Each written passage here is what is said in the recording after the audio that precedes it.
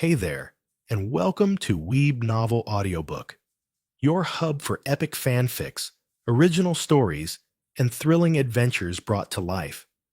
Make sure to subscribe for regular updates and swing by my Patreon for early access and exclusive mature content.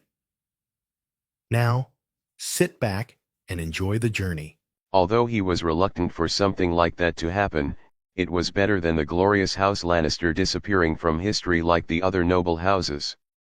On the other side, in Enar's personal tent, the three members of House Targaryen stood together while Lita protected the three of them. Robe RT looks different from what I expected, he looks majestic and truly a king, nothing like the rumors indicated. Visenya commented as she sat on Enar's lap. She was hugging him as she rested her cheek on his chest, listening to his powerful heartbeat. Well, that's my fault, I increased the pressure on him so that the Fat King disappeared and the Trident Demon returned to his peak. Enar replied with a smile as she stroked his wife's silver hair. Robert hadn't let him down and had become the best version of himself in a few years of training, which satisfied Enar. After all, what sense would it make to fight a fat king who can't even wear armor, so the king was pleased with Robert's majestic appearance. Rhaenys looked at the two embracing each other with a touch of envy. She hugged Enar from behind and put her head on his shoulder. "Don't ignore me." She spoke with genuine indignation in her voice. It seems someone has left false morality behind and accepted their true heritage. Visenya mocked Rhaenys without any hesitation. Hearing Visenya's words, the princess felt her cheeks burn with embarrassment. However, she soon realized that there was no point in being embarrassed. She was a woman of House Targaryen and was following what tradition demanded of her as a woman of House Targaryen. No shame. As if reading Rhaenys' thoughts, Visenya spoke with a touch of sarcasm in her tone. Rhaenys' quick acceptance of the current situation only showed that the woman had been interested in Enar for some significant time. Faced with Visenya's look of contempt, Rhaenys snorted coldly and kissed Enar's cheek with a proud look. "Stop fighting, we have more important matters to attend to." Enar, although amused by the bickering of both women, spoke with a gentle, persuasive tone. "I want you to go through the blood ritual." Enar's words made both women stop fighting immediately, their eyes lighting up at the mention of the blood ritual. "Before you say anything, I have to explain exactly," Enar said and continued speaking. "The blood ritual is not so simple, especially its consequences. You will be immortal in life expectancy, time will be irrelevant and you will never age. However, humans were not made to gain eternal life. The human mind will go mad with the passage of time. A determined and focused mind with long-term goals can help solve this problem. So, I have to ask. Do you really want to go through the blood ritual?" Enar asked with a solemn tone.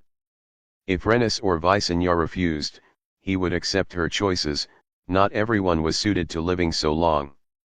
Visenya looked at her husband's solemn expression with anger in her own. "Do you think I would leave you alone to endure so much pressure? Am I so unworthy in your eyes, husband?" The queen asked, looking directly into Enar's eyes, her gaze piercing and sharp. "No." Enar replied with a gentle tone as she caressed Visenya's beautiful face. "I've never doubted the capabilities of my queens, but the life I'm proposing is an eternal struggle against beings beyond human comprehension. What husband wants a life like that for his family? I'm asking because I respect your decisions and choices." Enar's words stunned Visenya and Rhaenys for a moment. They looked at each other and smiled at the same time. They each kissed one of Enar's cheeks and both replied at the same moment. "Yes, I agree to spend my whole life with you." Enar smiled and gently kissed the lips of both his queens. "Thank you." How could he not be happy? He himself knew how much he had to sacrifice so that humanity would continue to thrive. Without him, humanity would never leave the planet and would be slaves to the gods until the end of it. The golden path he traveled was lonely, and having his wives by his side was a good thing that kept him from getting lost on this steep and bumpy road. During the ritual, you can change any part of your body. Inar spoke with a smile and saw the sparkling eyes of the two women. I don't need to change anything, just my height. Visenya spoke with an excited tongue. She thought her body was perfect, only her height made it difficult for her to fight in battles, something she wanted to change. After the ritual, you both grew to 3.5 meters tall. Inar said, looking at both of his queens. Visenya and Rhaenys widened their eyes and stared in disbelief at what they had just heard. Suddenly, they looked at Lita and understood. I want my hair silver. Rhaenys spoke with a gentle tone.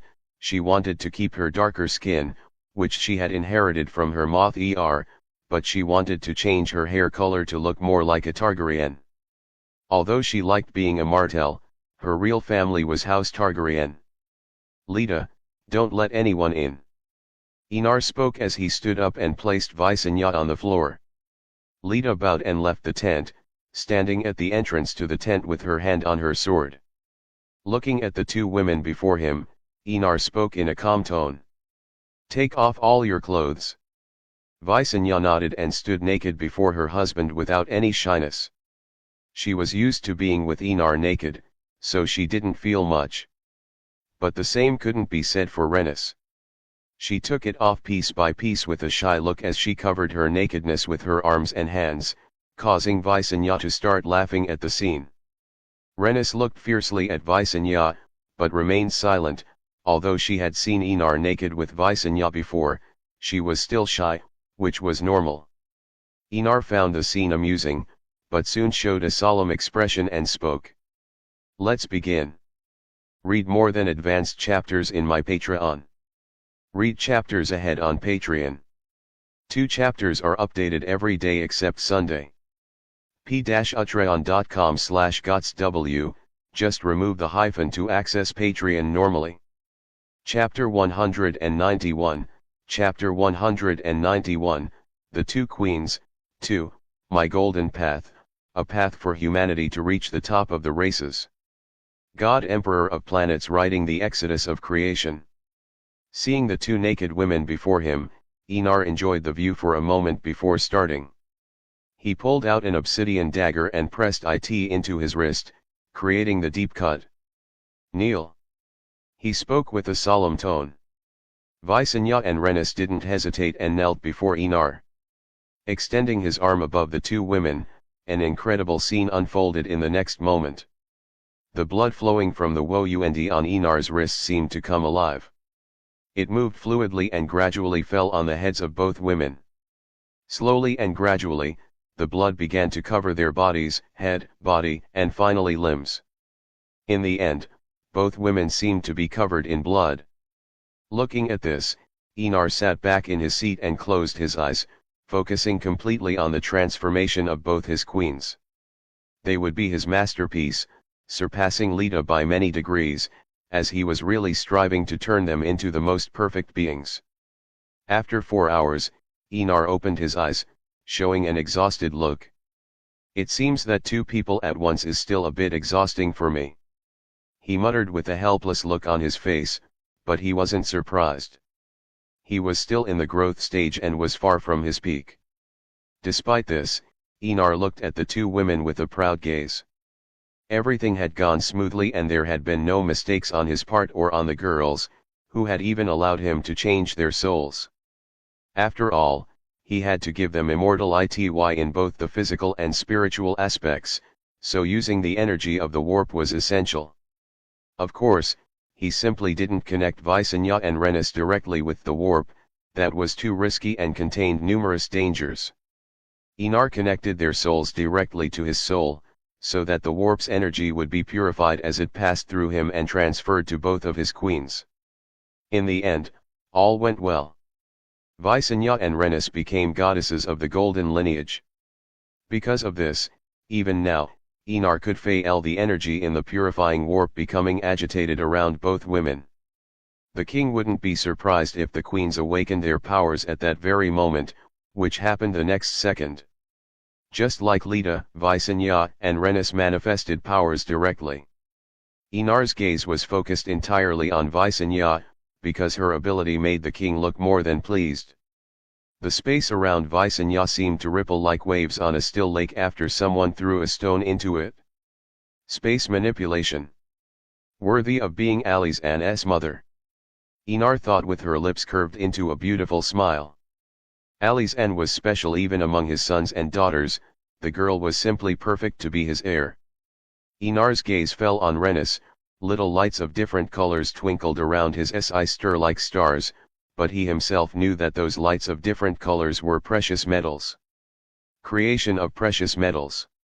We'll have no shortage of silver and precious metals for the Imperium.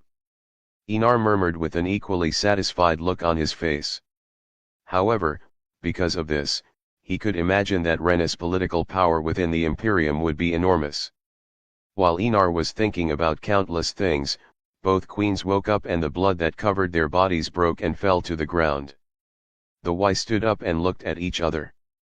That power.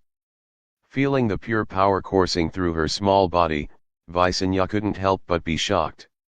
She felt that she could crush a huge stone without too much difficulty.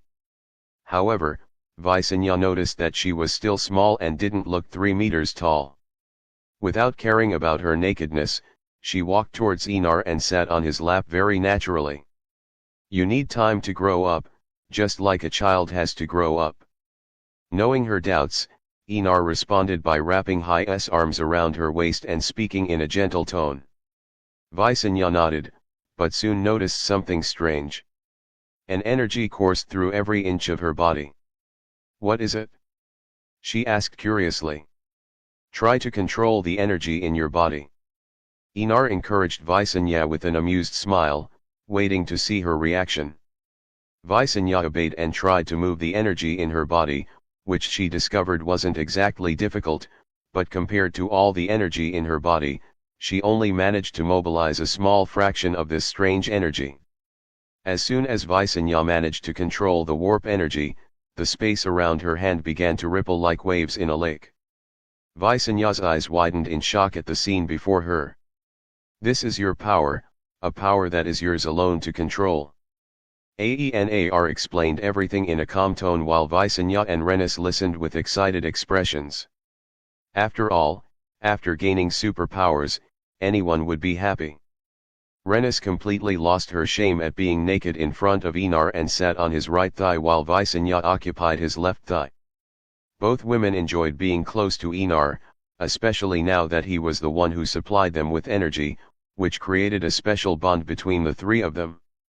Visenya and Renus played with their new powers while Enar explained the powers of both women. Space manipulation and the creation of precious metals. Visenya certainly didn't know the basics of theoretical physics, so she didn't know anything about relativity and other important subjects involving such topics. However, she did have Enar, a walking library who had a lot of knowledge in his mind. Renus' ability is much simpler, so she herself seemed to have no trouble manifesting different metals around her hand, making the girl smile happily at her new powers. In the future you will create the strongest, most resistant, and highly conductive metal for the realm, greatly facilitating space exploration. Stroking Renus' now silver hair, Enar commented with a proud look. All his queens were powerful and important to the foundation of the Imperium, how could that not make him proud? Hearing the joy in Enar's voice, Visenya and Renus' moods became more determined. They now had the power to protect themselves and help Enar with many matters. I really want to see Daenerys' face when she sees my powers. Weighing down Daenerys' envious face, Visenya's lips lifted into a beautiful smile. Enar rolled his eyes and couldn't help thinking that all his women were competitive, but he liked it that way.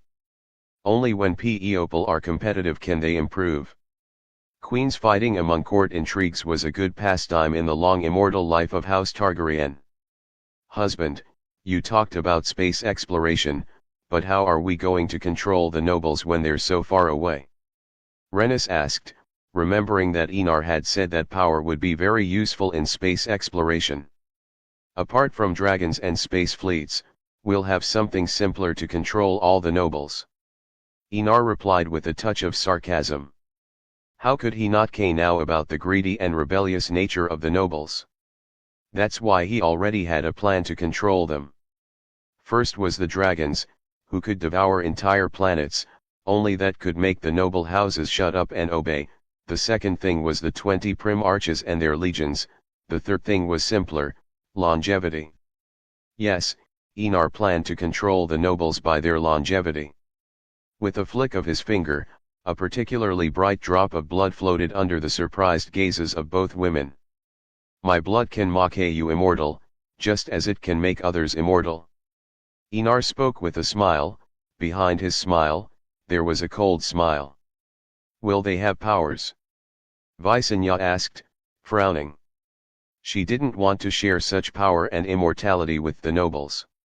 Of course not. My blood will be diluted to the extreme along with some spices that can prolong the lives of the nobles and prevent aging. It won't affect the birth rate of the nobles as much as they need to take the elixir of life every 10 years or turn into dried mummies. Enar kissed Visenya's cheek and spoke with a satisfied tone about his queen's attitude. Power must always be in the control of House Targaryen.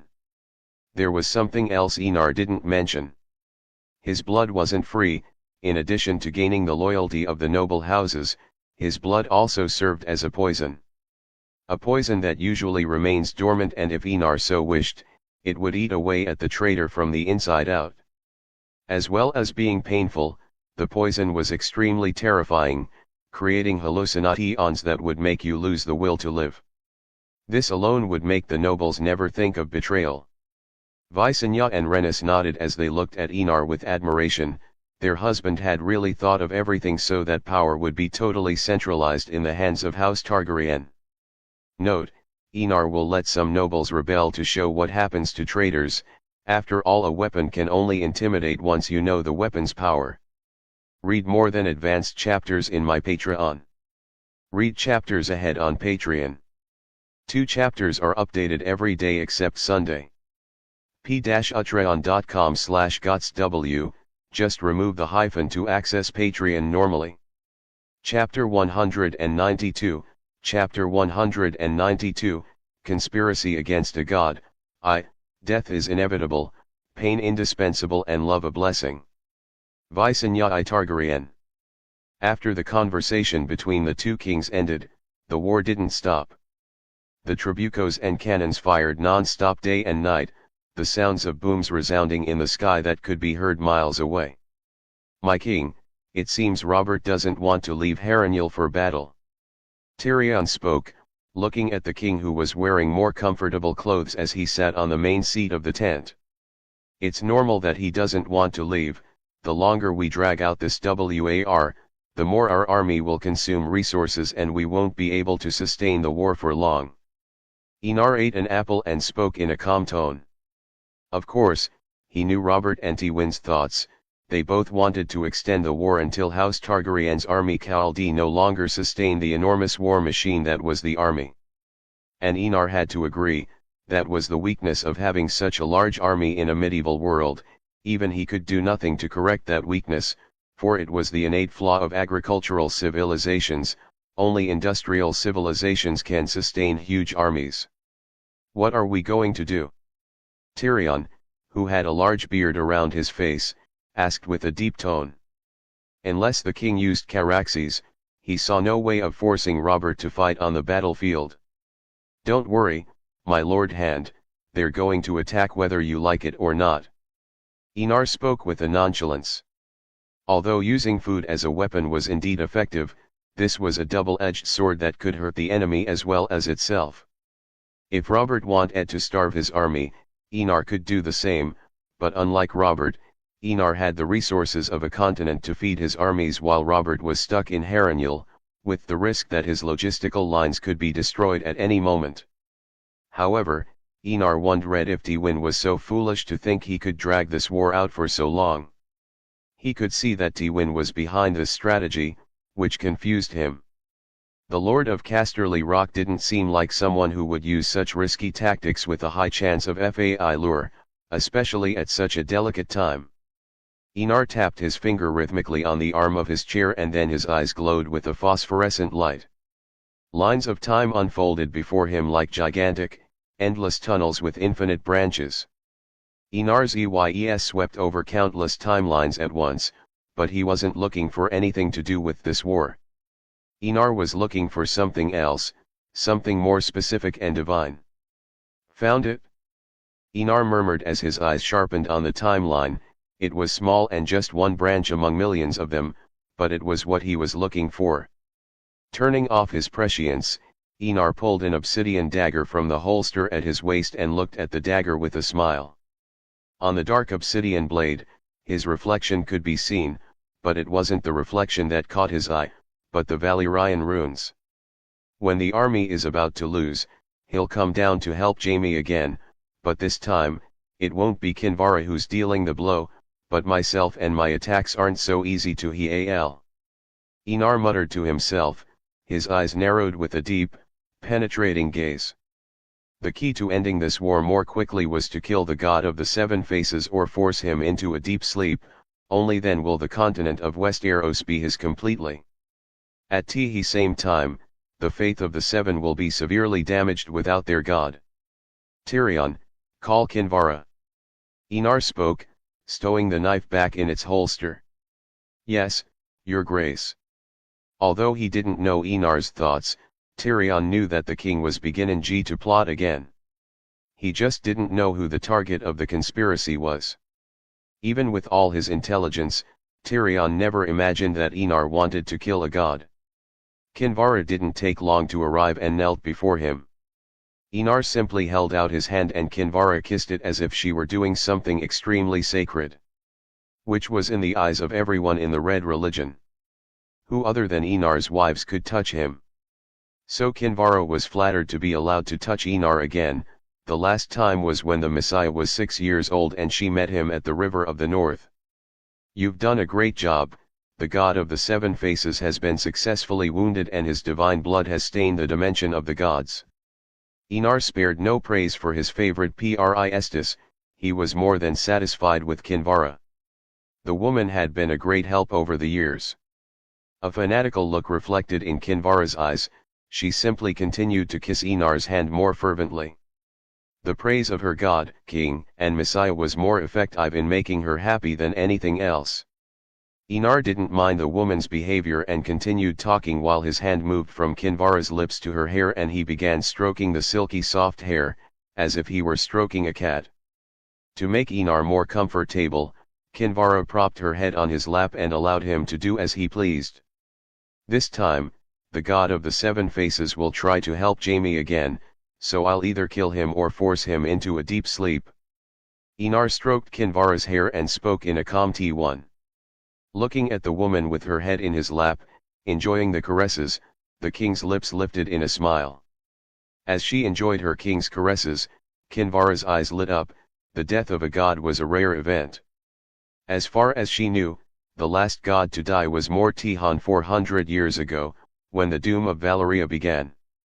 Although she didn't know the reason for the destruction of ancient Valyria, before the civilization was destroyed, the dragon gods went mad and killed countless gods before perishing.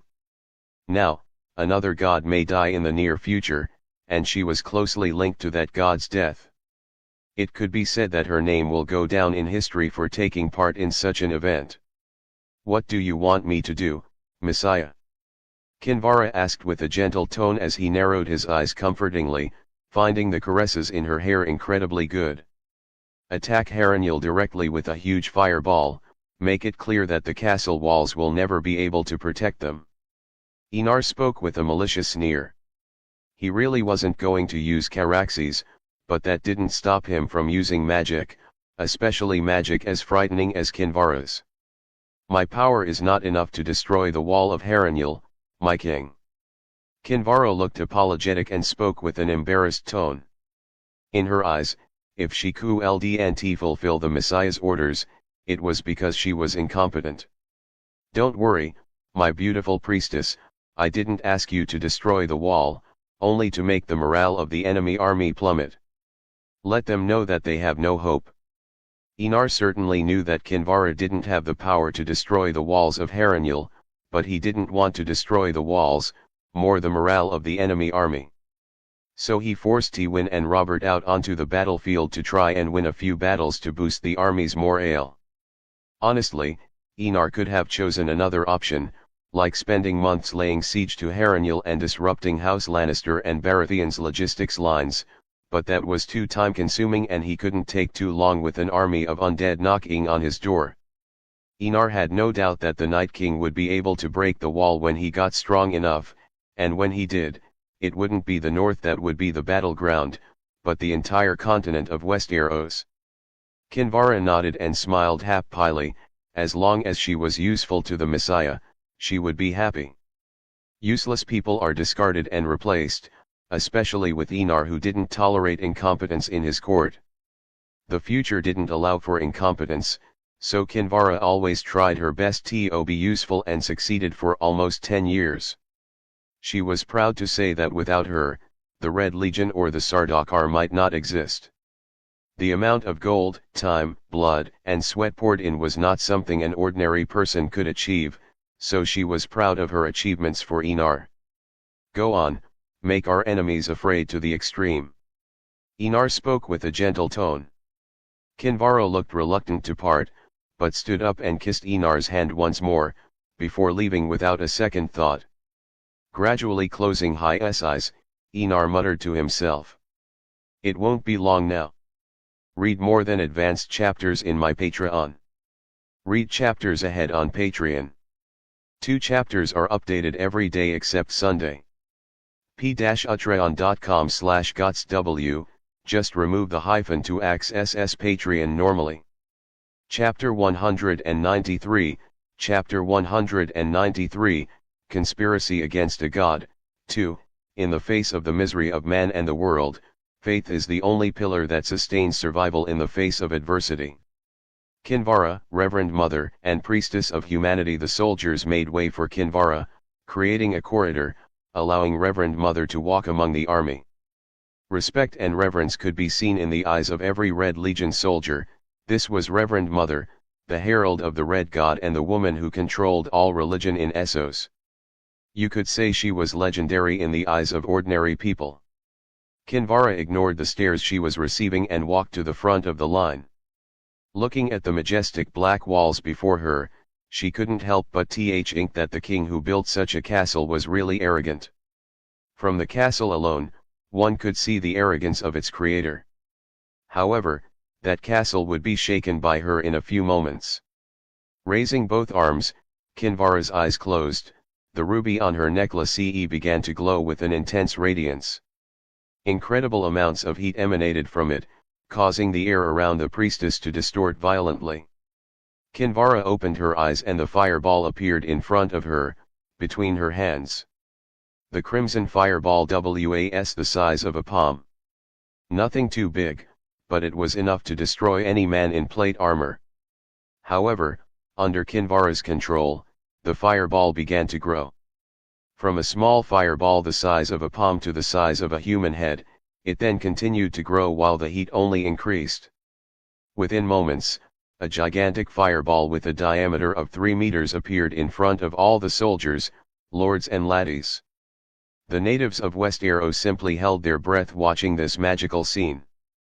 It seemed as if they were seeing a story straight out of the books, which were previously just pages smeared with ink by a madman, but seeing the magic happening in front of them made them realize that the books they read were not written by madmen, but by true witnesses to a power beyond human comprehension. Note: God's magic power system is so strange because George Martin said that magic was supposed to be scary and mysterious, so George didn't make any magic systems in his world. What can I understand? It's a pain in the ass to see read a tree of magical abilities. Now, they were also witnesses to the terrifying and mysterious power of magic, which really marked them deeply. Watching the huge fireball, Visenya couldn't help but show a touch of envy. When could I do something like that? The Queen of Westeros murmured, but assumed that it would take a few years for it to happen. As Enar had told her, her power would mature with time and a lot of training. Rhaenys had similar thoughts seeing Kinvara's actions. She had spent the whole night trying to create metals, but apart from some iron dust, She simply couldn't make any other metals. Enar smiled and was pleased with the reaction of both women.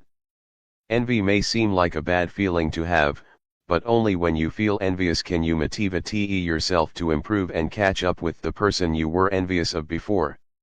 If you're not envious of someone else, it just means that you were content with your current status and didn't care about improving, which was perfectly normal. There were few people who could risk leaving their comfort zone. There was nothing wrong with being content with what you had. People had choices and you just had to be satisfied with your choices. You two don't have to worry. Enar comforted both women. Kinvara is over 200 years old. The two of you will achieve this power in just a few years.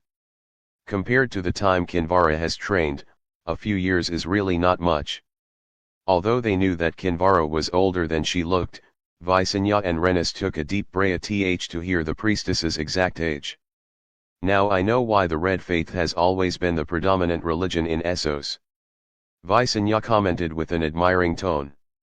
Compared to the faith of the Seven, which wasn't even a miracle, the Red Faith was extraordinary. Not only could the members manipulate fire, revive the dead and have longevity, how could such a religion not be great? Compared to other gods, the Red God certainly loved his believers, something that few gods really do. At least she'd only heard of the Red Faith that had these kinds of powers. She started. Enar spoke, drawing the attention of Visenya and Renis. Both women watched with wide eyes as the huge red fireball flew towards Haranil. The fireball tore through the air with brutality and hit the wall hard. Ba-da-da-da-dum. With the collision, a deafening sound spread across the battlefield as the heat wave spread to the surroundings.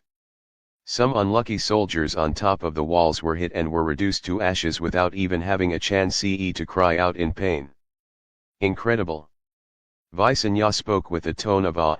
Seeing the power of the fireball, she couldn't help but be shocked to the extreme. Seeing a dragon burn an army of 60,000 people and seeing a human cause such damage were two different things.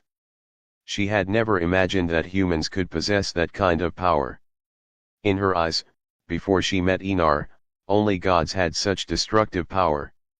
The black stone on which the wall was built melted in the intense heat. When the red flames died down, everyone could see the destruction the attack had caused to the largest castle in Westeros. A huge hole appeared in the walls, 10 meters in diameter and visible even from a distance. By the gods, is that power a human should possess? A murmur came from the lords in the crowd behind Enar.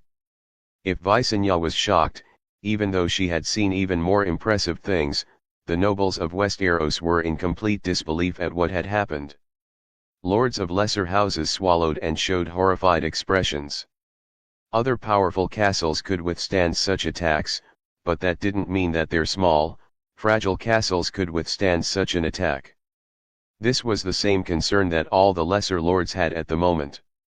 Even Harold, who had recently won the Eyrie, was shocked by what happened at this moment. He had originally thought that House Targaryen's strength was focused entirely on dragons, but after arriving in the Riverlands and observing everything around him, he learned that dragons were only one part of House Targaryen's power.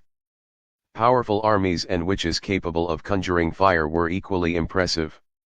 Enar glanced at all the lords and was pleased to see their expressions. Only when there is awe can genuine reverence be born. These people had to learn that he was powerful and could destroy anything with a simple order from him. And seeing their expressions, Enar knew that the secondary purpose of Kinvara's attack had worked perfectly. Only then could his orders be accepted without delay or negligence. However, what Enar wanted to see arrived. Looking over the top of the wall, Robert could be seen wearing his silver armor. Enar raised the glass of wine in his hand and looked at the man at the top of the wall.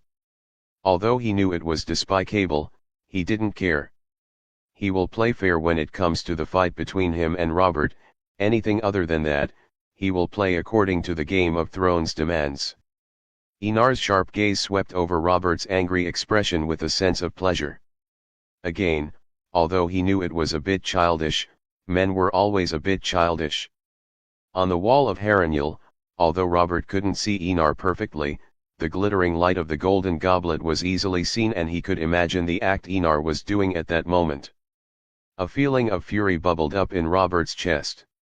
Unlike Rhaegar, who was an impulsive man on many occasions, Enar had not inherited this trait from his father, but had probably inherited his cunning from his grandfather, Rickard Stark.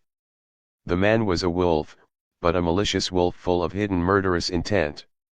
Looking at Harenjal, Robert could feel the extremely low morale hanging in the air. If he dared to leave the walls at this moment, he could imagine that when war broke out, their soldiers would be massacred. And when that happened, there would be escapes and defeat would be declared for House Baratheon. Tywin, make a feast and serve the banquet to the soldiers, we'll fight at night. Robert made his decision quickly. If he remained on the ramparts while morale was already low, it could be said that what little morale he had would disappear completely. The banquet would be a good time to recover his strength and boost his morale. Attacking at night, although risky, was a good time to win a victory, even if it was a small one. Yes, Your Grace. Tywin replied with a serious tone as he looked at the army outside Harenjal with a solemn gaze. Read more than advanced chapters in my Patreon. Read chapters ahead on Patreon. 2 chapters are updated every day except Sunday. p-utreon.com/gotsw, just remove the hyphen to access Patreon normally. Chapter 194, Chapter 194, Conspiracy Against a God. 3. Victory cries out to the brave, but defeat also cries out to fools. Enar Targaryen. When night came, the gates of Harenjal opened and an army marched silently through them. Commanding the army was Tywin, wearing the red and gold armor of House Lannister. Of course, no commander would be in the front line, and as commander, he was at the rear of the army as he watched the light from the enemy camp with a cold, appraising gaze. Even though it was so late at night, he could see the torches moving around the camp. Apparently, even though he had a huge advantage in the war, Enar didn't let his guard down and didn't get overconfident to the point of pride. Honestly, sometimes he simply thought that Enar was a man in the body of a 14-year-old child. There was no young man who remained calm in the face of so many victories, but Enar remained calm and wasn't proud. Fighting someone like that was stressful to say the least, almost as if your every move was controlled by the other party. Tywin felt for a moment that he was a puppet and Enar the puppeteer controlling the strings, and that was extremely annoying. After arriving relatively close to the enemy camp, an excellent place for the arrows to hit the enemy. Archers. Tywin spoke in a normal tone and raised his hand. The archers drew their arrows and placed them in the bow, aimed at the enemy camp and waited for Tywin's orders. Fire.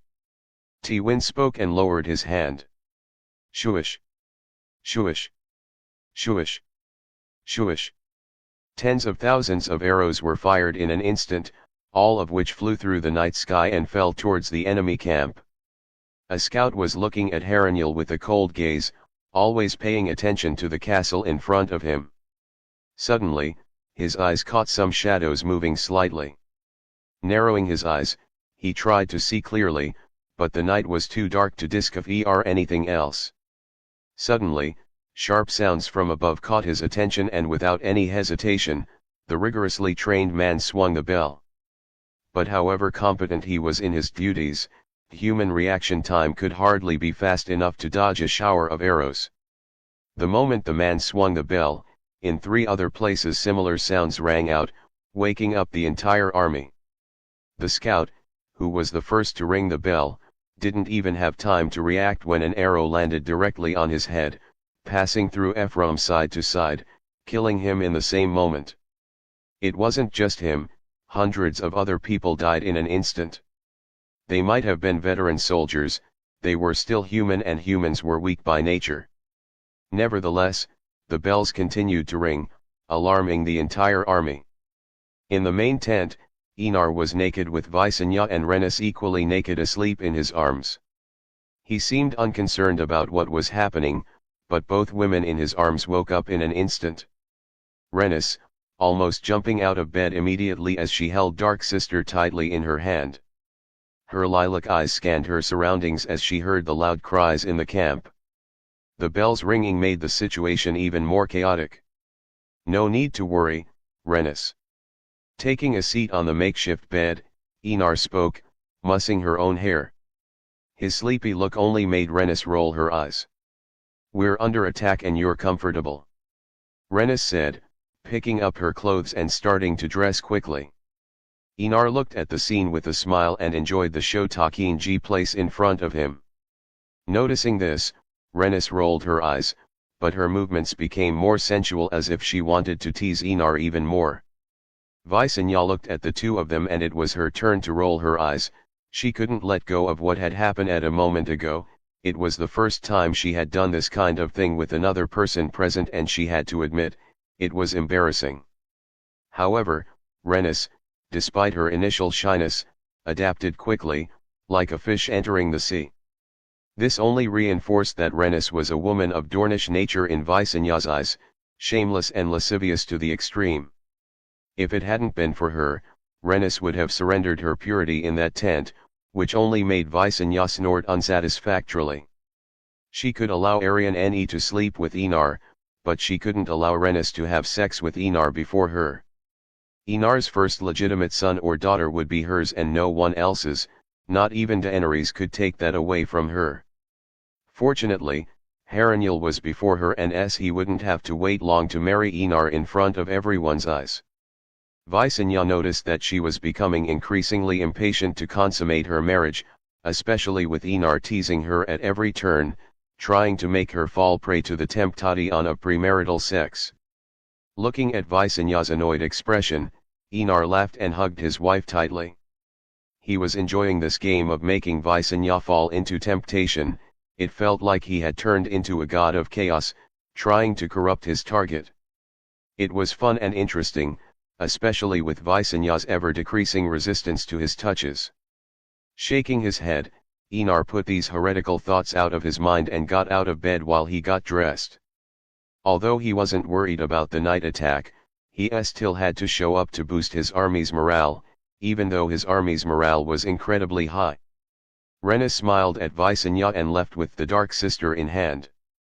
Just remembering Visenya's expression while Enar was playing with her made the desert princess's day incredibly happy. She never thought that the noble and elegant Visenya could make an expression like that.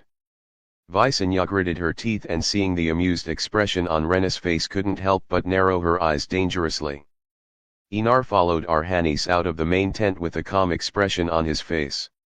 As he left the tent, he saw Lita standing guard with her hand on the hilt of her sword, ready to draw her sword on any intruder who might enter the king's tent.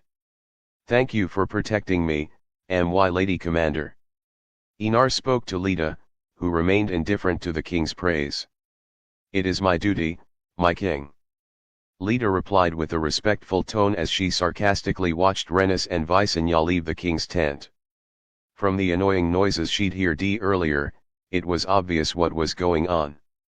"My king really is a busy man." Lita's words indicated admiration, but Enar sensed a strong sense of sarcasm in her voice. "Your king has to work hard to have many heirs." Smiling, Enar replied with a serious and solemn expression, as if she were saying the most sacred thing in the world. Lita rolled her eyes, but didn't deny that this was indeed a king's duty. A king without heirs meant civil war and change being dangerous especially for smaller noble houses that could disappear at any moment. So having heirs is a great option for consolidating a king's reign. Enar walked towards the main tent, where the war meetings were held. Behind him, Lita followed the king with a cold, indifferent expression. Suddenly, she looked towards Harrenhal and sensed a slight threat coming from the castle. With her enhanced eyesight, Lita could see the source that posed a certain danger to her. A man wearing beautiful silver armor. He had blonde hair and beautiful green eyes. He was the chivalrous embodiment of every woman of noble birth's dream. Jaime Lannister.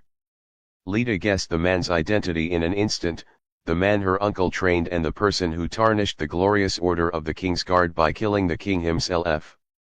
As the current Lady Commander of the Royal Guard, Lita felt it was her duty to kill Jaime and bring the head of the king's grandfather's murderer to Enar.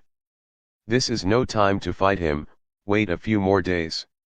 Noticing Lita's expression, Enar spoke in a gentle tone. Of course, he knew the thoughts of the Lady Commander of the Royal Guard, but this was not the time for Jaime to be killed. Enar needed a bridge to reach the God of the Seven Faces, and without a bridge linking both sides it was impossible for that to happen. Jaime had to be alive for that, so he couldn't die right now. Lita nodded and showed no dissatisfaction in her expression. The king's orders were absolute for her, and any personal feelings were totally ignored in the face of her king's orders. Read more than advanced chapters in my Patreon. Read chapters ahead on Patreon. 2 chapters are updated every day except Sunday. p-utreon.com/gotsw, just remove the hyphen to access Patreon normally. Chapter 195, Chapter 195, Conspiracy against a God. 4. How many have died for victory? How many have sacrificed their lives in search of glory? How many die for gold and sex? Satisfying one's own desires only leads to death, but for some unknown reason, humanity still follows this pathage. Maybe it's like the chaos gods said, all beings in the universe just follow their instincts and nature. God Emperor of humanity. As soon as Enar entered the main tent, he saw that everyone but Oberyn was present in the tent. Looking at the food being served, it seemed that many of them had already been there when the attack began, probably chatting and getting along. Enar entered and sat down on the main seat while nodding to everyone who stood up and greeted him respectfully. The king was normal and not at all in a hurry to sort things out for the counter-attack. One of the reasons Enar didn't rush to the front line was because Titus and Sigismund were in command of the troops and they could easily withstand Tywin's attack. I didn't expect Tywin to attack at night. Tyrion commented with a helpless tone. Although many tactics involved attacking the night, everyone knew that it wasn't so easy to attack the night.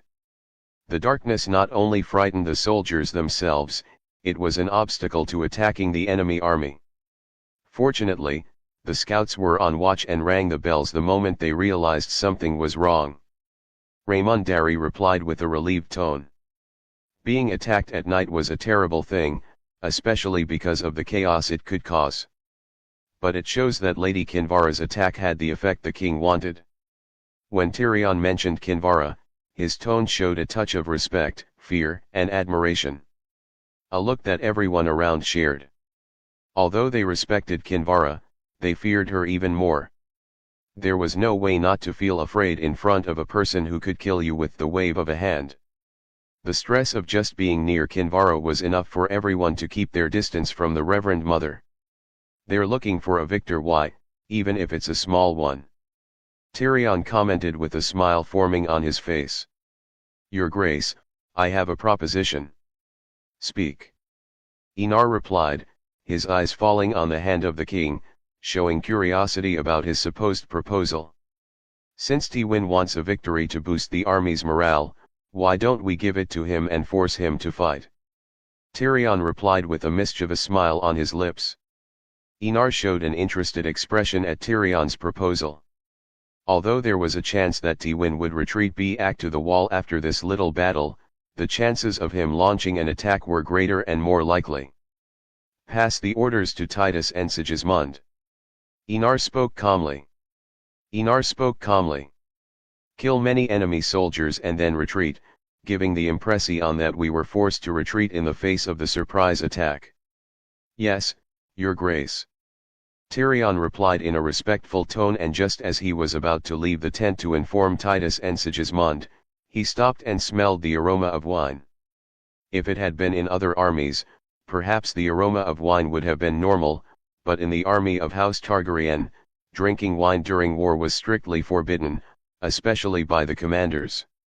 Enar could drink because he couldn't get drunk, but no other soldier or commander was allowed to drink alcohol. Titus and Sigismund could also drink, but both didn't like wine and preferred to drink water instead of wine. One person entered the main tent, Prince of Dorne, Oberyn Martell. Enar's purple eyes fell on the visibly drunk man with a calm gaze. I see you were having a good time, my master of laws. Enar spoke calmly. He wouldn't be a hypocrite to criticize Oberyn for having sex, but drinking was something he couldn't ignore, especially the man being one of the commanders. I beg your pardon, your grace. Oberyn, although drunk, could still think clearly and knew the laws that governed the army. My wife told me she was pregnant and I drank to celebrate the beautiful news. Enar looked at the man for a moment, then looked away, ignoring the Prince of Dorne, but the king's calm voice reached the member of House Martell. If you dare break the laws of the army one more time, you will no longer be my master of the laws. All the sympathy that everyone felt for Oberyn immediately disappeared with the news that Oberyn might no longer be master of the laws. At that moment, everyone wanted there to be more women who were pregnant with Oberyn so that the man would really leave his position at court. Seeing the hypocritical and kind smiles of the lords present, Oberyn silently mocked these damn hypocrites. One moment they were sympathetic to his situation, but in an instant, faced with the possibility of being appointed master of the laws, these men turned into hyenas trying to devour his body. That was the cruelty of politics. These men could even deliver prostitutes and wine to his room and then report back to the king. At the same time, Oberyn knew that these words were a warning from the king to him. He wouldn't allow any mistakes during important moments. Even if it was him, who had followed the king for a long time, he was not exempt from this rule. Knowing this, Oberyn showed a helpless look. A happy piece of news turned into an unfortunate incident. However, knowing that he would be a father again, he felt it was worth breaking the rules a little to celebrate his new daughter. Yes, Oberyn had no doubt that the child being nurtured in his wife's womb would once again be a girl. He already had 8 daughters, having a 9th was only natural in his eyes. He had long since given up on having a male child. Tyrion let out a sigh at everyone's slightly tense and greedy atmosphere. Looking at his friend, the Hand of the King promised himself not to indulge in pleasure while on duty or he could end up worse off than Oberyn. Although wine and whores were nice, having political power was much better than any pussy. Besides, he didn't have a niece who slept with the king, as Oberyn did. Arianne's relationship with Enar could be considered an open secret in the army. No one was blind and everyone could see that the Princess of Dorne spent some nights in the king's tent. As for what happened inside the tent, everyone was a man and knew exactly what was going on. Poor Tyrion didn't know that his sweet niece was already heading for Enar's cruel clutches, but even if he did, the dwarf would probably thank the gods if such a thing happened. If Myrcella became Enar's mistress, just like Arianne, his voice at court would be greatly increased. As a man, Tyrion knew only too well the effect a woman could have on a man. And even though he was something of a god, Enar was still a man with desires. Unfortunately, Tyrion still didn't know his fate and certainly couldn't see the future, but he would find out years later. Outside the camp, Titus and Sigismund commanded the Red Legion. The chaos that was brewing quickly calmed down with the arrival of the 2 men. The soldiers regained their composure and went into formation according to the 2 primer CHS orders. The advantage of having a disciplined and obedient army was apparent in these moments. Within minutes, the whole camp had calmed down from the previous chaos. "You've trained the soldiers well, brother," Titus said with a touch of envy. He discovered that he didn't have much talent for commanding. In comparison, his brother had a lot of talent in this area. Titus' talent really lay in one-on-one fighting and, although his ability still allowed him to command troops, compared to Sigismund who could control the entire army like the extension of his arm, his level of command was normal. If you focused more on officer studies and not just on the sword and powers, you could be as good as me. Sigismund spoke in a stern voice, not at all like a 19-year-old. He was bald and his face was resolute, his mature expression making him seem much more mature than the youth on his face. "Don't overestimate me, brother." Titus spoke with an equally serious tone. "I can control a squadron with ease, but commanding such a large army is impossible. Besides, you know I'd rather fight on the front line than in the rear. Titus said, looking at the sword firmly held in his fist. They're coming, get ready to follow the king's orders. Sigismund spoke as he drew his sword. Kill as many as you can and retreat.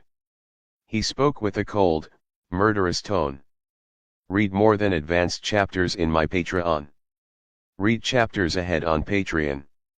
2 chapters are updated every day except Sunday. p-utreon.com/gotsw, just remove the hyphen to access Patreon normally. Chapter 196, Chapter 196, Conspiracy Against a God, v. Pain makes you stronger, but the price of getting stronger is always painful. Tyrion Lannister, Hand of the King. In front of Titus and Sigismund were not people, but vegetables to be easily cut up. Faced with 2 Primarchs still growing, normal humans were no different than vegetables. The swords of both brothers could cut a human in half with just one blow. Blood and internal organs sta in the ground, while the smell of blood was so strong around the brothers that no allied soldier could get near them without vomiting. Even the most experienced soldier could not remain indifferent at the sight of the brutal and bloody scene. Looking at the enemy soldiers, Titus, who was covered in blood from head to toe, calmly looked around and saw that the number of enemy soldiers was decreasing at a fast enough pace. Although it wasn't as fast as he would have liked, it was the king's orders and he had to obey them. Otherwise, in less than 10 minutes, the entire enemy army would be dead before the overwhelming force of him and his older brother. Titus knew very well that with his strength, humans were nothing to him. Turning his sword in a vertical slash, Titus saw his sword tear the man in half, blood with internal organs falling to the ground with a sickening sound, but he was used to the bloody scene unfolding before him. At first he felt nauseous, but after 10 times, the nausea passed and what remained was numbness. Even if he killed 100, 1,000, or 10,000, his expression wouldn't change. Killing became a natural part of him. Compared to Titus, Sigismund was even more brutal than his younger brother, using his bare hands to tear humans alive and ripping the heads off along with the spines of his victims. Anyone who crossed his path was killed in the most brutal way possible. Scorpion, Mortal Kombat, would be amazed at such a masterful head ripper. Fortunately, the battlefield was still at night, so not many people had seen such a brutal scene. If they did, they would definitely retreat without even waiting for Tywin's order. After all, people only had one life and they valued it more than anything. After dismembering a person in half with his bare hands, Sigismund felt that the number of deaths was in line with the king's orders and spoke aloud. "Fall back to the camp." Sigismund's powerful voice spread across the battlefield. The Red Legion soldiers were stunned by his general's shout. They didn't understand why they should retreat when they were winning. However, they accepted the orders after a brief hesitation. Titus and Sigismund protected the army from any attack and looked on calmly as they moved away from the enemy soldiers. "Fall back." Tywin, noticing the retreat of the enemy troops, didn't hesitate to shout for his entire army to retreat. He had already won the small victory he wanted and no longer wanted to stay on the battlefield. However, he was still confused by the sudden retreat of the enemy army. Even with all his wit and intelligence, he could never have thought that Enar would give the enemy a victory. After all, that was tantamount to boosting the enemy's morale. Such a plan was stupidity in the eyes of the Lord of Sea Asterly Rock. However, Tywin soon noticed something was wrong. Although he couldn't see because of the darkness surrounding him, the sounds of the soldiers' footsteps were much lower than when he had arrived. A bad premonition spread through his chest, making him cautious. How many people had died in that short 10-minute attack?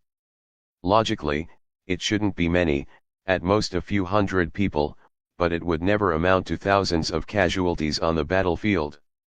Both sides were in the dark and many attacks could miss, so casualties shouldn't have been high.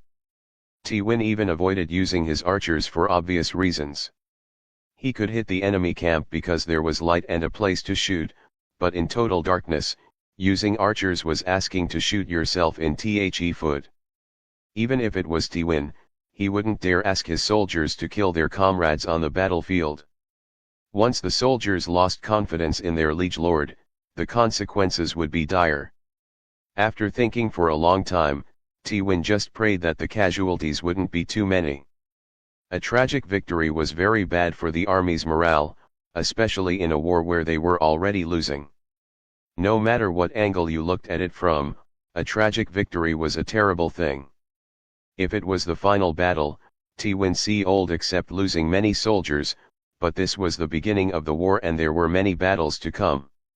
While Tywin was in deep doubt about what was happening, Sigismund and Titus knelt before Enar and announced in calm, powerful voices, "My king, we have carried out your sacred orders.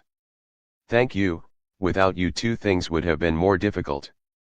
Enar smiled and thanked both brothers with a calm but gentle gaze. Although Titus and Sigismund weren't his sons, he was very fond of the brothers who were extraordinarily determined and didn't mess around. How could he not be pleased with such subordinates? So Enar didn't hide his appreciation and kindness for both brothers. "We just follow our obligations, my king," Sigismund replied with a respectful tone. In his eyes, as a soldier, it was natural to listen to the king's orders. The king could see the future that would lead them to victory, so even though Enar's orders were somewhat strange in the eyes of many people, neither brother had any doubts about their king's orders. Knowing that he couldn't change both brothers' minds, Enar gave up talking to them and spoke directly. "You will be rewarded with fiefdoms and receive titles after the war." Enar could be harsh in his punishments, but he could never be stingy in his rewards. Although Titus and Sigismund probably didn't want any rewards, the army didn't consist of just two people. What would the Sods think of a king who couldn't reward his most loyal soldiers? At the very least there were large-scale deserters and then countless mutinies, so Enar was never stingy when it came to rewarding those who should be rewarded. For this reason, even though they didn't want to, Titus and Sigismund accepted the rewards and announced that they had been rewarded by the king. They're very loyal, but too much loyalty can be rather annoying for a king. Visenya commented with an amused tone, seeing the helpless expressions of both powerful men. If it had been before, she would only have thought that Titus and Sigismund were huge, but at that moment, in her senses, the brothers in front of her exuded a great deal of power. It was the same energy that was coursing through her body at that very moment, although she felt that her energy was more special. "There's no thing wrong with loyalty, but I have to think about how other people will view my actions towards my subordinates and vassals," Enar replied in a calm tone while looking at Visenya with a smile. Jaime didn't move even though he saw his own soldiers dying. Without waiting for Visenya's reply, Enar changed the subject and spoke with a disappointed tone. It seems that his assimilation has gone a long way towards making him more indifferent. However, he wasn't surprised. A mortal could never resist the will of a god. The moment Jaime was chosen as the herald of the god of the seven faces, he had already condemned himself to being a puppet in the hands of the gods. "I wonder how he'll react when he finds out that Daenerys is about to march towards Old Town," Visenya commented with a curious look on her face. "The god of the seven faces will choose to remain on the battlefield or leave for Old Town. Both battlefronts were extremely important for the faith of the seven. He will choose to remain, but we cannot leave Daenerys unsafe," Enar commented with a deep tone and looked at Titus. "Titus, you're going to King's Landing to protect Daenerys and Rilla. Kill anything that poses a threat to the members of House Targaryen. You don't need to ask permission, kill Elle first and then question." Enar spoke with a cold, regal tone. Although he knew that the god of the seven faces would remain on the battlefield, he wouldn't risk the lives of his women because of something like trusting the mentality of his enemies. That was pure stupidity. "Yes, my king." Titus didn't hesitate to answer and clapped his hand against his chest. The Primarch's expression was determined and serious. Enar nodded with satisfaction when he saw that there was no fear in Titus' eyes. It was as if the young man had never felt fear in his life. Which was true of Enar's powers. Titus was too special. Everyone had fears, even psychopaths and sociopaths, but Titus seemed an exception. But because of that, to Enar, Titus was simply the perfect soldier, and all the Asteroutes would be based on Titus. Read more than advanced chapters in my Patreon. Read chapters ahead on Patreon. 2 chapters are updated every day except Sunday. p-utreon.com/gotsw, just remove the hyphen to access Patreon normally. Chapter 197, Chapter 197, Conspiracy Against a God. 6. God will accept any lost lamb and lead it to the light again. Thoughts of Kinvara, Reverend Mother of the Faith of the God Emperor of Humanity. When dawn broke, Tywin and Robert looked at the army below them with calm and indifferent expressions, but behind that indifference they were both completely furious. Of the 7,000 soldiers that Tywin had taken to the battlefield the night before, 3,000 had returned. This result left Tywin completely furious, even the calm he could maintain at all times shattered in an instant. This was not a modern age where one bomb could kill tens of thousands of people. To lose so many soldiers at once in 10 minutes was completely unheard of. Even magic couldn't have that much power, but reality was facing them, so they had to accept that they had lost 4,000 soldiers. Taking a deep breath to calm the angry feelings inside him, Tywin looked at Robert and spoke with a cold tone. Your Grace, the plan has partially worked. We won a victory, but as you can see, the price for victory was high. Robert nodded and felt an enormous headache forming in his mind. 4,000 soldiers, 4,000 families, 4,000 people he had to help, or else the soldiers would never fight him again if he ignored the dead. However, before Robert could say anything, the loud but peaceful sound reached his ears.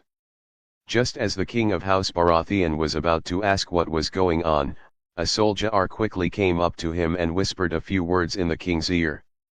Robert's face turned completely grim hearing the news that the soldier had just spoken to him. The king of House Baratheon took a deep breath and showed a solemn expression, which made Tywin also show an equally solemn expression. We're going to the wall. Without explaining anything, Robert spoke as he walked towards the wall of Harrenhal. All the lords followed their king with confused expressions. However, the closer they got to the wall, the more their expressions turned to sheer disbelief. The woman's voice was in everyone's ears, as if she were standing next to them, whispering gently in his ears. Hallowed be thy name, thy kingdom come, thy will be done on earth, as it is in heaven. The sound of the people had intensified, so that all of Volantis could hear the prayer of hundreds of thousands of people together. Give us this day our daily bread, and forgive us our trespasses, as we forgive those who trespass against us, and lead us not into temptation, but deliver us from evil. The beautiful voice, full of a maternal gentleness, continued to whisper in everyone's ear. Then they all reached the top of the wall and saw a crowd of people gathered in front of thousands of bodies lying on the ground, some of the bodies barely complete. Obviously killed by Sigismund. But it wasn't this that made everyone's eyes widen, but Enar, who was praying silently while a woman with long black hair and red eyes prayed aloud, the same voice they were hearing. In an instant, everyone knew what the enemy was doing. Praying and burying the dead. Robert's face turned terribly grim as he looked at his own soldiers, saw that even some had joined hands in imitation of Enar and began to pray together. This made King Baratheon's mood even darker. What a terrible religion, it turned some soldiers into believers with just a few sentences. Robert muttered to himself, looking at Enar for the first time with a touch of fear. On the other side, the entire Red Legion began to pray along with the Reverend Mother. Although the heretics were heretics, they were still the king's people and they had the right to repent their sins and return to the light. While the Red Legion prayed aloud, following Kinvara's lines, the lords of Westeros and their vassals and commoners didn't know what to do. Many had the faith of the Seven as their faith, but seeing an incredible number of people praying, they hesitated for a moment and began to pray together. They imitated the king's gesture and the Red Witch's words and began to pray without waiting any longer. If that was what it took to reach the power core of House Targaryen's court, they could pray even to demons.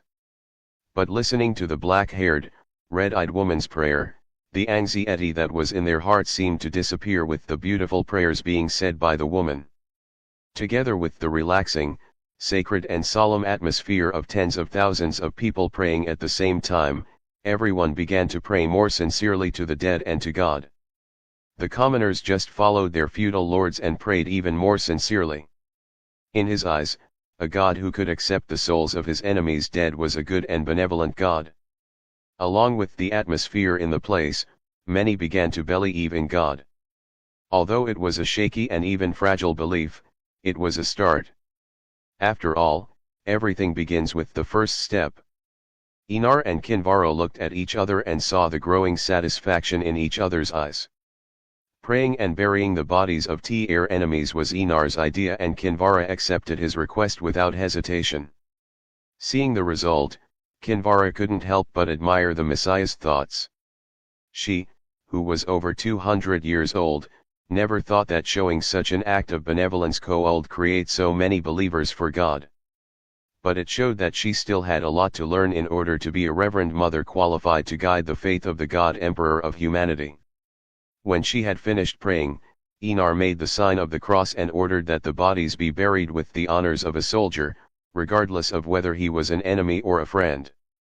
Enar's words only made the soldiers who followed the lords of Westeros feel great admiration and reverence for the young king.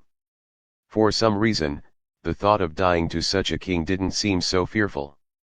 Unlike the religion of the Seven, Enar made the existence of heaven and angels very specific in the Bible, so fear of death was the last thing a Red Legion soldier would feel when facing death head-on, and something these soldiers who have always lived in Westeros would come to learn. Dying is only the beginning of a new journey. Because of this, Enar saw that many soldiers over the years didn't fear death, they feared not serving long enough to enter Haven and enjoy eternal life. Honestly, his brainwashing was a complete success. He just had to have millions of Asteroot's adepts and control the known universe. Although the age of special exploration was still hundreds of years away, the first step had already been taken, and he was laying the foundations of the empire of mankind. Kinvara clearly noticed the change in the commoners' expressions and felt great satisfaction as she saw the number of her god's lambs increase more and more. This only made her more motivated to indoctrinate the whole of Westeros, until only the faith of the God Emperor of mankind is the one supreme religion of Westeros and the entire planet. While Kinvara fantasized about indoctrinating the entire planet, Enar felt a gaze fall on him, and he raised his head towards the clear, cloudless blue sky, which was rare in the Riverlands. The gaze Enar felt couldn't have belonged to a mortal, so he knew who was staring at him at that very moment. But Enar didn't show any very excited reaction. On the contrary, he just frowned and understood that the God of the Seven Faces wouldn't be so easily drawn into the battlefield again. Enar had expected this. Gods were not fools. With a weapon capable of wounding and even killing a god, no god would be foolish enough to risk his own immortal existence rashly. For the God of the Seven Faces to actually descend into the mortal world once again, it would have to be the final battle. However, it wasn't Enar's turn to feel rushed, but the God of the Seven Faces. Enar had ordered Daenerys to attack Old Town simply to force the God of the Seven Faces to descend to the continent again. So Enar was calm and didn't seem in a hurry. Discount coupon for Patreon, FF5B2 25%. Read more than advanced chapters in my Patreon. Read chapters ahead on Patreon. 2 chapters are updated every day except Sunday. p-utreon.com/gotsw, just remove the hyphen to access Patreon normally. Chapter 198, Chapter 198, Conspiracy Against a God. 7. I don't believe in loyalty and benevolence to control people. Only force can firmly control potential rebels. Queen Rhaenys II of House Targaryen. The two armies attacked each other again, this time in daylight, but neither Enar nor Robert used their full armies in battle. Each wanted to weaken each other's strength at lower cost and save men for the chaos that would ensue after the battle. These small clashes had been going on for a week and seemed to have no end. Every day, once a day, the infantry of Hoyus Baratheon left Harrenhal to face the army of House Targaryen on the battlefield. Even though Enar wasn't afraid of losing soldiers, he still wanted to preserve his forces for the confrontation with the Night King. Losing too many soldiers was completely unacceptable to him, especially considering that it had taken this army almost 10 years to reach its current level. Note, although he had previously founded the Red Faith. Damn 7 days of war in a row. Visenya sat tiredly in her chair. Her armor had a few bloodstains on it, but there wasn't even a scratch, showing that the enemies hadn't even managed to hit her armor. After undergoing the blood ritual, Visenya felt her strength increasing with each passing day. The first day was more noticeable, but as time passed, this feeling of growing strength became less, although she could still feel that her strength was still increasing. In terms of height, Visenya was proud to say that she had managed to grow about 10 centimeters in 7 days. Although her clothes and armor had to be changed because of her increased height, she didn't mind. As queen, clothes and food were the least she needed. Visenya could still remember the shocked expressions of the sand snakes after noticing her growth. Visenya also discovered that Rhaenys had a similar growth rate, but she wasn't surprised to think that they both went through the blood ritual at the same time. However, another thing that made her happy was her powers. She was currently able to throw a small stone very far. How far, you're wondering, but she didn't know herself, because the small stone simply disappeared from her sight when she used her powers, so the queen didn't know how far she could send other things. But Visenya was happy, although the progress of the skills was slow, it was still there, and every improvement could bring a feeling of happiness to the Queen of House Targaryen. Well, they're attacking with small forces to consume our strength. Rhaenys, who was in a similar situation to Visenya, commented as she wiped the clotted blood from her face with a wet cloth. Both women took part in these small confrontations every day, leaving them exhausted at the end of the day when the clashes finally ended. "Where's Enar?" Rhaenys asked curiously. She wasn't sharing a room with Enar, so she didn't know what her brother was doing at the moment. "Improving the soldiers of the Red Legion." Visenya replied with a hint of curiosity in her voice. She herself was surprised to learn that ordinary soldiers had undergone the blood ritual process. "Will they possess powers equal to ours?" Rhaenys asked with an expression still incredulous at the sudden news. Shaking her head, Visenya replied in a calm tone. "Not exactly. From what Enar said, the soldiers went through an inferior blood ritual, using the blood of those killed in the war." After hearing this, Rhaenys' expression relaxed. Yes, she was selfish and wanted only members of House Targaryen to have such powers. So knowing that the soldiers would undergo the underblood ritual using the blood of the dead, she was relieved. Whether it was Rhaenys or Visenya, they both knew that the blood of Enar was special, which is why it could make such a transformation in a person. The blood of ordinary people could hardly compare to the blood of their husband. "I'm curious how strong these soldiers will be." Rhaenys asked again with a curious tone. After all, it was super soldiers she was talking about, a military force that no kingdom in the world could compare to. Just imagining having an army of 100,000 of these super-powered men, Rhaenys knew that House Targaryen could conquer the world without any difficulty. Entire civilizations would be destroyed in the future just for completing her brother's ambitions. However, Rhaenys found nothing wrong with that. After the hell she went through, it made her realize that the world only cares about the strength of the fist and nothing else. Loyalty is nothing in front of other people's anger, hatred, pride, and resentment. From what Enar said, about 5 to 10 times the power of an ordinary man, but it depends a lot on how long the soldiers stayed in the blood. Visenya replied as he poured himself a glass of water and drank with an expression of relief. Our blood ritual didn't hurt at all because of Enar, but the soldiers won't have that luxury and the blood ritual will test their resolve in front of the pain. Visenya commented with a touch of sympathy for these men.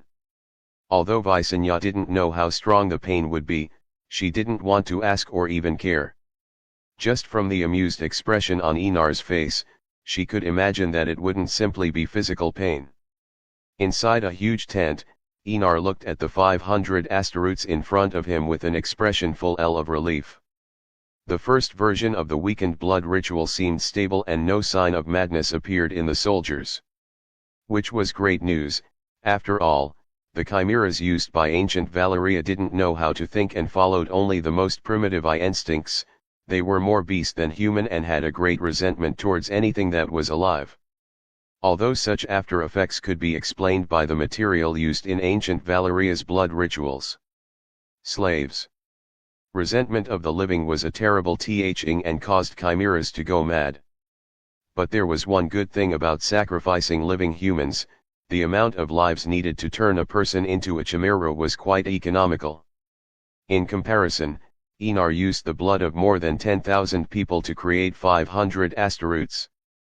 But if he had sacrificed 15,000 people alive, Enar could create at least 2,000 asteroids. But Enar obviously wouldn't do anything like that. Sacrificing 15,000 people was no simple matter. He wasn't the ancient Valeria civilization, which sacrificed 100,000 people every year to support the enormous magical machine that was the Valeria civilization. Honestly, if it hadn't been for the dragons, Enar believed that ancient Valeria wouldn't have been able to survive for 50 years before everyone got together and tried to destroy Valeria.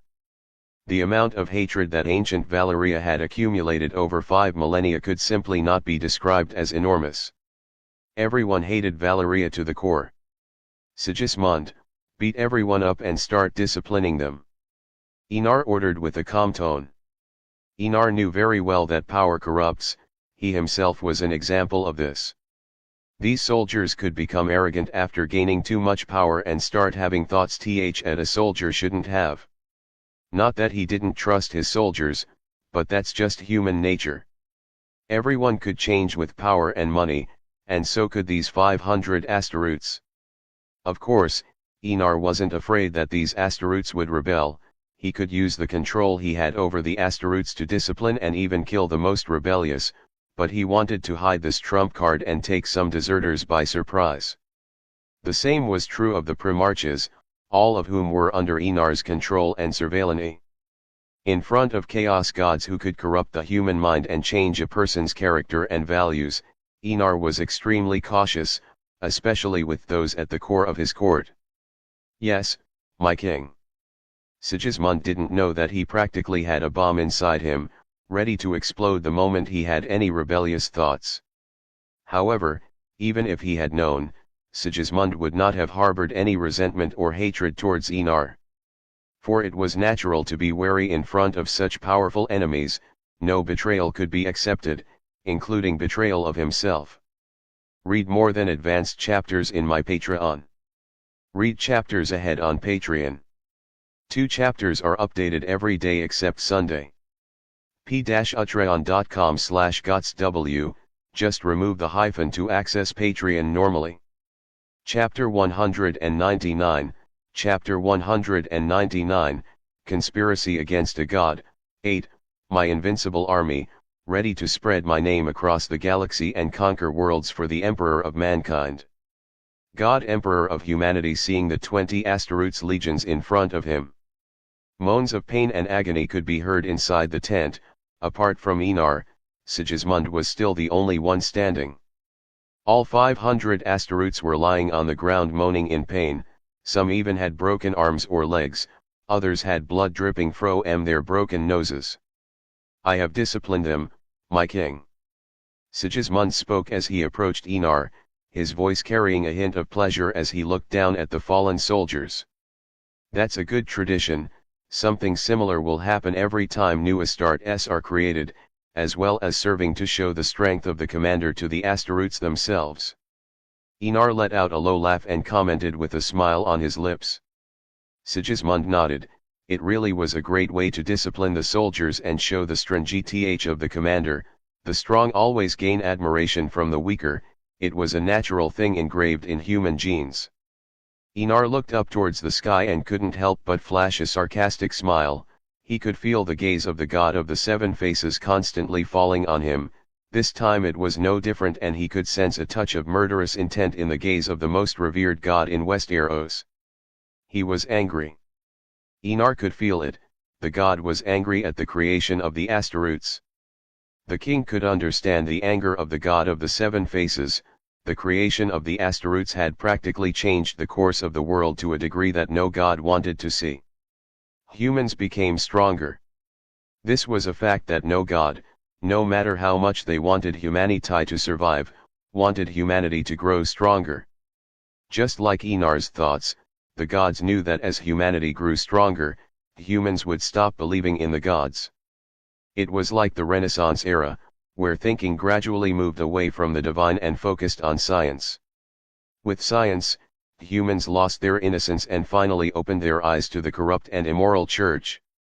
Note, this sentence is not meant to induce hatred or sow discord. I'm a Catholic, so don't misunderstand, but I'm not an extremist and I never will be. Religion is just a spiritual pillar for me and nothing more. How could the gods allow their cattle to stop believing in them? Without faith, could they survive without faith after the end of humanity came again? A smile appeared on Aenar's lips as he felt the increasingly murderous gaze upon him.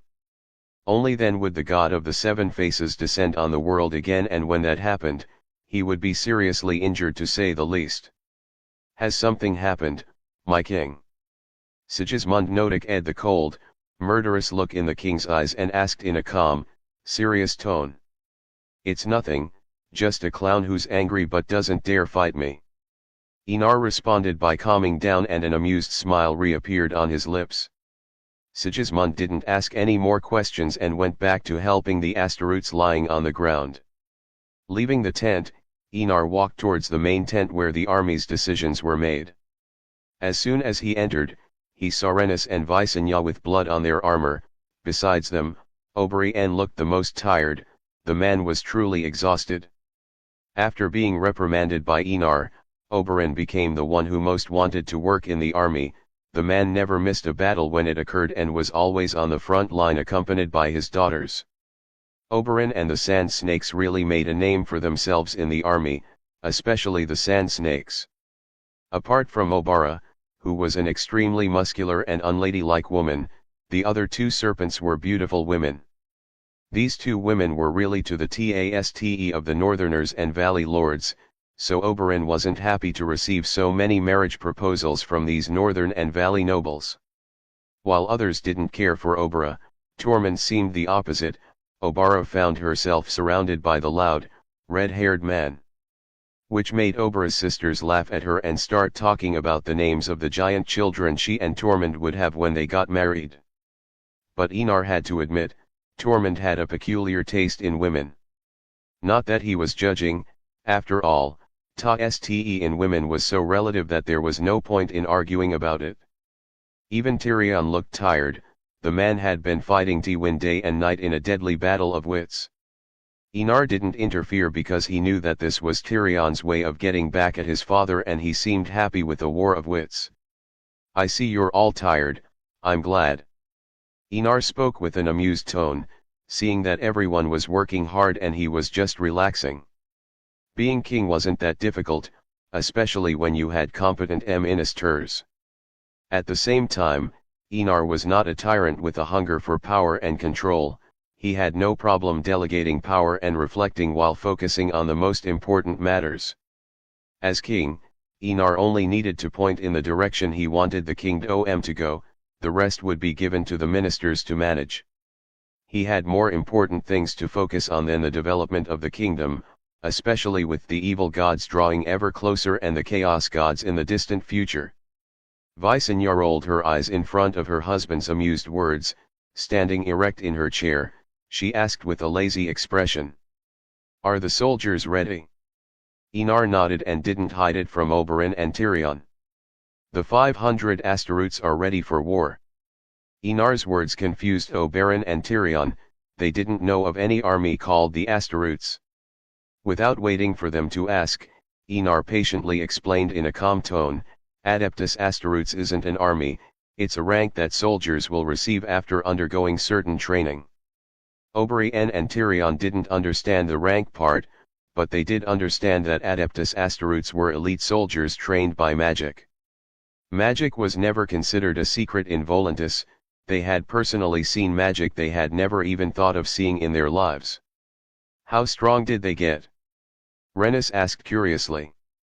Although she couldn't be as strong as the Asteroots right now, she had infinite potential compared to those 500 Asteroots. Just imagine that the Asteroots were already born adults and had no more room to develop and become stronger. In comparison, Titus, Sigismund, Visenya, and Rhaenys grew stronger at a much slower pace, but had the potential to be true demigods and gods. The strongest has 7 times the strength of an ordinary man and the weakest has 4 times the strength of an ordinary man. Enar's words made Oberyn and Tyrion's eyes widen in utter disbelief. They had seen Sigismund's fight against Jaime and understood perfectly what Enar's words meant. They both looked at each other and saw the horror in each other's eyes. Previously they had thought that Titus and Sigismund were just a rare event, but Enar's words destroyed that prepossession in an instant. Now knowing that these soldiers could be mass-produced simply overturned all logic in the world for them. House Targaryen was invincible. That was Oberyn and Tyrion's conclusion after processing the information in their minds. Of this, they had not the slightest shadow of doubt. Just imagining an entire army of Sigismund's strength made them realize how lucky they were to be on the winning side of this civil war. At the same time, the pressure on their shoulders seemed infinitely weaker. Fighting the Night King had become a recurring burden for both Enar ministers and no one could blame them for feeling afraid in front of monsters like the White Walkers and the Night King. Your Grace, how many of these soldiers can be trained in a year? Tyrion quickly asked while completely forgetting his exhaustion. That's relative, I need blood to transform the soldiers, so the more blood I have, the more Asteroots I can create. Enar made no secret of it and spoke directly of the materials needed to turn ordinary soldiers into Asteroots. Tyrion wasn't surprised, he had read about ancient Valeria's blood magic, so he really wasn't surprised to learn that the king needed blood. The blood of almost 15,000 people managed to create 500 Asteroots. Enar spoke, causing Tyrion to nod. As he had expected, the price of creating such soldiers was indeed great. They weren't talking about 15,000 cows or sheep, but 15,000 people. And conflicts that could cause so many deaths were not common.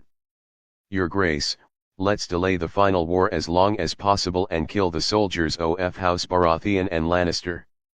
Tyrion didn't care if these people would be his vassals and people in the future. The war to decide if humanity would survive was approaching. Sacrifices had to be made and he was willing to kill as many people as possible to create more Asteroots. Enar looked at the dwarf in front of him and smiled. One of the reasons he liked Tyrion was that the man could see the current situation rationally and coldly, perhaps he had inherited that part from Tywin. Tyrion, if your performance is satisfactory, I will personally use blood magic to cure you of your deformities. Enar's words made Tyrion's eyes go wide.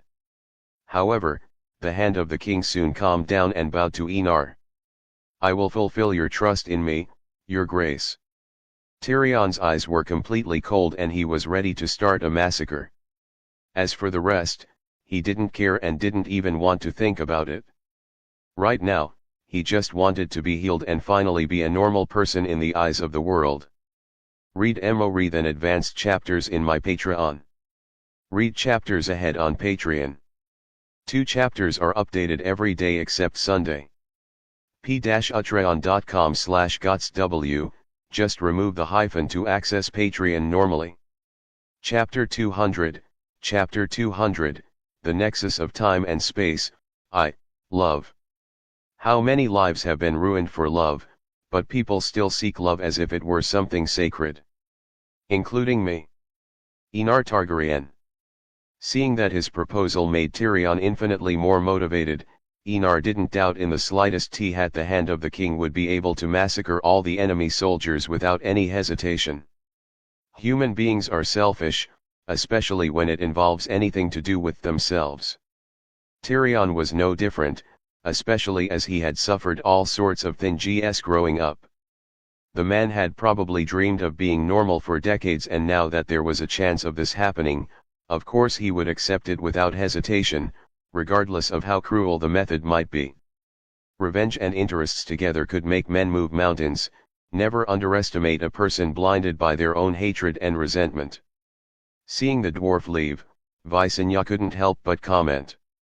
"You're manipulative, husband." However, there was no tone of accusation in her voice, as if it was natural for Enar to manipulate everyone. If a king doesn't know how to manipulate others, he might as well abdicate. Rena said with a touch of sarcasm in her voice. In her eyes, a king had to know how to control his vassals or chaos would reign in Tehe court. You could say that manipulation and balance is something every monarch should learn while sitting on the throne. Alias, Enar. Thinking of something, Renus asked curiously. "Who taught you how to rule? Is the Maester of Winterfell fit to th royal court matters? Have all Eddard's sons received this level of education?" Before answering, Enar looked at Oberyn, and the man understood what the king's gaze meant. He bowed to all the members of House Targaryen and left the tent. Enar's actions only intensified the curiosity of both women. It had been a long time since Enar had been so cautious with the information he had. "To tell you the truth, I had 2 teachers." Enar commented with an amused smile, remembering Visenya and Rhaenys I. Both women were practically his mothers. They taught a boy who never touched matters of state and turned him into a true prince worthy of the throne. "Who?" Rhaenys asked, no longer able to satisfy her growing curiosity. From what Enar said, he had 2 teachers, and from the tone of his voice, they were 2 women. The 2 wives of Aegon the Conqueror. Queen Visenya I Targaryen and Queen Rhaenys I Targaryen. Enar's words made both women go wide-eyed. After all, the names Enar spoke practically died hundreds of years ago. Rhaenys even looked around, worried that there was a ghost around. Just thinking about it sent shivers down her spine. Enar couldn't help but find the reaction of the 2 women funny. They weren't afraid of fighting a god, but they seemed to be afraid of ghosts, which was very interesting, to say the least. "My mind and consciousness are different from all the others." Enar spoke and didn't hide anything from his future wives. "My mind is connected to a dimensional plane called the space-time nexus, and my consciousness is able to control the nexus, thus being able to bring the consciousness of other dead people into the nexus." Visenya and Rhaenys opened their mouths in shock, even though Enar had spoken many words they didn't know, but they both understood what he could do. Enar could practically have all the teachers he wanted, regardless of whether they were dead or not. "Does that mean you can summon all our dead relatives?" Rhaenys asked with a gasp, her feelings practically becoming a sea of chaotic thoughts. "Doesn't that mean she could find her mother and brother?" Enar didn't even need to read Rhaenys' thoughts to know what his sister was thinking at that moment. "Yes, I can." He answered in the affirmative. "Enar, can I talk to my mother and see my little brother?" Rhaenys quickly came to Enar's side and asked with a pleading tone, her eyes practically begging him to accept her proposal. Enar hesitated to accept. Not that he was a foolish person to deny such a desperate request from his own sister, but he himself knew how dangerous his mind was. Even with his protection, Rhaenys could barely stay an hour in the same dream as him, let alone enter the time-space nexus. In the end, Enar didn't refuse Rhaenys' request, but he sternly warned his sister with a solemn expression. "Rhaenys, you have 10 minutes. After 10 minutes, your mind will begin to be assimilated by the time-space nexus." Rhaenys, Visenya, and his mother, who were in the time-space nexus, had no such danger, as they were dead and could not be affected by time and space, but Rhaenys was different. she was alive and time would eat away at her soul until she became an insignificant part of the time-space nexus. Rhaenys nodded vigorously. Don't say 10 minutes, even a second she could accept without any hesitation. Visenya gave Rhaenys a pitying look. Although living in exile was difficult and dangerous, at least she had her mother and sister to share the burden with her, but Rhaenys had no one but her cousins and uncles. Although their love was similar and equally intense, it was nothing like the love of a mother or father for their son or daughter. Let's go to my tent, it's better if we're both lying in bed. Enar knew this and so he accepted, but at the same time, he also wanted to see his three mothers. It had been a long time since he had seen them, although they probably wouldn't even notice the passage of time. Unable to wait any longer, Rhaenys took Enar's hand and dragged him into the king's personal tent, regardless of the ambiguous looks from the soldiers who saw everything. As soon as Rhaenys opened her eyes, she found herself in an imposing black castle on a stony island. She knew exactly where she was. Dragonstone. However, the majesty of the castle was overshadowed by the woman with olive skin and long black hair, holding an adorable baby with light hair and purplish blue eyes. Tears streamed down Rhaenys' face as she practically ran towards the woman with all her speed. Which was no small feat, the girl could run faster than any human trained for years. Elia only saw a silver-haired figure before she felt her body embraced by a soft but very powerful body. Still stunned by everything that was happening, Elia looked down and saw a girl hugging her and Aegon tightly while whimpering and sniffling like a small child after missing her parents. However, every time Elia looked at the girl, the more she felt a sense of familiarity with the girl who was hugging her. However, Elia's body stiffened at the girl's next words. Muna, I've missed you so much. Note, Muna equals mother in High Valyrian. Rhaenys. Elia asked with an incredulous and confused tone. Cough. Knowing that Rhaenys had no time to lose, Enar faked a cough to wake Rhaenys up. Enar's cough made Elia look at the young man, but what she saw shocked her even more. Rigor. Elia asked with an even more confused tone. She felt happy to see her husband, but soon noticed some differences. Rigor had silver blonde hair and indigo eyes, but the young man in front of her had white, gold hair and deep purple eyes. At the same time, his eyebrows, cheeks, and chin were slightly different. Perhaps other people wouldn't notice, but she knew every corner of her husband. Good mother. Enar greeted the woman according to Westeros standards. Are you Enar, Lyanna's son? Hearing the young man call her good mother, Elia almost instantly understood Enar's origin. After all, Lyanna was her husband's second wife and she had met the young lady of House Stark, even helping to choose the baby's name, whether it was a boy or a girl.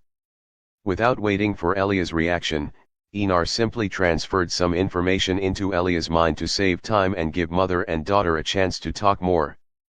After that, Enar stepped aside and let them talk undisturbed. As Enar waited for the conversation to end, he was hugged from behind and smelled a familiar scent. Winter roses. Read more than advanced chapters in my Patreon. Read chapters ahead on Patreon. 2 chapters are updated every day except Sunday. p-utreon.com/gotsw, just remove the hyphen to access Patreon normally. Chapter 201, Chapter 201, The Nexus of Time and Space, 2, At the end of life, regrets are inevitable. You will always regret the choices you have made throughout your life. It's natural because humans are flawed.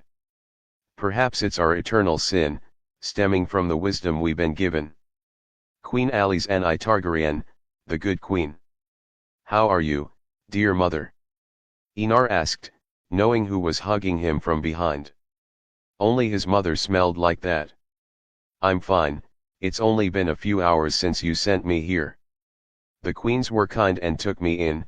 Lyanna, who was a young girl of 16, spoke with a lively tone full of admiration, mentioning Rhaenys I and Visenya I.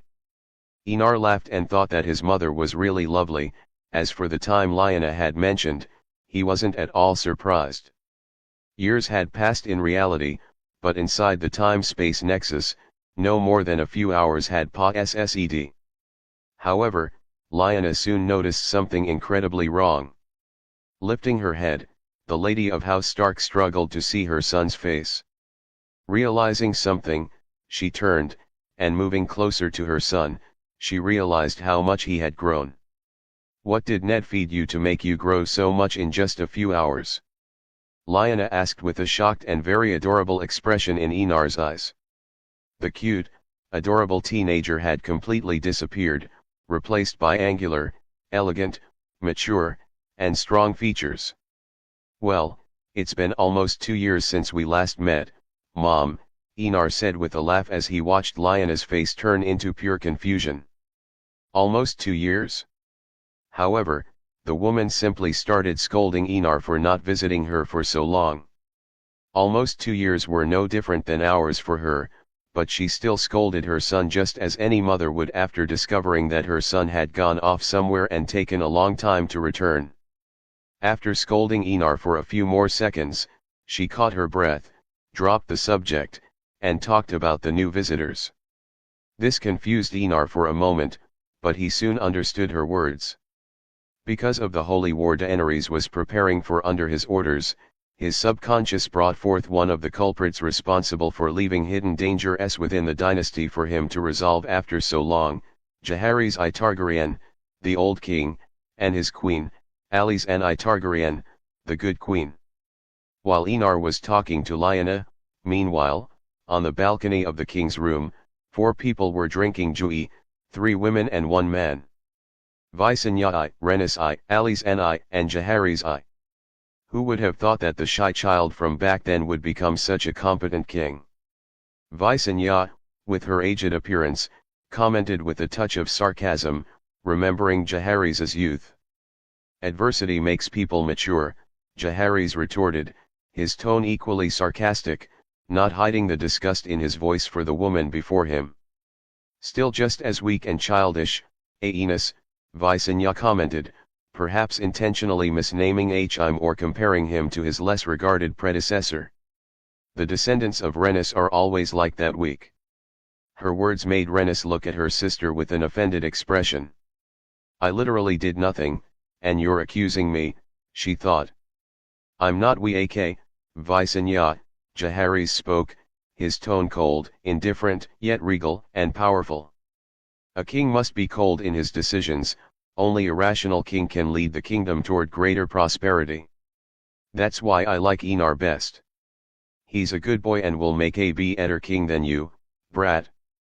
Perhaps only Visenya dared to call Jaehaerys a brat, for no other person dared to speak to one of the most prestigious kings of the Targaryen dynasty in such a tone. However, Visenya's words made Alysanne, who had been silent, speak up for the first time. "I assume he's the current king." "No.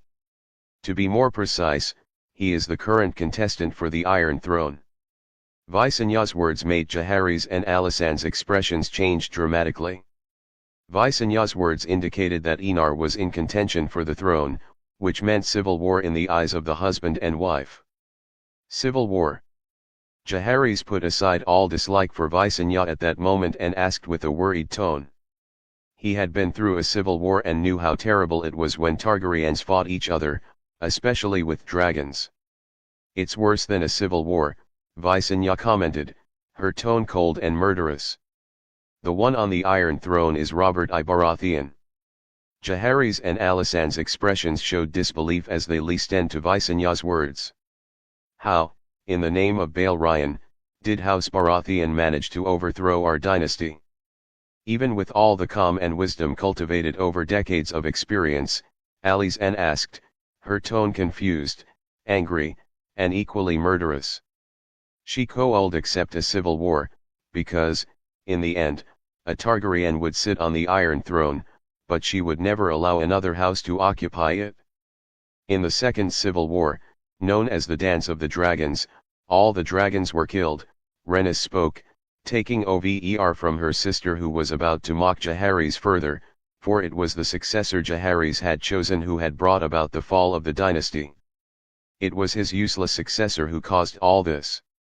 Because he wasn't strong enough, he remarried, fathering a male child.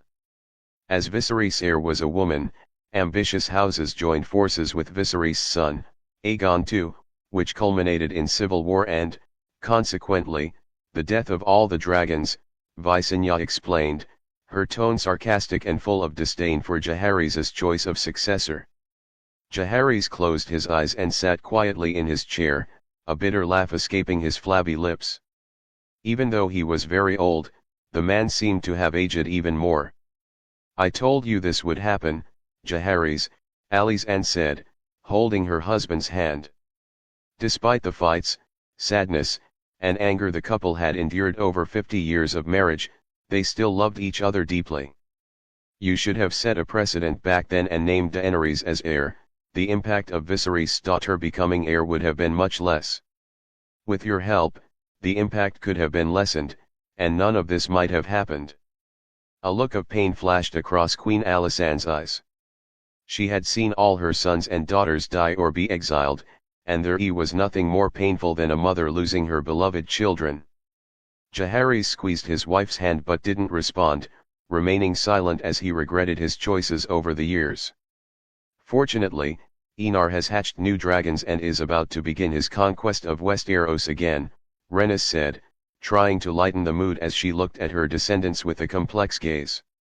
Although Visenya was an extremist in terms of using power to solve things, there was one thing she was right about: if you can't solve everything with power, it means you're not powerful enough. A relieved look appeared in Alysanne's eyes. She hadn't met this descendant of hers, but judging by Visenya and Rhaenys's proud tones, he must be a good king. Humph, Visenya snorted coldly.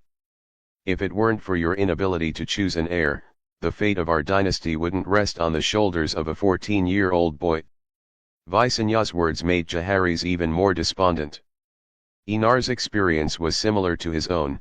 How could he not know the weight of such a fate on his shoulders? But Enar's fate was even worse than his own. Grandma, please don't speak so badly of my husband, Alysanne defended him, her gaze strong and resolute. We lost all our children. We had to rely on fate, but all our sons and daughters died or were exiled. Aemon would have been the perfect king to succeed my husband, but he died. Balon was a worthy successor, but he died, along with his brothers and sisters. Visenya visibly softened, sympathetic to Alysanne's experience of seeing all her children die. I'm just angry about past events. I know you've had difficulties too, the queen spoke, her tone tired and sad. Almost all members of House Targaryen have had sad and miserable fates. Suddenly, a young man's voice sounded in the room, fun and playful, breaking the solemn and sad atmosphere hanging in the air. What a heavy atmosphere. It's like ghosts are talking again. Wait, ghosts really are talking to each other again. Note, after this short arc in the time-space nexus, we'll return to the war. Read more than advanced chapters in my Patreon. Read chapters ahead on Patreon. 2 chapters are updated every day except Sunday. p-utreon.com/gotsw, just remove the hyphen to access Patreon normally.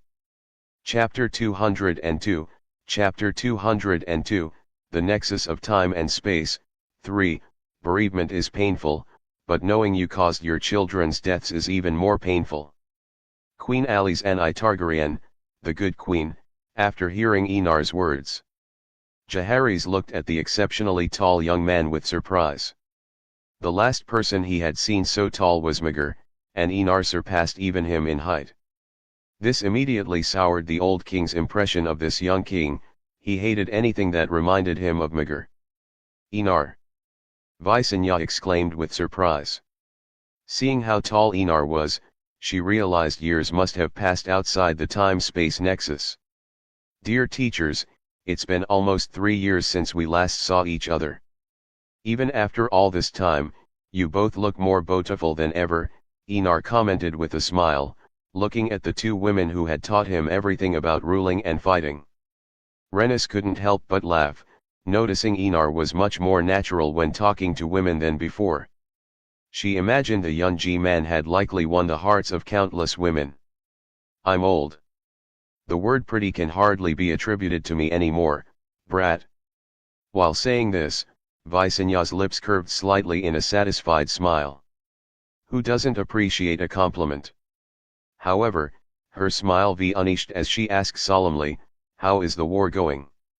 She knew Enar must have already begun his conquest, a matter of utmost importance that would decide the fate of humanity. It's going well. 4 of the 7 kingdoms have already bent the knee. Enar sat down between Visenya and Renis.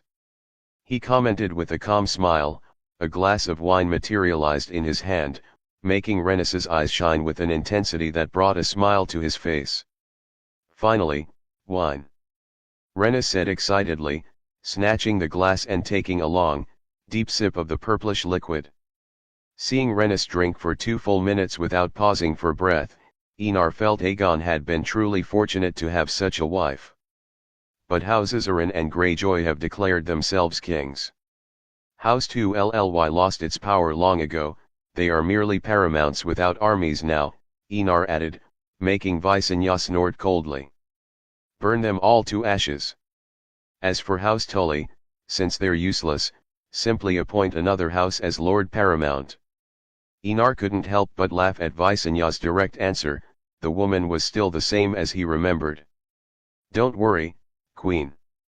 The young Mountain King spoke rudely to Caraxes and was reduced to ashes instantly. Visenya looked pleased to hear the false king had been reduced to ashes by Enar's dragon. Well done. You've handled it better than Aenes's trash would have. He would probably try to settle the war through dialogue. Renis stopped drinking her wine and looked at her sister resentfully. For some reason, every word out of her sister's mouth subtly criticized her, leaving her speechless. At the same time, she felt a twinge of guilt for her son. Because of her premature death, her son hadn't been raised by her or Aegon, which contributed to his perceived weakness and incompetence. She had heard from Visenya what happened to Aenys and Maegor, which left her speechless. If Aegon had been in Aenys's position, he would have killed Maegor, eliminating any danger to his throne. Just as Renis was about to say something, Jaehaerys asked calmly, what happened to the Lords of the Vale after the false king was killed? Enar finally looked at the old man before him with a touch of indifference. They knelt to the new Lord of the Vale, whom I appointed myself. You're not as roguish and cruel as you appear. A compliment laced with subtle sarcasm formed on Jaehaerys' lips. Not cruel? I have burned tens of thousands to death, including women and children, Enar commented sarcastically, looking at the old king with an increasingly unkind gaze. If Jaehaerys had possessed the courage, he would have saved me a lot of trouble, especially by weakening the faith of the 7. Jaehaerys' expression turned indifferent upon hearing Enar's words.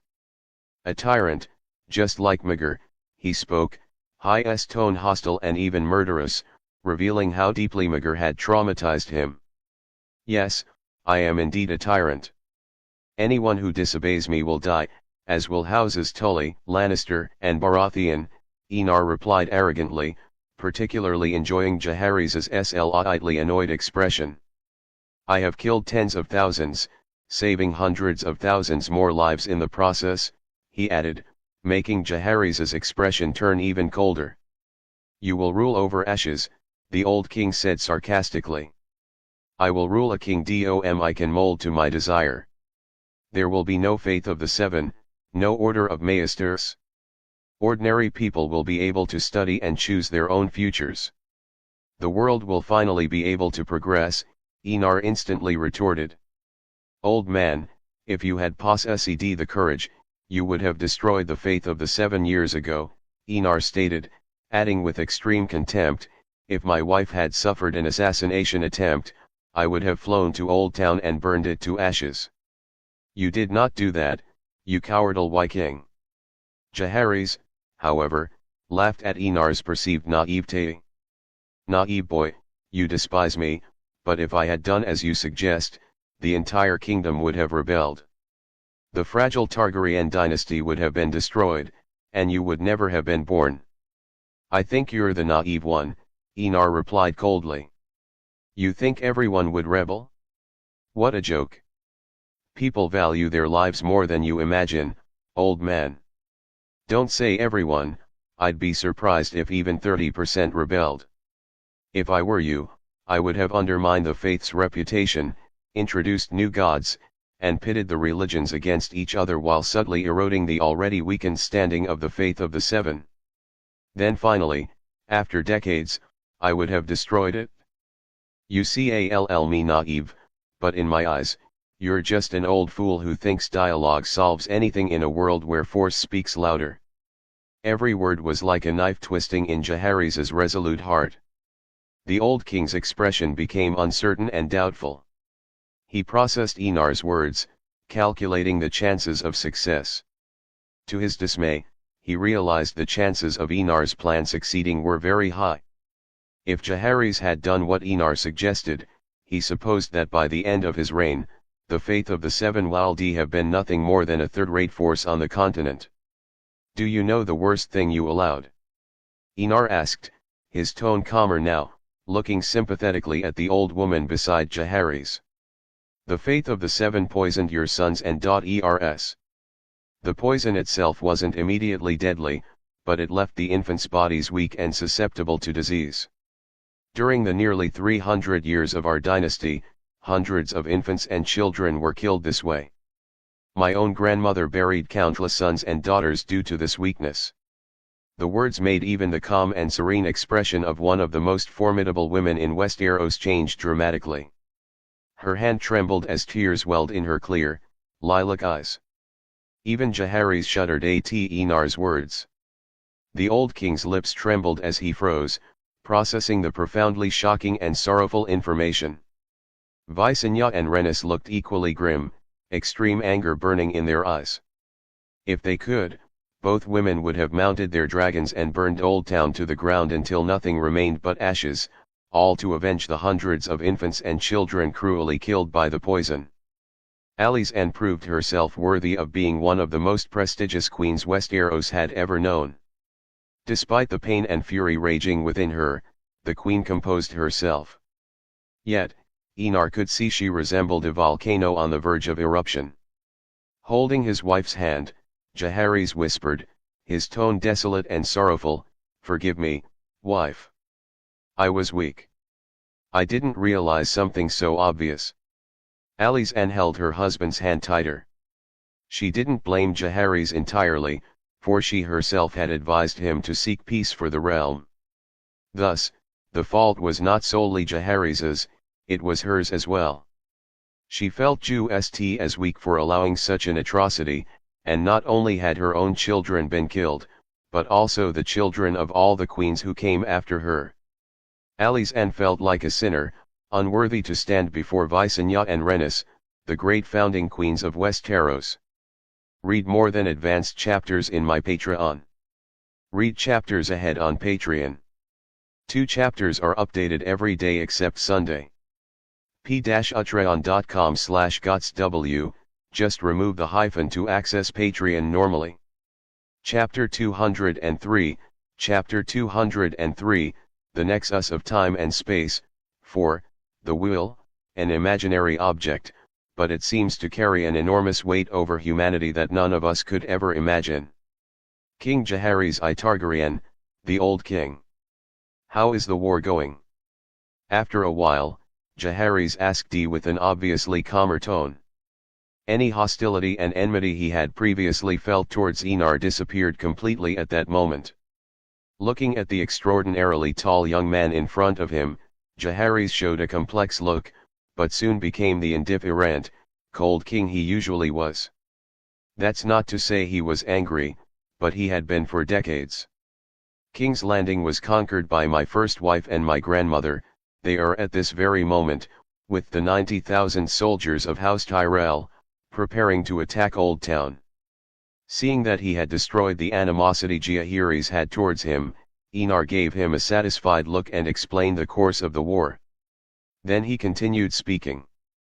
On the second front line in the Riverlands, I am fighting with my second and third wives against the armies of House Lannister and Baratheon, who are stationed in Harrenhal. The armies of the north, the Vale, and the Riverlands are at my side as we lay siege to the castle." Although he despised some of Jaehaerys' deeds, no one could deny that the man knew how to rule, especially after a brutal civil war and a brutal war with the Faith of the Seven. The kingdom was weakened and very tense. Having a king like Jaehaerys allowed the people to accept the Targaryen dynasty even more. Even today, many remember the almost 80 years of peace and prosperity that Jaehaerys allowed Westeros to have, and this was not something trivial over the thousands of years of war in the Age of the 100 Kingdoms, where a kingdom could exist one day and the next day, it had already ceased to exist. A thoughtful look appeared on Jaehaerys' face after hearing how the war was going. Enar's situation was much better than he had expected. Although the boy said he was a cruel monarch, how could someone see you will gain the support of so many great noble houses? How many soldiers in total? Jaehaerys asked with a calm, unconsciously commanding tone. Which naturally made Enar frown. He could tolerate Jaehaerys, but that didn't mean he liked hearing someone speak to him in that commanding tone. He wasn't Jaehaerys' vassal, he was the current king of House Targaryen. Jaehaerys hadn't noticed this, as it was natural for him to speak in a commanding tone, but Alysanne quickly realized this and whispered in her husband's ear, causing Jaehaerys' expression to change slightly, and under Enar's surprised eyes, the old king's posture changed, becoming more casual and sloppy. "How many soldiers are under your command, your grace?" Jaehaerys asked again, but this time he gave Enar the respect he deserved as king. "I don't know the exact number, as it's impossible to count so many people exactly, but it's around 220,000 men and women." Enar replied, looking at Jaehaerys with a different look than before. The old king really knew how to adapt to circumstances. The number Enar spoke of made Visenya, Rhaenys, Jaehaerys, and Alysanne look at the boy in surprise. Their astonishment was understandable. After Aegon's conquest, the continent of Westeros saw a significant increase in population, since wars were no longer frequent and couples could reproduce. But whether it was Jaehaerys or Visenya, they could never have imagined that the great noble houses would have such large armies over time. Especially House Tyrell, the staggering number of 90,000 soldiers was worrying to say the least in Jaehaerys' eyes. With no dragons to control the great noble houses, Jaehaerys had to commend some of his descendants for holding the kingdom together, albeit at a rather dangerous fragility, as any disagreement could lead to a full-scale rebellion, and with no dragons to defend against such vast armies, the future of the Targaryen dynasty was worrying. However, as we don't have the logistics to supply so many people, I've had to divide the war into two fronts, one in the Riverlands and the other in King's Landing. Enar spoke with an obviously helpless tone. Although splitting up the army was a good move, mainly to force the God of the Seven Faces to choose a side in the war, he still preferred the whole army to be together. However, a backward agricultural society could not supply such a large consumption of people, which made such a large army somewhat expendable in Enar's eyes. Jaehaerys understood Enar's difficulty, but didn't comment on the war, especially after hearing about the 200,000 soldiers. If Enar could control so many people, the boy didn't need any help. However, the old king noticed that Enar had 3 wives and looked rather displeased at the young king. The boy was looking more and more like Maegor, which displeased him a little. "Don't look at me like that, my wives are all dragon riders, I'll never let a second dragon dance happen, dragons are only from House Targaryen and no one else." Enar came up with a very believable excuse so as not to upset the old king even more. Alysanne couldn't help laughing when she heard this, the sadness in her heart fading slightly. "How will you deal with the succession, your grace?" the queen asked in a gentle, wise tone, ready to advise the young king. "My first daughter, Alysanne, will be my heir and will sit on the throne after me," Enar replied without any hesitation. Many might ask why not choose a man as heir, but Enar knew that if he were to die one day, only Alice could continue his legacy and lead humanity to survive longer. His other sons and daughters weren't as competent or even fit to be emperor or empress in his place. As for those who wouldn't accept Alice as his heir, Enar would show them the true strength of a tyrant. Hearing this, Alice looked at Enar with a gentler gaze. She felt flattered that the heir to the throne would be named after her, and she admired the young king, who dared to break the archaic and stupid traditions. Jaehaerys wanted to say something, but looking at his wife's face, he closed his mouth and said nothing to change Enar's mind. Enar looked at Jaehaerys' expression and wanted to laugh. What the man was thinking was practically written on his forehead. However, there was no one who could change his thoughts. Alice would be his heir, and that wouldn't change for anything. Honestly, I'm not worried about the war. Refilling his wine glass, Enar spoke in a calm tone. At this very moment, the Night King with his army of whites is heading south. Hundreds of thousands of whites, commanded by thousands of White Walkers.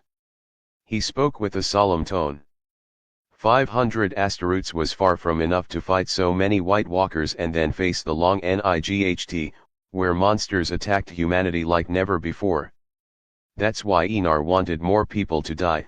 The more asteroids he had, the stronger the lines of defense became, and he could concentrate on more important matters. The prophecy is being fulfilled in your time. Jaehaerys asked with a shocked tone. The prophecy of ice and fire had always been something passed down from king to crown prince.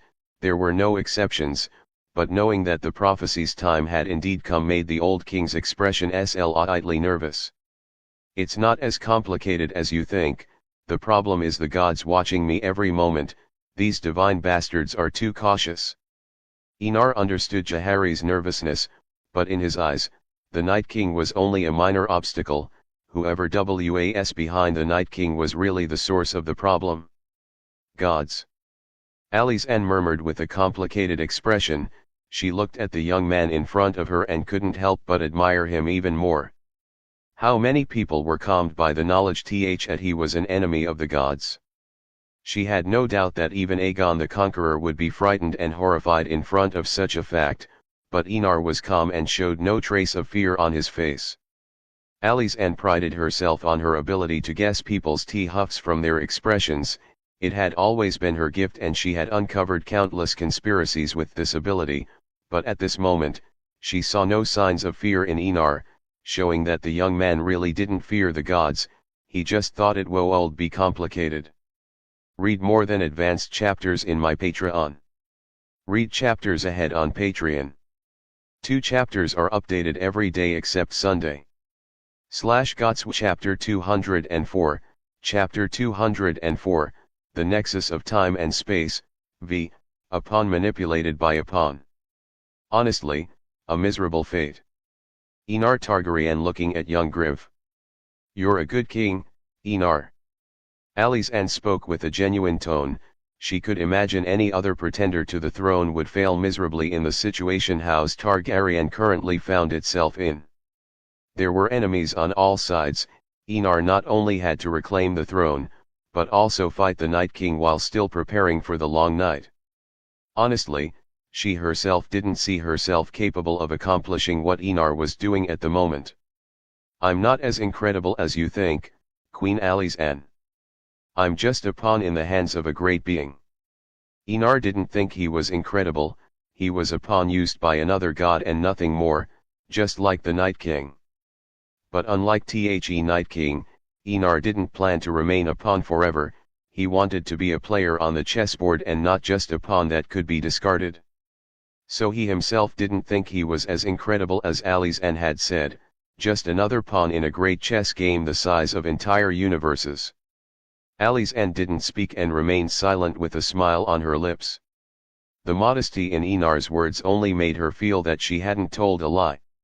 You move very fast, Enar. Lyanna, who had just arrived in the room, spoke with a dissatisfied tone at having been left behind. Her grey eyes looked at her son with a resentful look, which made Enar smile. You walk very slowly, my dear mother. Enar teased his mother with a gentle, amused tone. Seeing the girl always brought relief to his soul, which was strange to say the least. Queen Visenya, look at my son, taller than Magar. No longer caring that she had been left behind, Lyanna spoke in a voice full of pride as she tried to put her hand on Enar's shoulder, but failed miserably. Knowing she wouldn't be able to touch her son's shoulder, Lyanna quickly stopped trying and acted as if nothing had happened. Yes, I saw it, child. For Lyanna, Visenya had affection, kindness, and gratitude. The girl from House Stark was sweet, stringy, lively. Honestly, the girl was everything the queen wanted in a daughter. Unfortunately the gods only gave her one son, Magar. Rhaenys also looked at Lyanna fondly. If she had known that the Starks were so interesting, she would have arranged a marriage with House Stark for Aenys. If her son had a woman with such willpower and courage, perhaps the end of her son's story would not have ended in tragedy. Alysanne also liked the lively and wild as a horse young woman. The girl reminded her of Alyssa in every sense of the word. What are you two talking about so seriously? Lying down on the sofa in a casual and very sloppy manner for a lady, Lyanna asked with a curious tone, noticing the tension hanging in the air. Jaehaerys frowned subtly at his lips, seeing how casual the young woman was in front of such important people, especially her lack of manners and elegance. If it had been his daughter, he would have had the royal guard lock the girl up for a month in her room. Which, by the way, he rarely did, even with Alyssa, whom he considered a boy in a girl's body. Alysanne had always been strict with her daughter's upbringing and had always allowed the girls to express themselves in the way they liked best, so he rarely educated his daughters. Remembering the daughter he himself had exiled, a dark look appeared on Jaehaerys' face, but he put it aside when he saw that everyone treated Lyanna in a very special way. War, dear mother. Enar replied with a laugh. I had a talk with Robert a few days ago. Lyanna had an expression of displeasure, remembering the fiancé she deeply despised. Humph. How many bastards has he sired over the years? Lyanna asked with a sarcastic tone, having no doubts about her fiancé's dubious character. Too many to count. Enar replied with a laugh. He cheated on Cersei with dozens of whores every month and didn't hesitate to take the whores to the royal chambers. Alysanne and Jaehaerys frowned deeply. Just the thought of the Red Keep becoming a brothel made both king and queen want to kill Robert Baratheon. I knew it! Lyanna exclaimed and spoke with a triumphant tone. I told Ned that love doesn't change someone's nature. It seems I'm right. Well, most of those bastard children were killed by Cersei. The woman is really determined. Enar commented, remembering the deaths of the babies, children, young men, and women. Those who escaped were not in King's Landing and Cersei could not have known of their existence. Lyanna's smile disappeared. That blonde peacock is very cruel. She muttered angrily, Cersei's actions really annoying the lady of House Stark. Although she disliked Robert, she wouldn't wish death on anyone's children, not even her worst enemy. Looking at his mother's angry expression, Enar promised not to tell her what he had done in Volatins. He was sure he would be reprimanded for years and he didn't want to go through such torture for many years. Uhu. Enar seemed to notice something and looked at reality, more precisely at King's Landing and the ships approaching the city. He estimated that there were 20,000 men. He recognized the coat of arms of the Golden Company. His gaze fell on the young man at the bow of the ship. He had blue hair and lilac eyes. He looked handsome and heroic. The arrogant Nni Blackfire. Enar muttered to himself, but his mutter was heard by everyone, but only Lyanna understood what Blackfire meant. The 6th Blackfire Rebellion at this time? Lyanna asked curiously, her eyes sparkling at the thought of taking part in Sucha battle, but she remembered that she was dead and couldn't fight alongside her son. Friday. Jaehaerys asked with a somber tone. Who is House Blackfire to dare to be a pretender to the Iron Throne? Aegon IV was called unworthy because he had countless mistresses, who had sons and daughters. Some of these bastards were called great bastards, who were legitimized by Aegon IV before he died. Damam Blackfire, who wielded the ancestral sword Blackfire, rebelled using Blackfire as his symbol and orthodoxy. Lyanna explained with a glint in her eye, remembering the names of Aegon IV's great bastards. In the end, Aegon lost, but his descendants continued to try to take the Iron Throne. This happened 5 times. Everyone's expression was grim to the extreme. House Targaryen without dragons had become complete madness. Their descendants had simply thrown the Targaryen name in the mud and then stomped on it. Not satisfied, they had pissed on it. Does that mean that in addition to the dragons, we've lost our ancestral swords? Alizan asked incredulously. What can I say? Although they are the blood of Aegon, Visenya, and Rhaenys, it doesn't mean that they are great men and women. Enar shrugged and spoke casually. In fact, although Aegon IV is a bad king, here have been many good kings like Durin I, Makar I, Viserys II, Aegon V. There have also been great men like Aemon, Dragon Knight, who served as a king's guard, and Brynden Rivers, one of the great bastards. Our lineage has produced great men and women. Everyone's gloomy expressions were finally relieved by Enar's words. The Targaryen name had not been lost to the unworthy, and fortunately, great men and women had been born. Is the 6th Blackfire Rebellion going to happen? Jaehaerys asked with a cold T1. The idea of exterminating this entire lineage and recovering Blackfire was born in his mind, and no one could erase it. To be precise, this trash is posing as Elia's dead son, trying to reclaim a throne that never belonged to him. When Enar had finished speaking, Lyanna was furious. How dare he use Aegon's name to satiate his greed for power, you filthy bastard! She spoke with a growl. If there were 2 people she loved in life, it was Rhaegar and Elia, both of whom accepted her for who she was. Life between the 2 of them was perfect, and if it hadn't been for what had happened, she would have been queen alongside Elia and helped Rhaegar rule the kingdom. Now that someone had dared to use her good son's name, Lyanna was completely furious and wanted to kill Aegon with her bare hands. Visenya and Rhaenys frowned. Using the name of a dead child to compete for the throne was despicable even by their standards. Don't worry, mother. Enar spoke with a gentle tone, calming the young woman. I'll let Rhaenys deal with that filthy piece of trash. Lyanna nodded and rested her head on her son's chest, her grey eyes showing that she was still furious at the news. Before I go back to war in the Riverlands, I want to start Griff's Little Bow. Read more than advanced chapters in my Patreon. Read chapters ahead on Patreon. 2 chapters are updated every day except Sunday. /Gotsw Chapter 205, Chapter 205, The Golden Company. Lies often make you create a totally unreal world, just to satisfy the desires of a perfect world. Varys, the Spider. My queen, a fleet of ships has been sighted approaching King's Landing. From the fleet's crest, Lord Montfort says that the fleet of ships belongs to the Golden Company. Merrick didn't enter Teehee room and spoke from behind the door. Merrick's gaze focused on Titus, who was guarding the door. There was only a look of admiration on his face, looking at his commander. What did you say? Daenerys, who was relaxing in her room reading a book, was surprised by Merrick's words. Golden Company. Daenerys' expression couldn't have been more incredulous at that moment. Remembering the origin of the Golden Company, the Queen's expression turned cold. They dare show up at this moment. A murderous look appeared in Daenerys' eyes.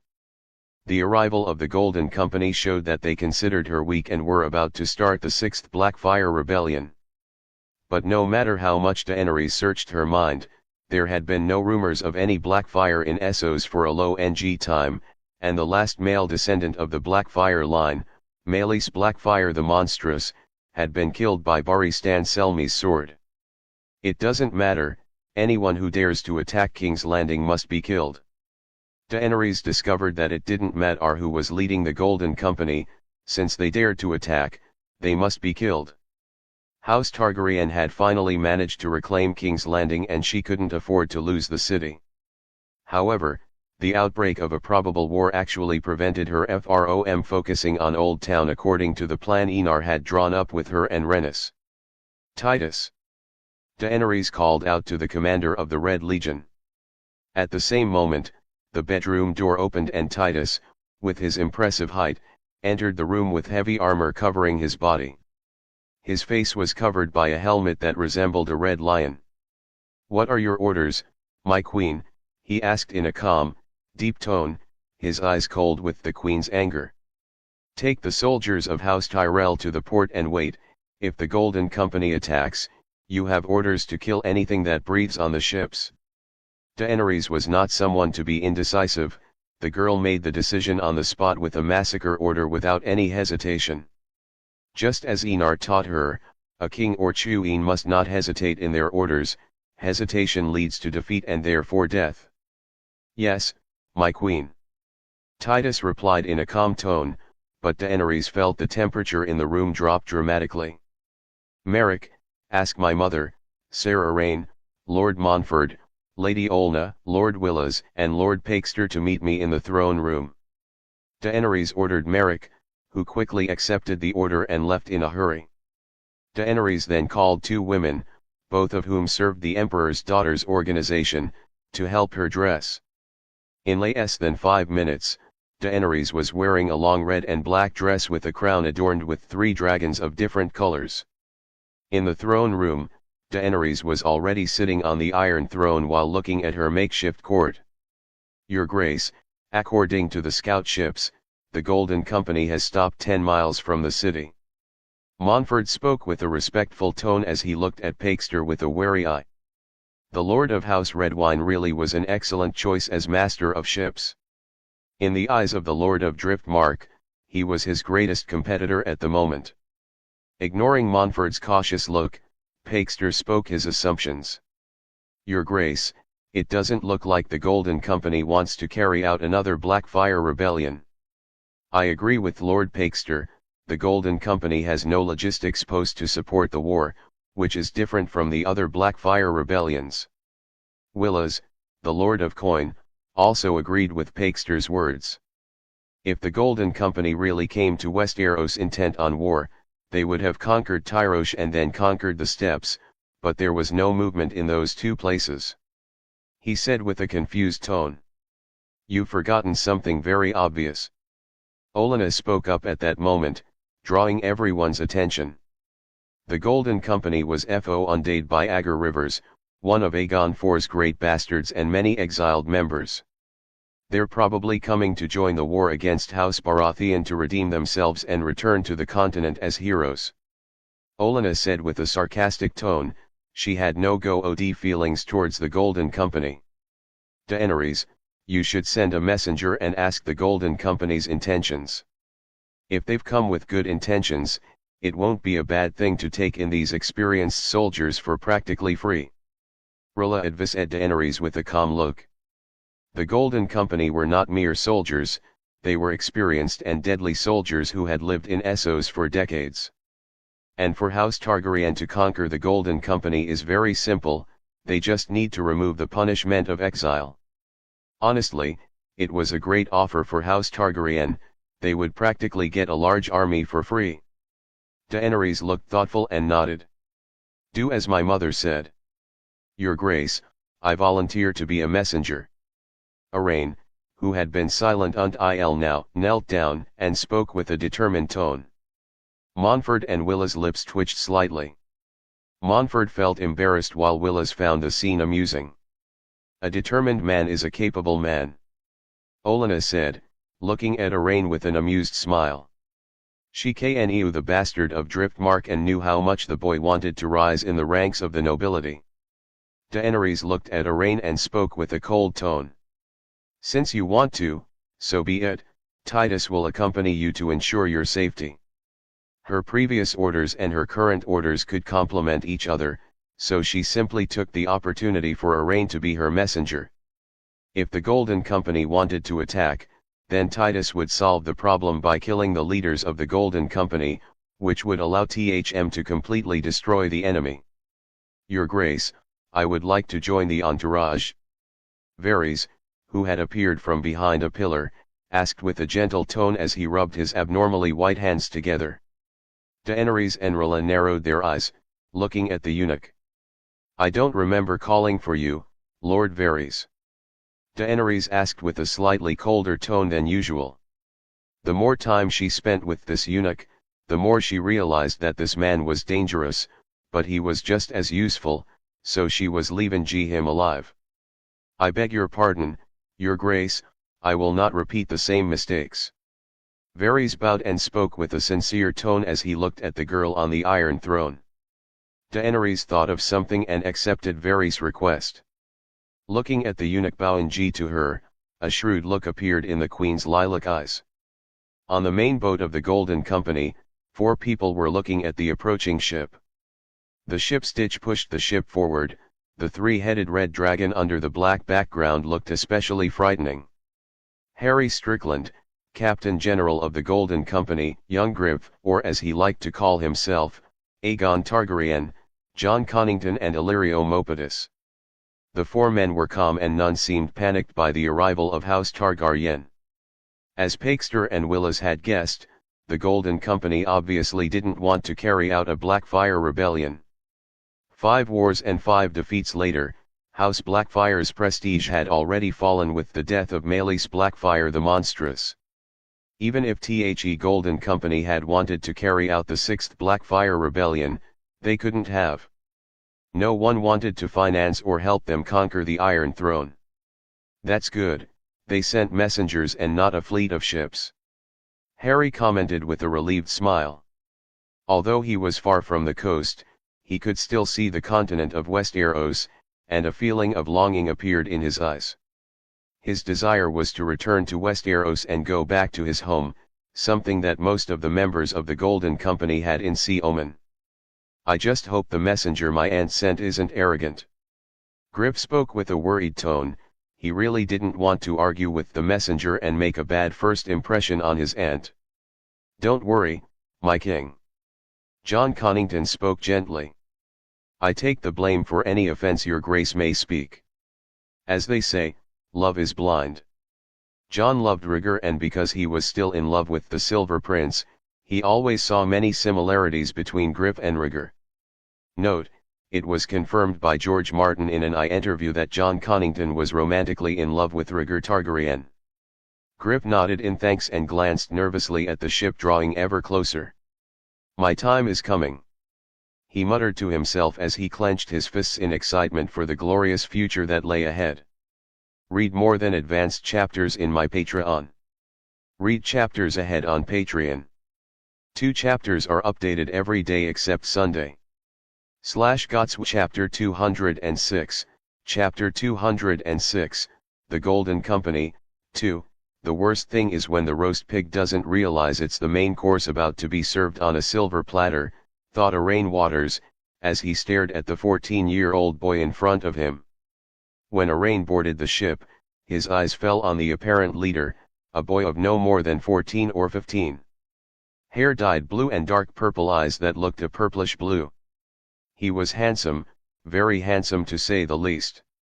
There was an inviting smile on his lips as every gesture he made showed that he had received a noble education, specifically, a noble education from Westeros, not Essos. Arain was sure that the boy in front of him was a Blackfyre. Of course, it was only his speculation, but seeing the leaders of the Golden Company acting respectfully in front of the young Emon, it was clear that his status was extraordinary among the mercenaries. Putting all this together and remembering that the Golden Company was a pawn in the hands of the Blackfyre, Arain was almost certain that the young man was a Blackfyre. But the next words from the bearded man, wearing black armor with a griffin on his chest, made his expression change dramatically. "You stand before Aegon, 6th of his name." The long list of titles came out of Jon Connington's mouth without any delay. Arain Almost died of fear hearing the man's words, but soon calmed down. From the man's words, the young man in front of him was Aegon, son of Prince Rhaegar and the Princess of Dorne, Elia Martell. However, as far as Arain knew, Prince Aegon had been killed along with Princess Elia. Arain heard from Daenerys that Princess Rhaenys was alive, so he thought about the supposed death of the princess. If the princess is alive, the prince might be too. Arain thought, but the idea of flattering young Aegon vanished as if it hadn't existed. But there was no chance of him daring to greet Aegon as the law commands a vassal to address the king, for his king was not Aegon, but Enar and his two queens, Visenya and Daenerys. In addition, Arain found the boy extremely arrogant for considering himself king, especially when two real kings are fighting in the Riverlands at this very moment. If everyone could be king just by talking, then Arain thought he had returned to the age of the 100 Kingdoms. Lord Aegon, I, Arain Waters of Driftmark, am glad to see you. The news that you live is surprisingly pleasant. Despite his thoughts, Arain greeted the supposed Aegon with a smile as he bowed slightly forward. When it came to calling Aegon king or prince, Arain didn't dare either. The boy was probably a Blackfire, and if the queen knew that he had greeted a stranger with royal courtesy, he would probably lose all the trust the queen had in him. Aegon's face changed slightly when he heard the term he was being called, but then he smiled again naturally. He knew that everyone would doubt his identity, it was completely normal under the current circumstances. Aegon was already mentally prepared for this and wasn't at all surprised, just a little bitter. He was a Targaryen prince and the future king of Westeros, but he was treated with suspicion and hostility. I am Jon Connington, knight who served Prince Rhaegar for many years and former hand of the king under Aerys II. Jon introduced himself while looking at the bastard of Driftmark with a look of slight contempt. Even with many years in exile, the education he had received did not disappear so easily, especially religious doctrines. Arain, already used to the noble's contempt for his status as a bastard, didn't mind, and looked at Tehe, son of the former Lord of Griffin's Roost, brother of the current Lord of House Connington, with a touch of surprise. The idea that Aegon was a Blackfire was more than halved with Jon accompanying young Aegon. Arain's smile became kinder, but he didn't call Aegon prince, let alone king. He wasn't naive enough to think that the boy would be accepted with open arms by House Targaryen. As long as the king or queen didn't confirm Aegon's identity, the boy was still a complete unknown and had no claim to the Iron Throne. I have come on behalf of Queen Daenerys to ask why the Golden Company is so close to King's Landing with such a large fleet of ships. Arain ignored the identity of Jon and Aegon, he focused only on his mission and the identity of the Golden Company. We wish to fight for the true king of Westeros, the king of House Targaryen. It was the Captain General of the Golden Company, Harry Strickland, who spoke. Arain narrowed his eyes as the kindly-looking old man didn't specify which king he would be fighting for, but it was already more than clear that it wasn't for Enar, but for young Aegon alongside the Captain General. Showing an inviting smile, he spoke. If so, Queen Daenerys will hold a banquet to invite the leaders of the Golden Company to attend. Obviously, all the guests' rights will be respected. A shrewd look appeared in Arain's eyes. Of course, the rights of guests will be respected while they are in the Red Fortress. When they are outside the Red Fortress it will be another matter altogether. Arain looked at Titus behind him and couldn't help but feel a shiver run through his body. He had seen it himself when this man simply tore a person in half, as if he were opening a damn orange. Arain had no doubt that Titus could kill every one present in just a few minutes, and that was because he was still overestimating the Golden Company's abilities. Otherwise, if they were commoners, Titus could kill them all in 30 seconds at most. Aegon smiled happily when he saw Arain's gentler look after learning of Jon Connington's identity. At the same time, he felt he had to put on his best clothes and take the dye out of his hair, showing his Valyrian side. The queen is as kind as rumor has it. Aegon spoke with a naturally cheerful and warm tone, causing Arain to be taken aback. Childish and naive. Those were the two words Arain would use to describe Aegon. Daenerys is kind? That quality never crossed the Driftmark bastard's mind when he thought of the queen. Although the queen was young, she was calm and made decisions after the court had spoken its proposals and advice, She could be cold and would kill anyone who dared to be against House Targaryen. The landless nobles were a good example of this. Many died in secret and their fortunes, mansions, and houses became part of the royal coffers. Compared to the queen, who was equally young and mature, Arain deeply despised the naive, childish and arrogant young man before him. Even if Aegon's identity was true, he saw no promising future for the young man, especially after learning that he was aiming for the Iron Throne. If there was one thing Arain understood about Daenerys, it was her love for her husband, nephew, and king. The moment Aegon spoke the titles before the queen, Arain could even imagine the painful and cruel death that young Aegon would suffer. However, despite his thoughts and him predicting Aegon's death, Arain showed no abnormality on his face and spoke with an even gentler and more courteous tone. Yes, the queen is famous for being kind and for her great beauty. Famous for hanging deserters and septon. Arain added in his mind. With greetings given from both sides, the conversation ended and they both prepared to leave for King's Landing.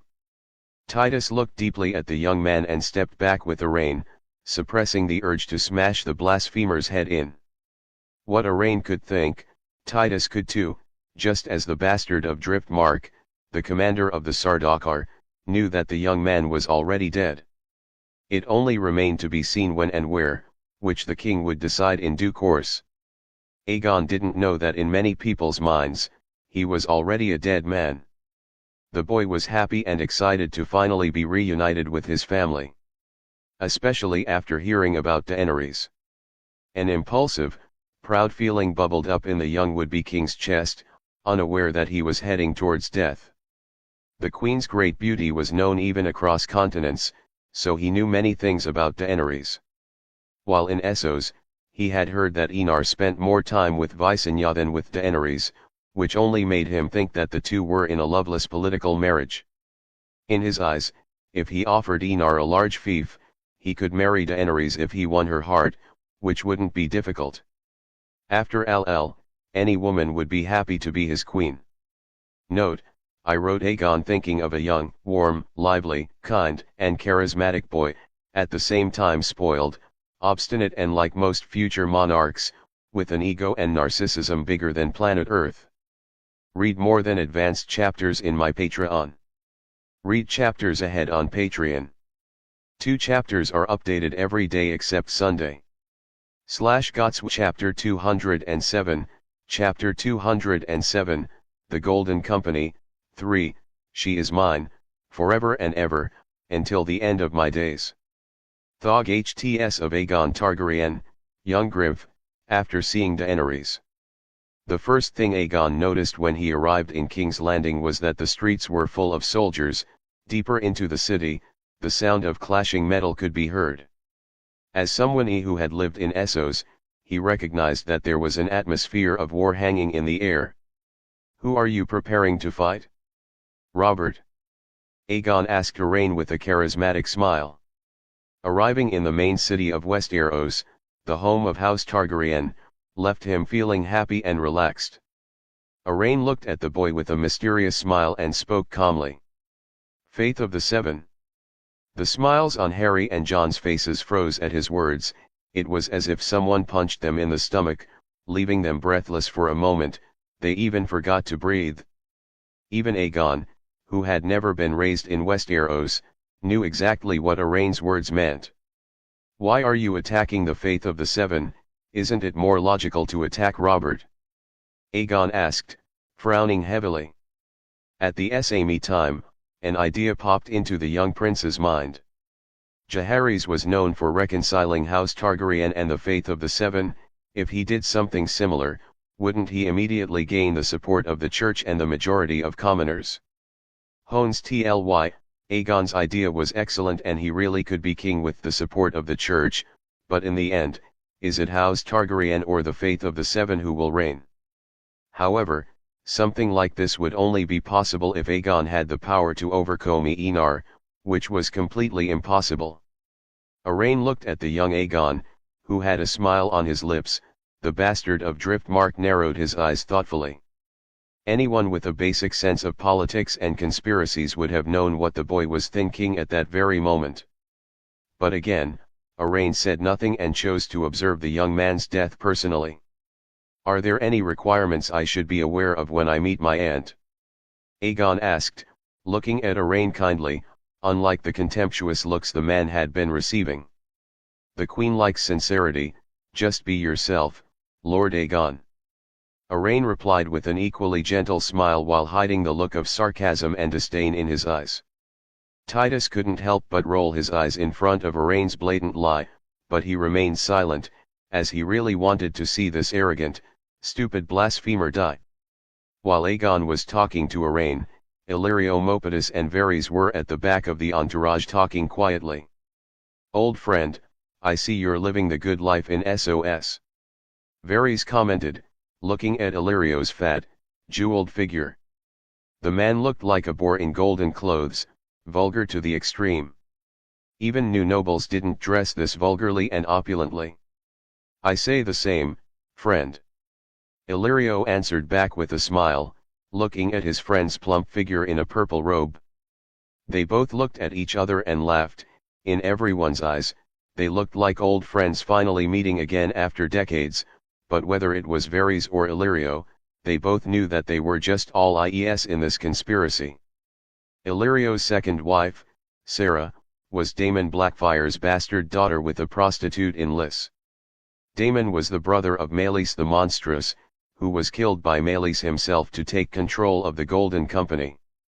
Varys and Illyrio, knowing this, devised a plan that could make Blackfire, whom they created with their own hands, sit on the Iron Throne. Although this plan didn't work out with Enar's existence, the plan was still in motion. "We have to be careful. King Enar is not someone simple. You must control Aegon well and not let him show too much ambition," Varys warned with a solemn tone. The more time he spent in the Red Keep, the more he sensed that Daenerys was not simple and Enar was even more unpredictable. All his spies could no longer enter the Red Keep, and those who did were found dead the next day. At the same time, the handmaidens surrounding Daenerys were skilled and silent, showing that they had received extensive training.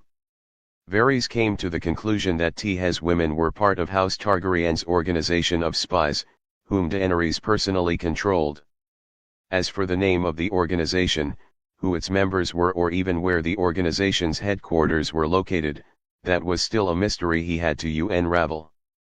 "Don't worry, it's normal for Aegon to think he'll be king at this point. He's been trained for it, and as Rhaegar's eldest son, they thought it was normal for the boy to think about being king." Illyrio certainly knew that it was simply impossible for Aegon to be king, but it didn't matter at the moment. Where there's power, there's a contest for power. It was the natural law of things.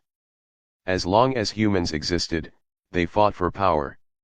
Whether it was Varys or Illyrio, both knew that there were many people dissatisfied with Enar, or even Daenerys. Husband and wife were extremely authoritarian at the court of House Targaryen, something that nobles don't like at all.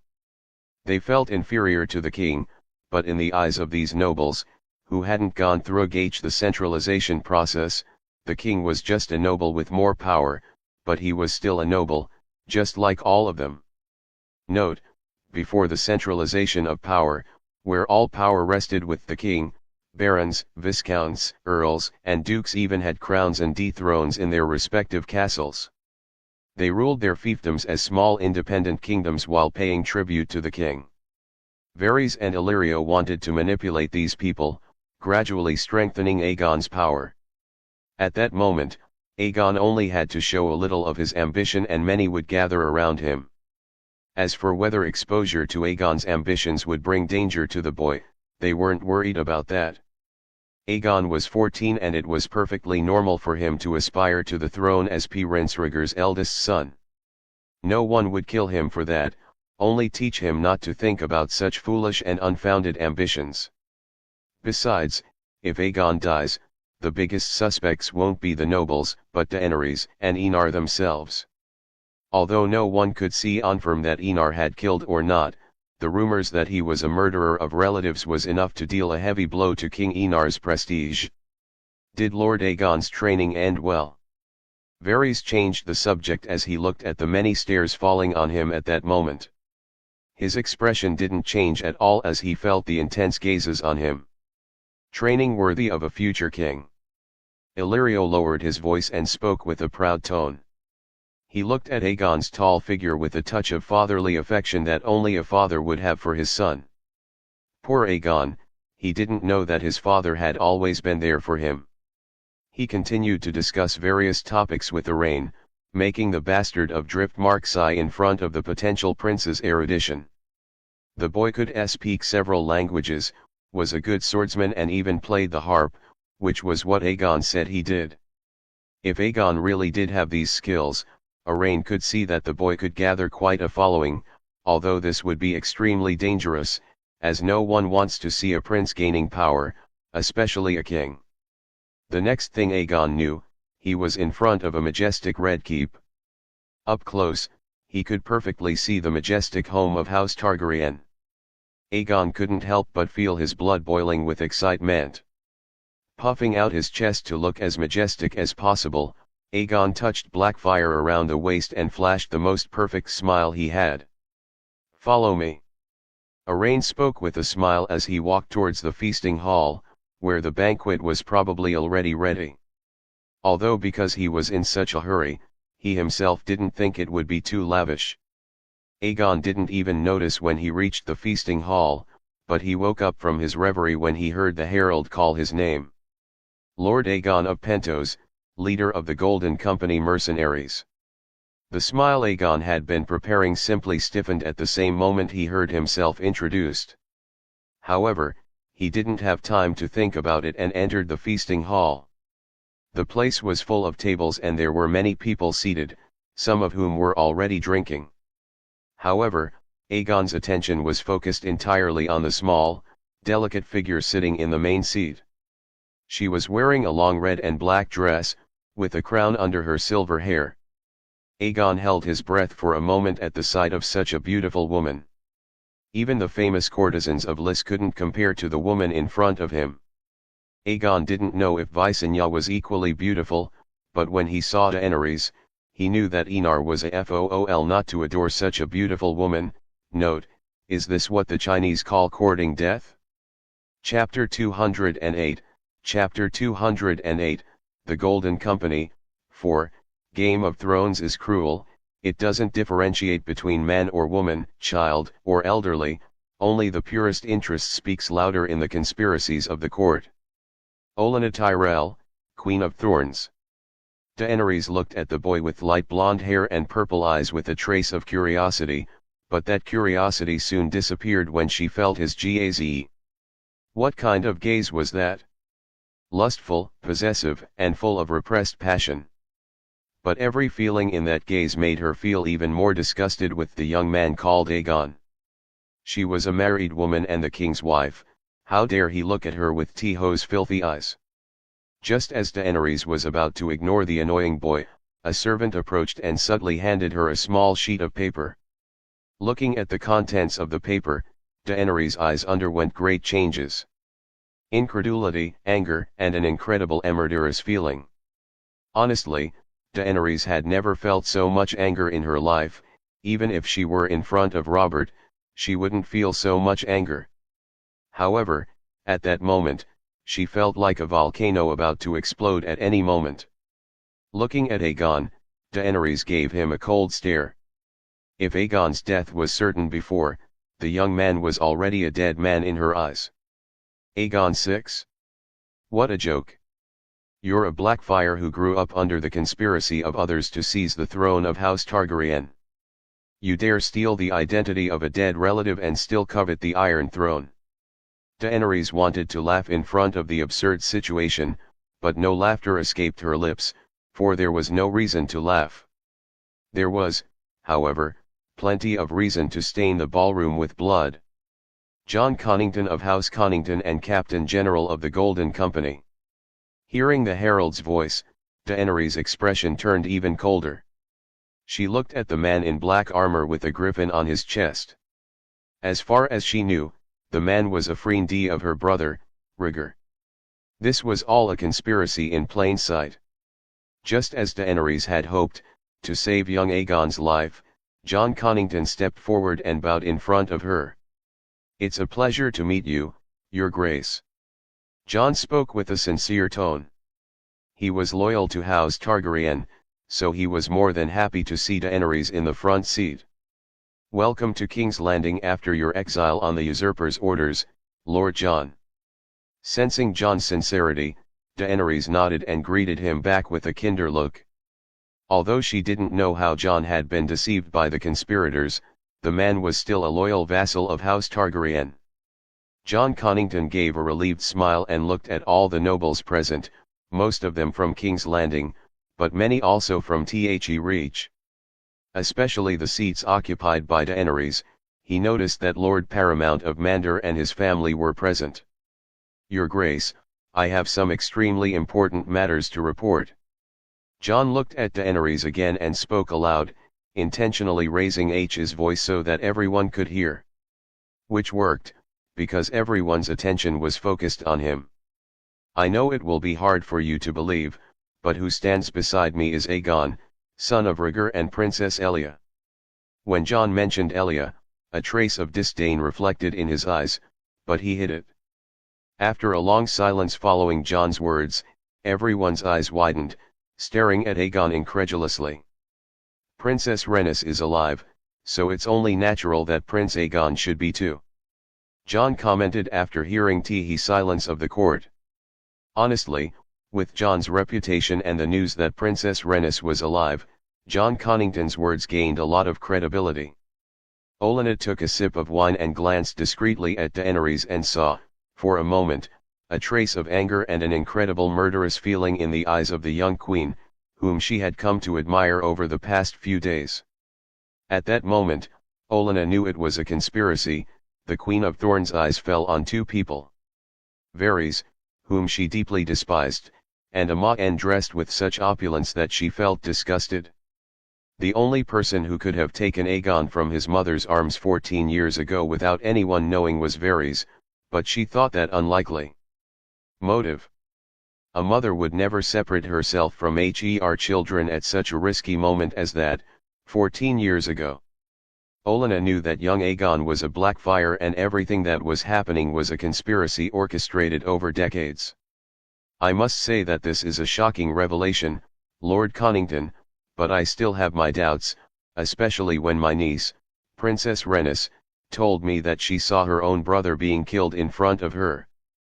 Princess Elia's cries of pain and desolation still torment my niece every night."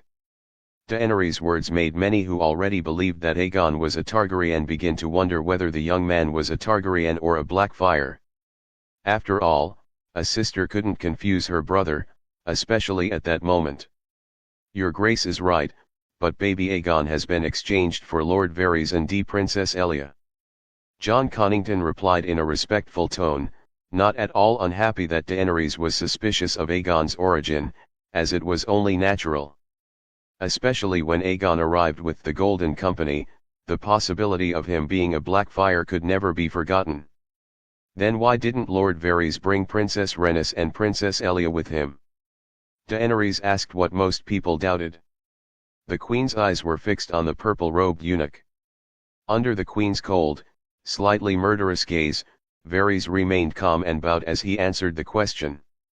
Princess Elia agreed that the more people, the more dangerous it would be to escape from King's Landing, so she entrusted me with Prince Aegon, who was still a baby, and whom I personally brought to SOS. Olenna wanted to laugh after hearing such a blatant lie. Even Cersei, whom she considered more of a snake than a lion, was extremely protective of her sons and daughters. A mother who could love her son or daughter would never abandon another child to save another. Although Elia was a weak person because of some illnesses, her love for her son and daughter was indisputable, so Varys' words in Olenna's eyes were complete nonsense and the babble of a conspirator. However, she had to admit, even if suspicions were low, the possibility of Aegon being King Aenar's brother was significant. If Aegon died, suspicion would fall only on Daenerys and Aenar. And being suspected of killing your own brother/nephew was a terrible thing. The chances of something going incredibly wrong were high, especially among the population. However, despite her thoughts, Olenna looked at Daenerys and whispered to her. Are you a sheep who cares about what others say, or are you a dragon flying free in the sky? If there was one thing Olenna agreed with Tywin about, it was that people cared too much about what others thought of you. Olenna's words brought a smile to Daenerys' lips. Looking at Jon Connington, who was staring at her sincerely, Daenerys gave him a sarcastic look and spoke for everyone to hear. Since Lord Jon is convinced that this boy is my nephew, I will summon my niece, who is currently in the Riverlands fighting Robert, to testify before the court. If she accepts, Aegon will be recognized as half Targaryen. She spoke, looking at Aegon with a false tone of kindness as she scoffed inwardly. If you want to play Game of Thrones, be ready to die. Half Targaryen. That was the first sentence Aegon spoke to Daenerys. It wasn't just him who was confused, but everyone around him too. My husband is the head of House Targaryen. If he says you're not a Targaryen, you're not a Targaryen. Daenerys spoke with a smile that was considered beautiful, but that smile had a sense of malice that sent chills through Aegon's body. Swallowing hard, he couldn't think that such a beautiful person could be so frightening, but Aegon wasn't discouraged. In his eyes, everything was happening because Daenerys didn't trust him, which was perfectly normal. After all, you wouldn't believe it if a compelled stranger came in front of you and told you he was your nephew.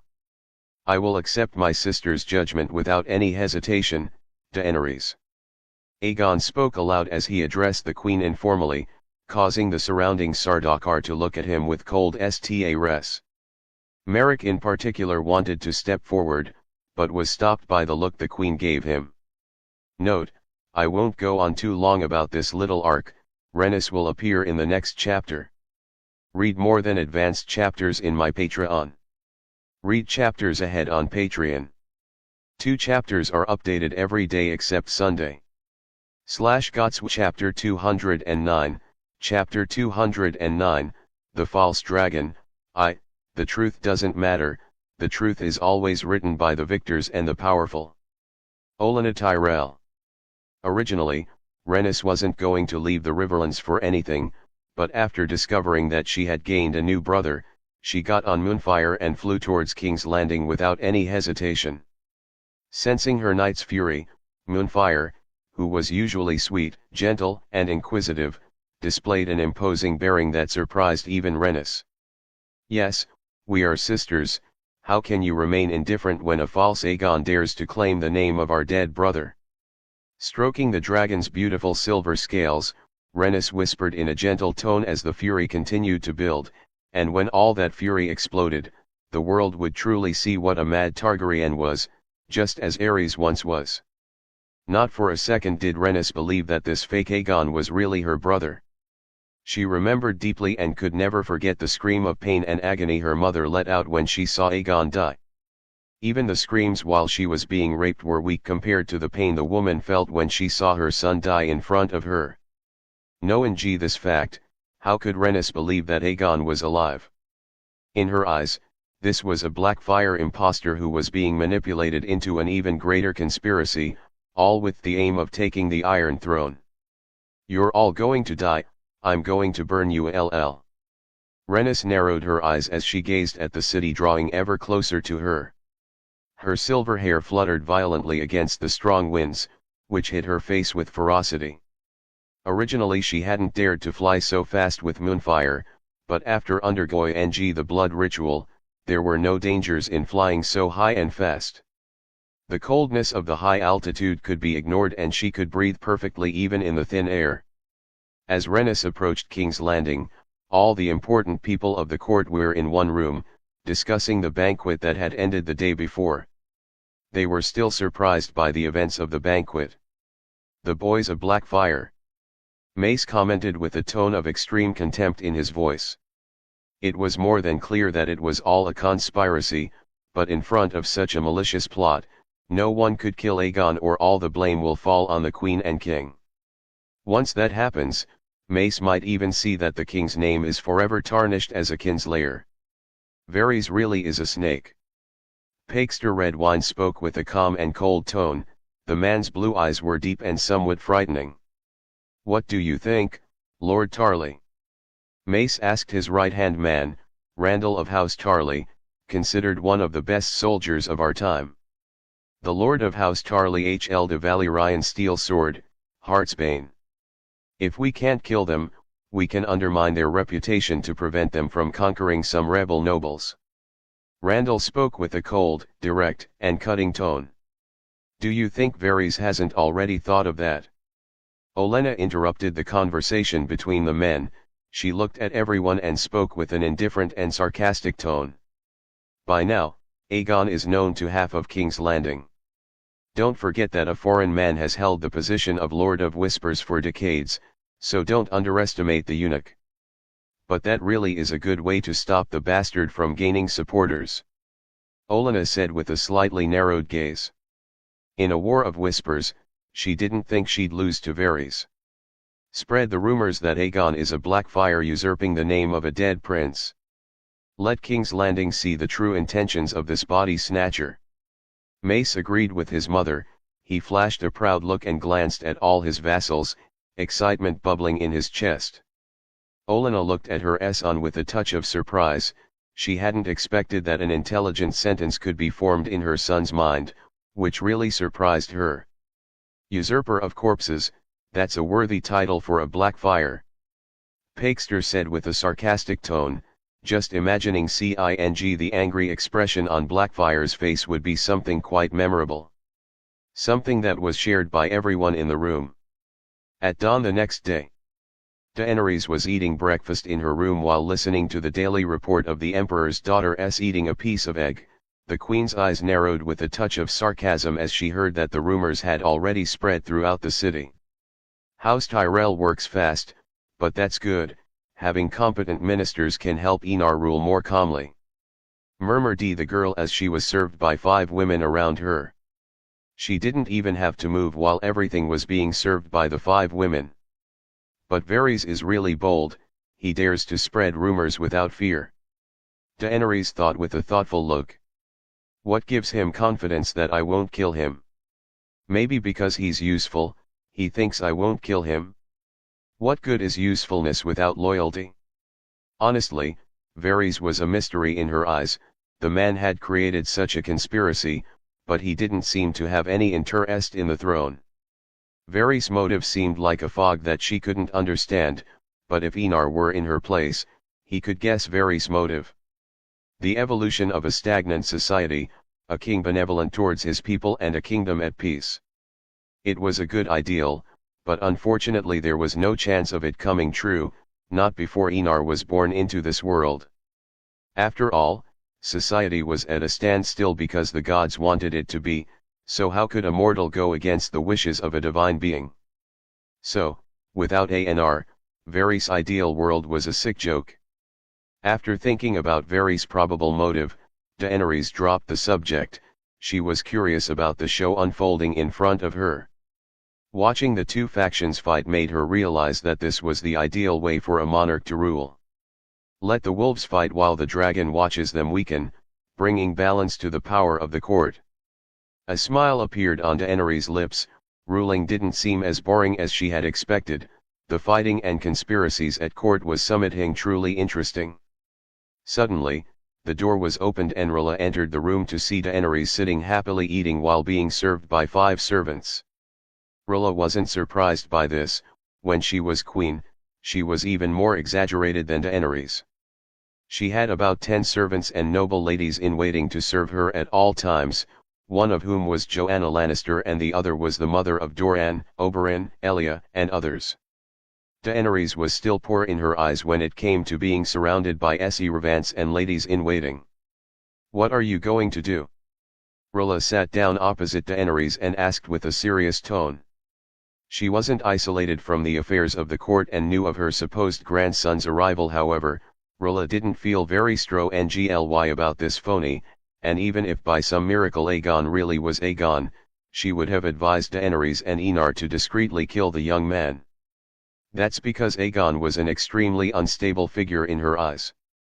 Who knows how much brainwashing or even how the boy was raised in Essos, so Rilla definitely didn't want the peace of House Targaryen to be shattered by one person, even if it was her possible grandson. House Targaryen couldn't stand another civil war, it would never allow such an element of chaos to remain alive, even if it was her grandson. I won't do anything. Biting into a piece of bread, Daenerys commented with a narrowed, malicious gaze. Aegon probably grew up with the idea of being king destined to bring peace and prosperity to House Targaryen. Imagine day and night growing up hearing such a thing every moment of his life.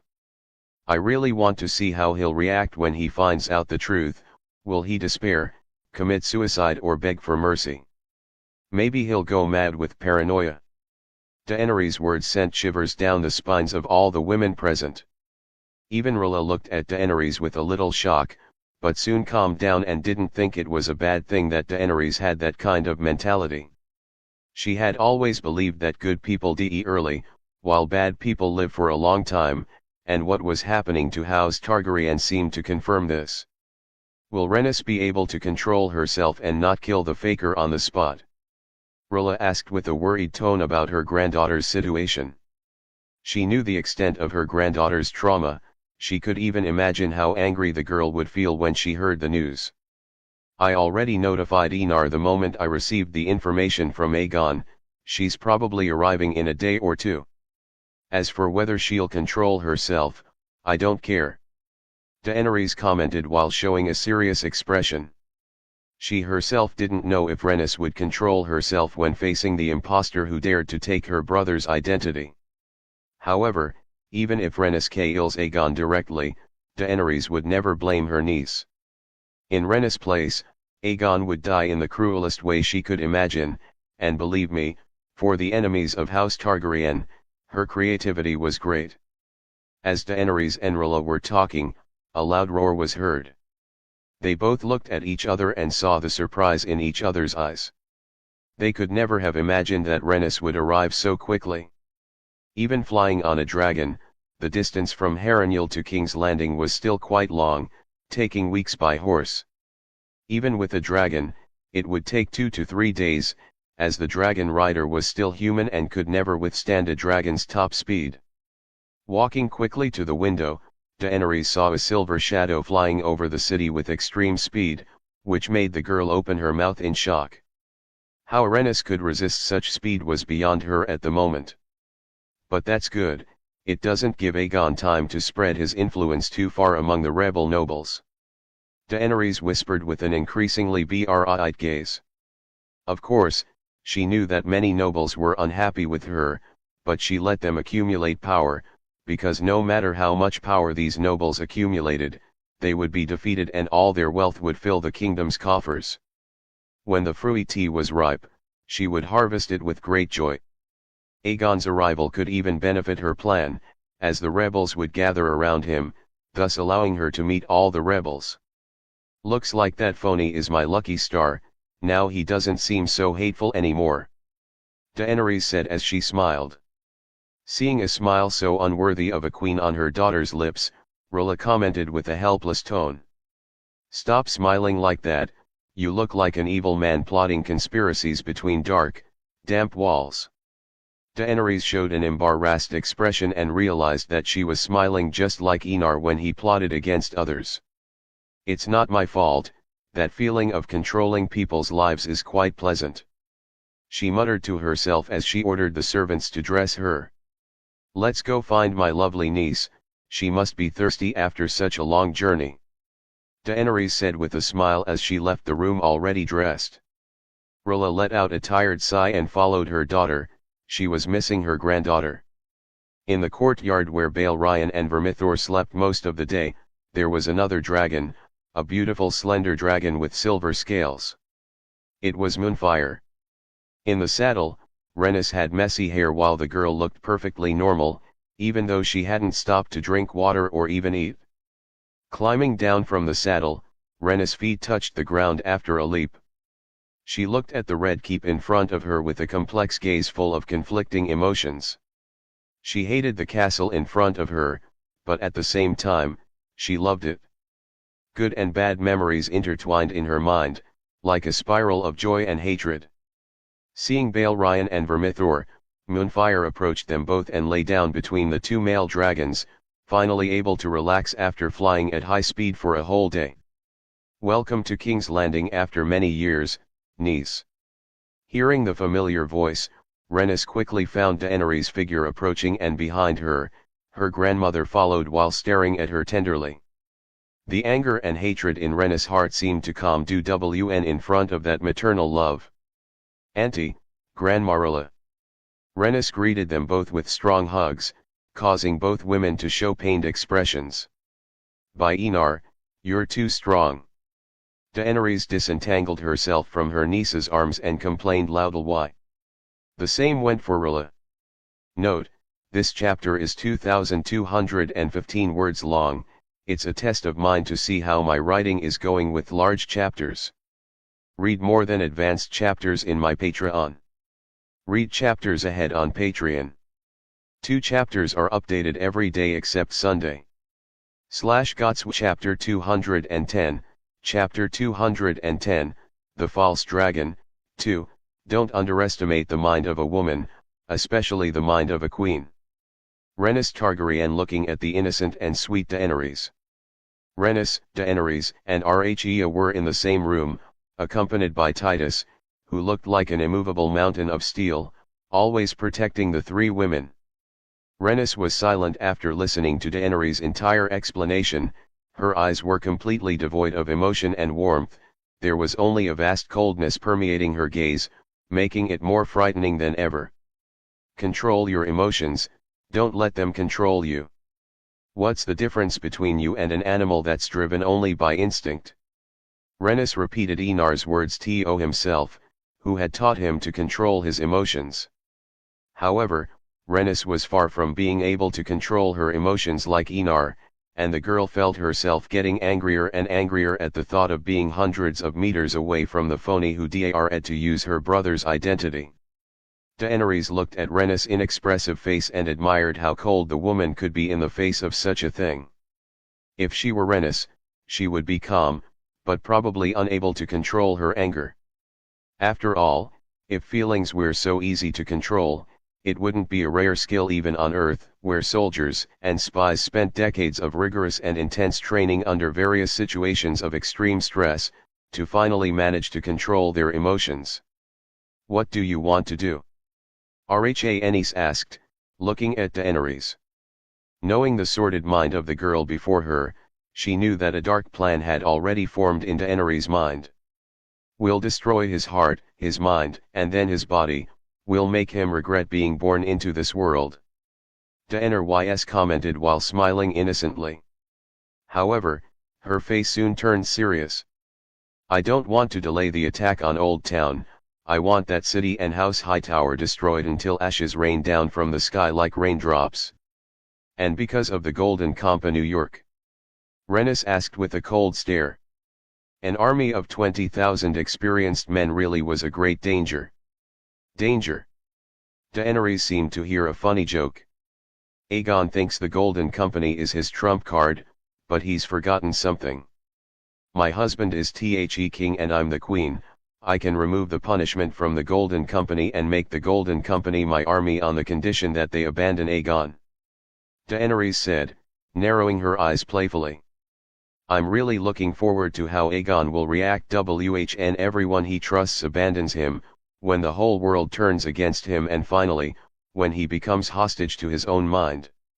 Rhaenys thought she was cruel enough, as she planned to torture Aegon until he begged to be killed, but after hearing what Daenerys wanted to do to Aegon, she thought she was an innocent little white rabbit compared to Daenerys. The girl in front of her may have been young, but her means were crueler than many men considered cold and indifferent. Fortunately, Daenerys only showed this cruel and sadistic face to her enemies, because Rhaenys would be afraid to go to sleep and never wake up. "What happened to your hair, Rhaenys?" Seeing the atmosphere looking more and more like a den of thieves and conspirators, Rilla quickly changed the subject. From what she remembered, Rhaenys had brown hair, but now her hair sported a noble silver color. Touching her own hair, Rhaenys wrapped a lock around her finger and spoke in a gentler tone, although it was still cold and slightly hoarse. When I went through the blood ritual with Visenya, Enar asked me if I wanted to change anything. I said my hair.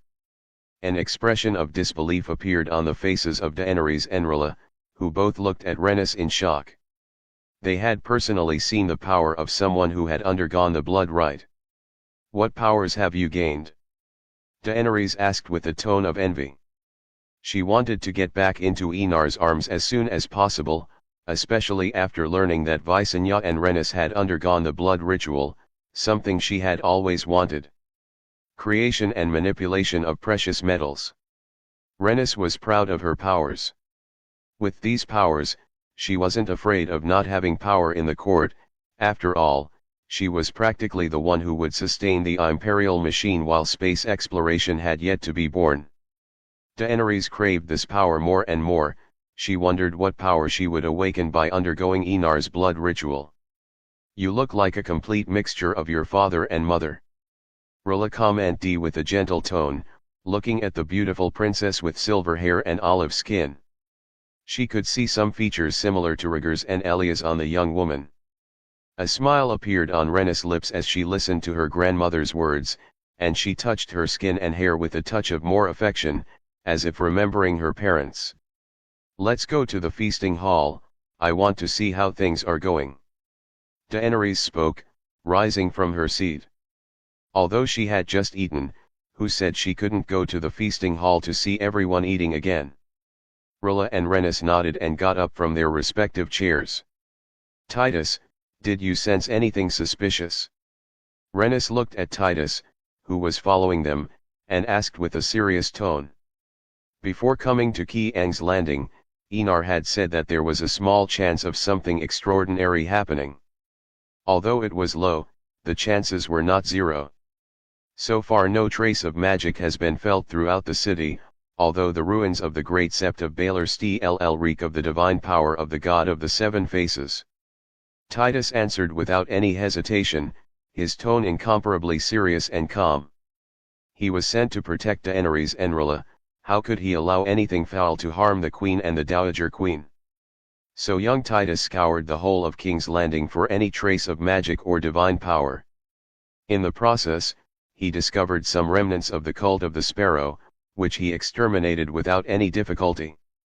Not only that, he even found a statue of the Essos god of death in the harbor, the owners of which were found and killed. Titus was determined to kill anyone related to the gods because he knew that these believers could be receptacles for the gods, so he couldn't allow these offenders to remain alive to cause chaos and death. All three women listened in silence to Titus' report, and Daenerys finally spoke. "Make another sweep of King's Landing, offer 100 golden dragons for any clue related to the God of the Seven Faces or any other god of Essos, and 1,000 golden dragons if they personally hand over the criminal."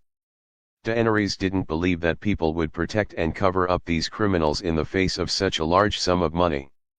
100 golden dragons might not seem like much when compared to the exorbitant sums used in Robert's tournaments, but it was enough for commoners to live a quiet life for decades. 1,000 golden dragons could allow a family to finally rise to nobility by buying a knighthood from a lesser noble. About 40,000 gold dragons, that was just the reward. The cost of his monthly tournaments would probably come to 100 or 150,000 gold dragons. I have to say, Tywin had a very good reputation for the Iron Bank to lend out so much money. You're doing better in your role as queen. You're using your power and influence well to achieve your goals. Rilla praised Daenerys unstintingly. She had seen for herself how Daenerys had developed over the months and was more than satisfied. Her daughter seemed born to rule. Daenerys was proud of her mother's praise. Hearing it from the woman she considered most important was very nice. Seeing the proud look on her face, Rilla added with a slightly irritated tone. "But you're still running away from bureaucracy." Originally, Rilla wouldn't be angry about something like this, but when Daenerys was absent from her work, it was her who took over. It was only after ruling King's Landing that she understood why many men went bald. The accumulated stress and anger was extremely irritating. She even noticed some wrinkles appearing at the corner of her eyes, which made her resent Daenerys' escape even more. Daenerys looked guilty, but the guilt soon disappeared. She was the queen and it was her vassals' duty to help her rule. What was wrong with running away from some boring and very annoying affairs of state? Especially involving pointless disputes between nobles.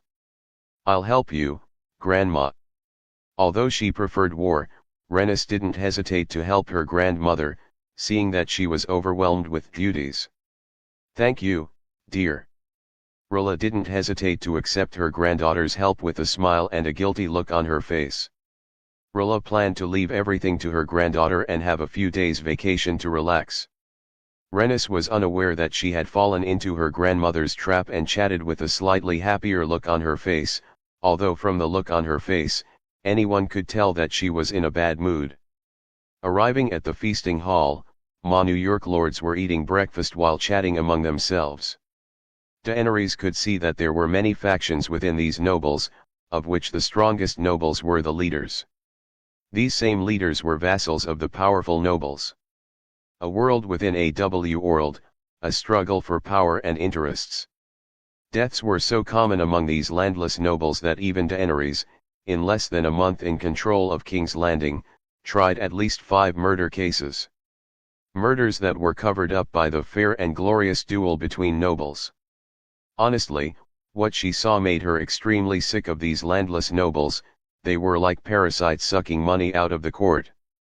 Unfortunately, Daenerys couldn't kill these nobles or King's Landing would cease to function.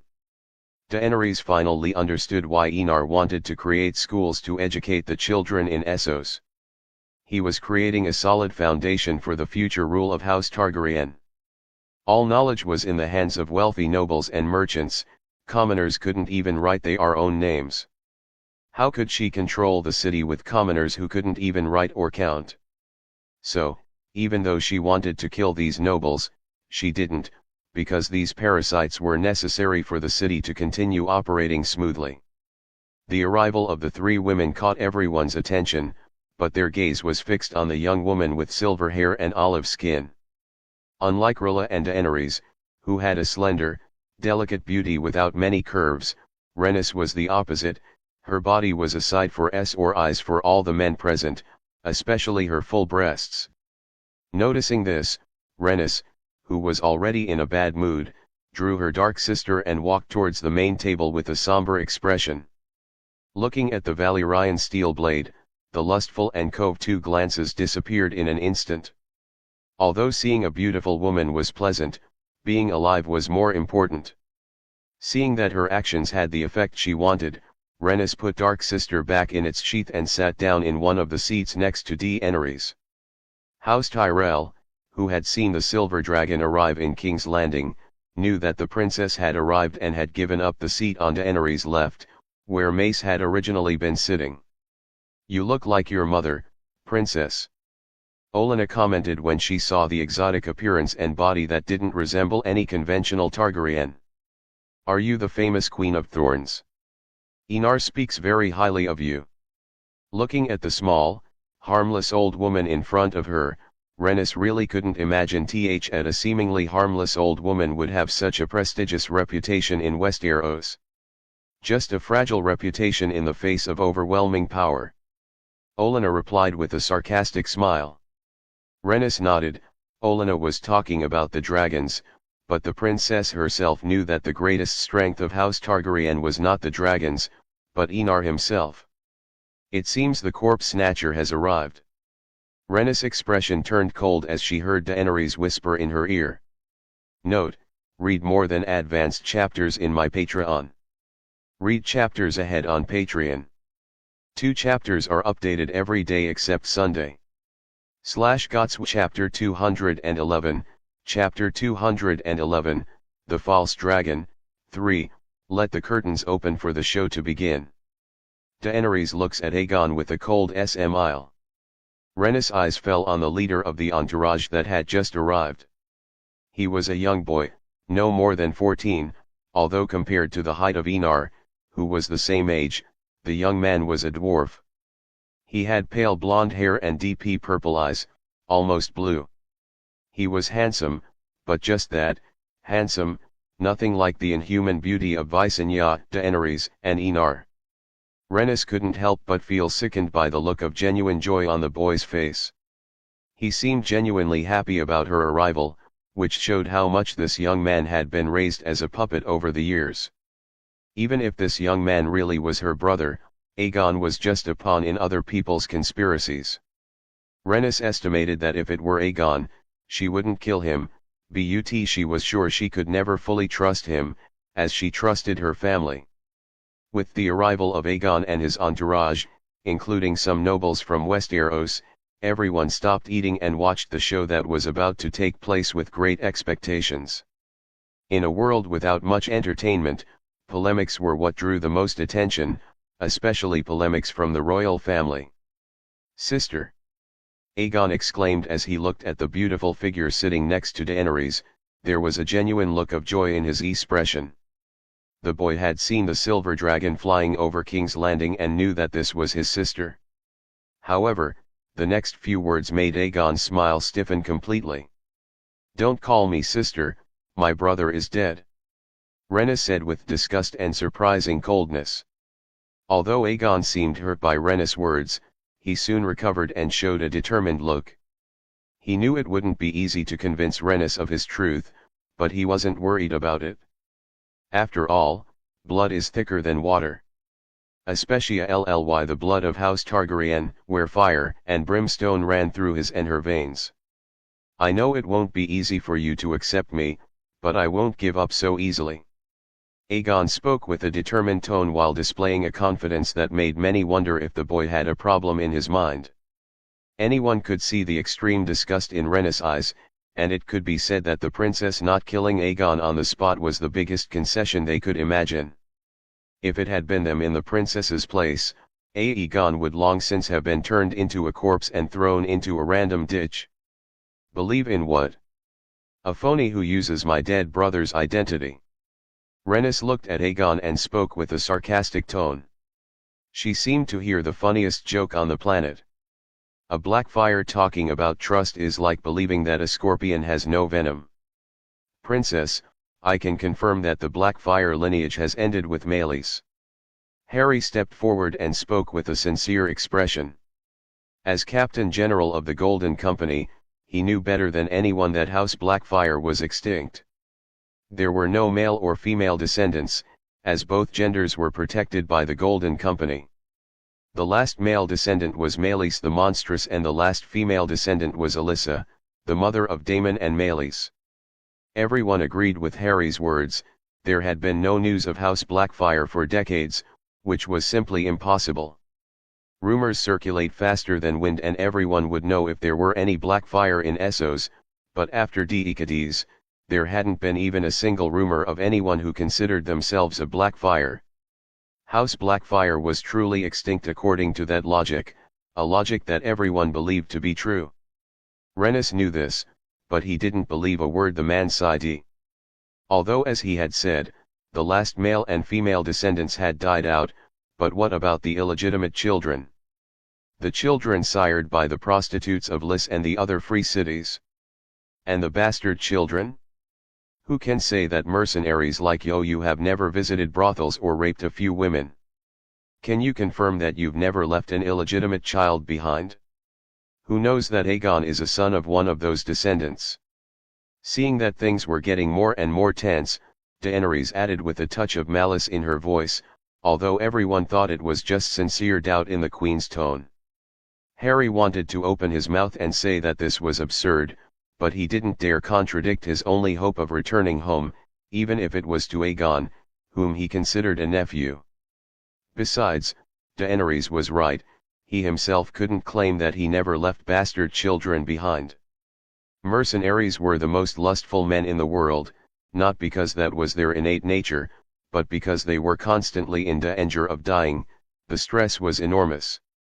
And the best way to eliminate stress was sex and wine. You could say that many mercenaries were born this way, almost like a cycle of reproduction that spanned thousands of years. In all honesty, Harry's silence was like a silent confession of guilt in the eyes of the nobles. Aegon felt his heart beating faster for the first time, but this feeling disappeared when he felt John Connington's hand touch his shoulder with encouragement. Feeling the support around him, Aegon looked at the three women with ancient blood features. "I want the chance to prove my descent, to prove that I have the blood of Aegon the Conqueror running through my veins, just like my sister, my aunt, and my grandmother." Aegon spoke with a determined and confident tone, which made many nobles look at him with different eyes. Although Aegon could be many things, he really was a charismatic boy with his natural confidence and good looks, which definitely made him seem like a true Targaryen. The three women were not moved by his confident, determined, and courageous words. Rilla in particular wanted to end this farce as soon as possible. In her eyes, Aegon was an element of danger that had to be eradicated, even at the cost of her own reputation. But seeing her daughters' and granddaughters' expressions, Rilla knew that Aegon would live a while longer, mainly so that both girls could physically and mentally torture Aegon. She knew that her daughter and granddaughter wanted Aegon to commit suicide. "And how can you prove your descent?" Daenerys asked curiously, but Aegon's next words turned all her curiosity into pure murderous intent. "I want to ride a dragon." He spoke with a lively, cheerful tone, but very determined to be a dragon rider. Especially after seeing the beautiful silver beast under the city. He had never thought that such monstrous beings could be so beautiful. "There is no wild dragon for you to claim, Lord Aegon." Daenerys' eyes, with no trace of warmth in them, fell on Aegon with a calm gaze, but behind that calm, there was a vast murderous intent. Aegon had touched on a delicate point of extreme importance to House Targaryen. Dragons were a line that House Targaryen did not allow anyone to touch, without exception. "I can try to ride one of House Targaryen's dragons, as long as I can ride one, I can prove my descent." Aegon spoke as naturally as if asking for a family's greatest weapon was the most natural thing in the world. If anyone heard his tone, they would have thought he was asking to borrow a horse. Rhaenys, Daenerys, and Rilla's eyes widened as they listened to the completely irrational, absurd and extremely insulting proposal. What was the bond between rider and dragon? A bond binding the souls of both beings in a faithful bond until death did them part. Now knowing that Aegon really wanted to steal their dragons, it could be said that the three women wanted to kill Aegon at that very moment. But pondering something interesting, Daenerys flashed a gentle, sweet smile. "Since you insist, I'll let you try with my dragon, Balerion." Daenerys' words shocked everyone, including Olenna, who hadn't expected things to develop to this point, but how could people know the power of the bond between a dragon and rider? Rhaenys and Rilla knew that no claimed dragon could accept another person riding them, so Daenerys' intention was obvious. Balerion is going to kill Aegon. But that wasn't what Daenerys wanted. She wanted Balerion to cripple Aegon, beginning the torture she had prepared for T.S. Blackfyre bastard who dared to lust after her and her dragon. However, how could Aegon know Daenerys' thoughts? In his eyes Daenerys' words were no different than confessing that she had an interest in him, and he had already proved that he was a Targaryen. It just filled him with emotion, knowing that he was well on his way to winning the heart of the beautiful queen. If Daenerys had known of Aegon's thoughts, she would probably have asked Balerion to devour Aegon's cock, leaving him a eunuch. "Are you sure you'll allow that?" Olenna asked the queen in a calm tone. "The recognition ceremony, as it was called by the nobles, will take place in the morning in the stadium. What if the dragon accepts it?" Daenerys shook her head and spoke. "You don't understand what it's like to be bound to a dragon. It's a bond that will only be broken with the death of one side. A dragon only has one rider at a time, and a rider only has one dragon at a time. If someone tries to ride a claimed dragon, the dragon will kill that person." Olenna finally understood why Daenerys would allow something so insane. At the same time, her eyes glazed over at the thought. If the body snatcher dies trying to ride the dragon, no one will blame the queen or the king. Daenerys nodded, but as he didn't want to kill Aegon, she wanted to make him suffer before he finally committed suicide.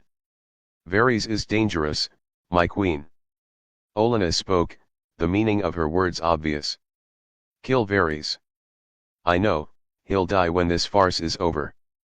Daenerys didn't want to keep Varys any longer either, although the eunuch was indeed competent and his information network was impressive, the various dares the eunuch had made had already condemned him to death in her eyes. Olenna looked at Daenerys with appreciation. The young queen was decisive, which was a great quality for any monarch. My granddaughter wants to serve the queen as maiden.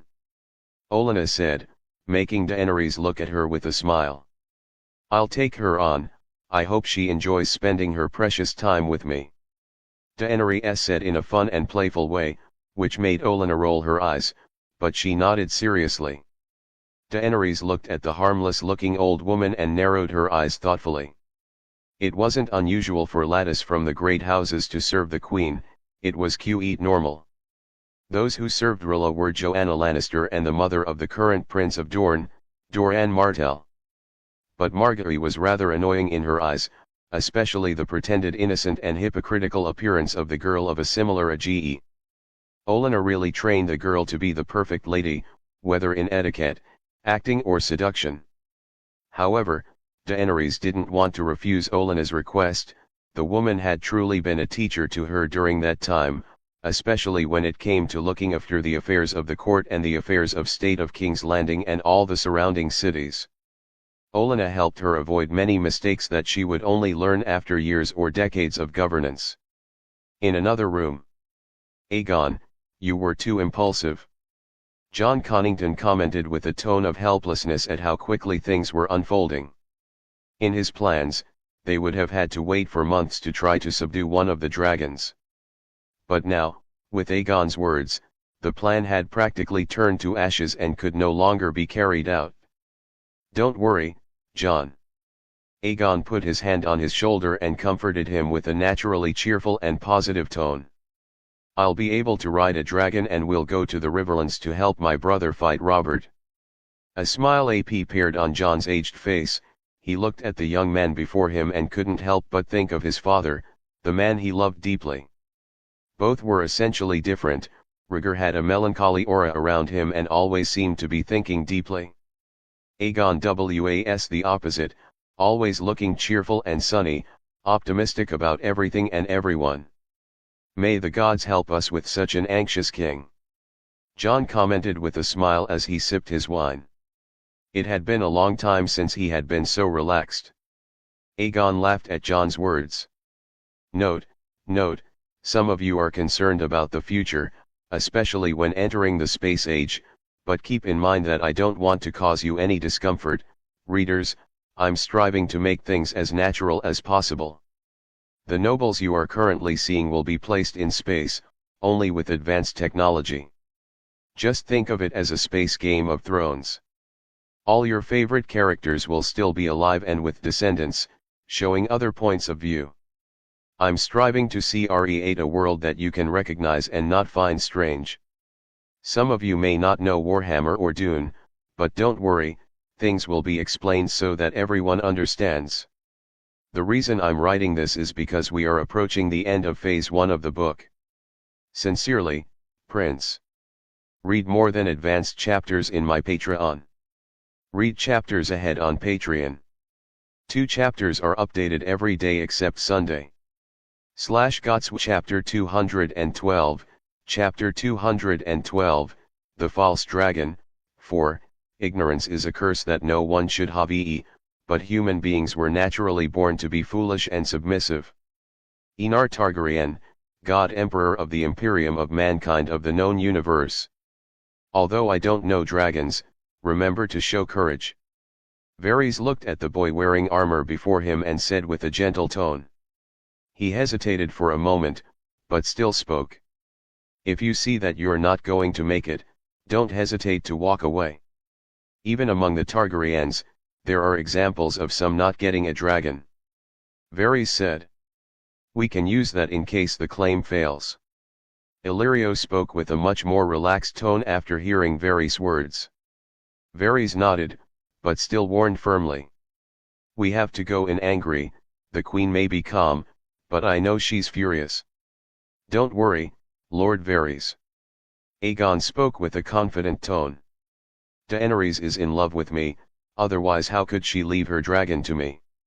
Varys was speechless at Aegon's optimism, but seeing the confident look and self-satisfaction on his face, the eunuch remained silent. He knew that if he dared to say anything against this idea, he would be hated by the young man, which was not what he wanted. But deep in his heart, Varys wondered if a boy like this could really control Westeros, or even surpass Robert and Enar. Although Robert was a terrible king, his prestige as a warrior was unparalleled. Enar, besides being a brilliant strategist, was extremely cunning and knew how to say exactly what people wanted to hear. He was a more terrible opponent than Robert. Looking at Aegon's childish face and lean body, Varys only felt his doubts deepen. Although Aegon was intelligent, charismatic, and kind, he lacked experience and resolute thinking. Varys really wanted to know how Enar had been taught to be so mature at the tender age of 14. It was truly incredible for a teenager to create what Enar created. Remembering that, are you sure House Targaryen is involved in blood magic? Him creating chimeras? Illyrio asked with a serious, solemn tone. If there was anything terrible in Ancient Valyria besides dragons, it was chimeras made with blood magic. Man-eating monsters capable of tearing through a person like a piece of bread. Valyria had hundreds of thousands of them and used them when necessary. That man following the queen smells of blood magic. Varys commented in a calm tone, but in the depths of his gaze, a colossal hatred could be seen. He hated anything to do with magic and he especially hated blood magic. Even now, Varys could remember perfectly how the wizard ripped off his genitals and threw him into the fire afterwards.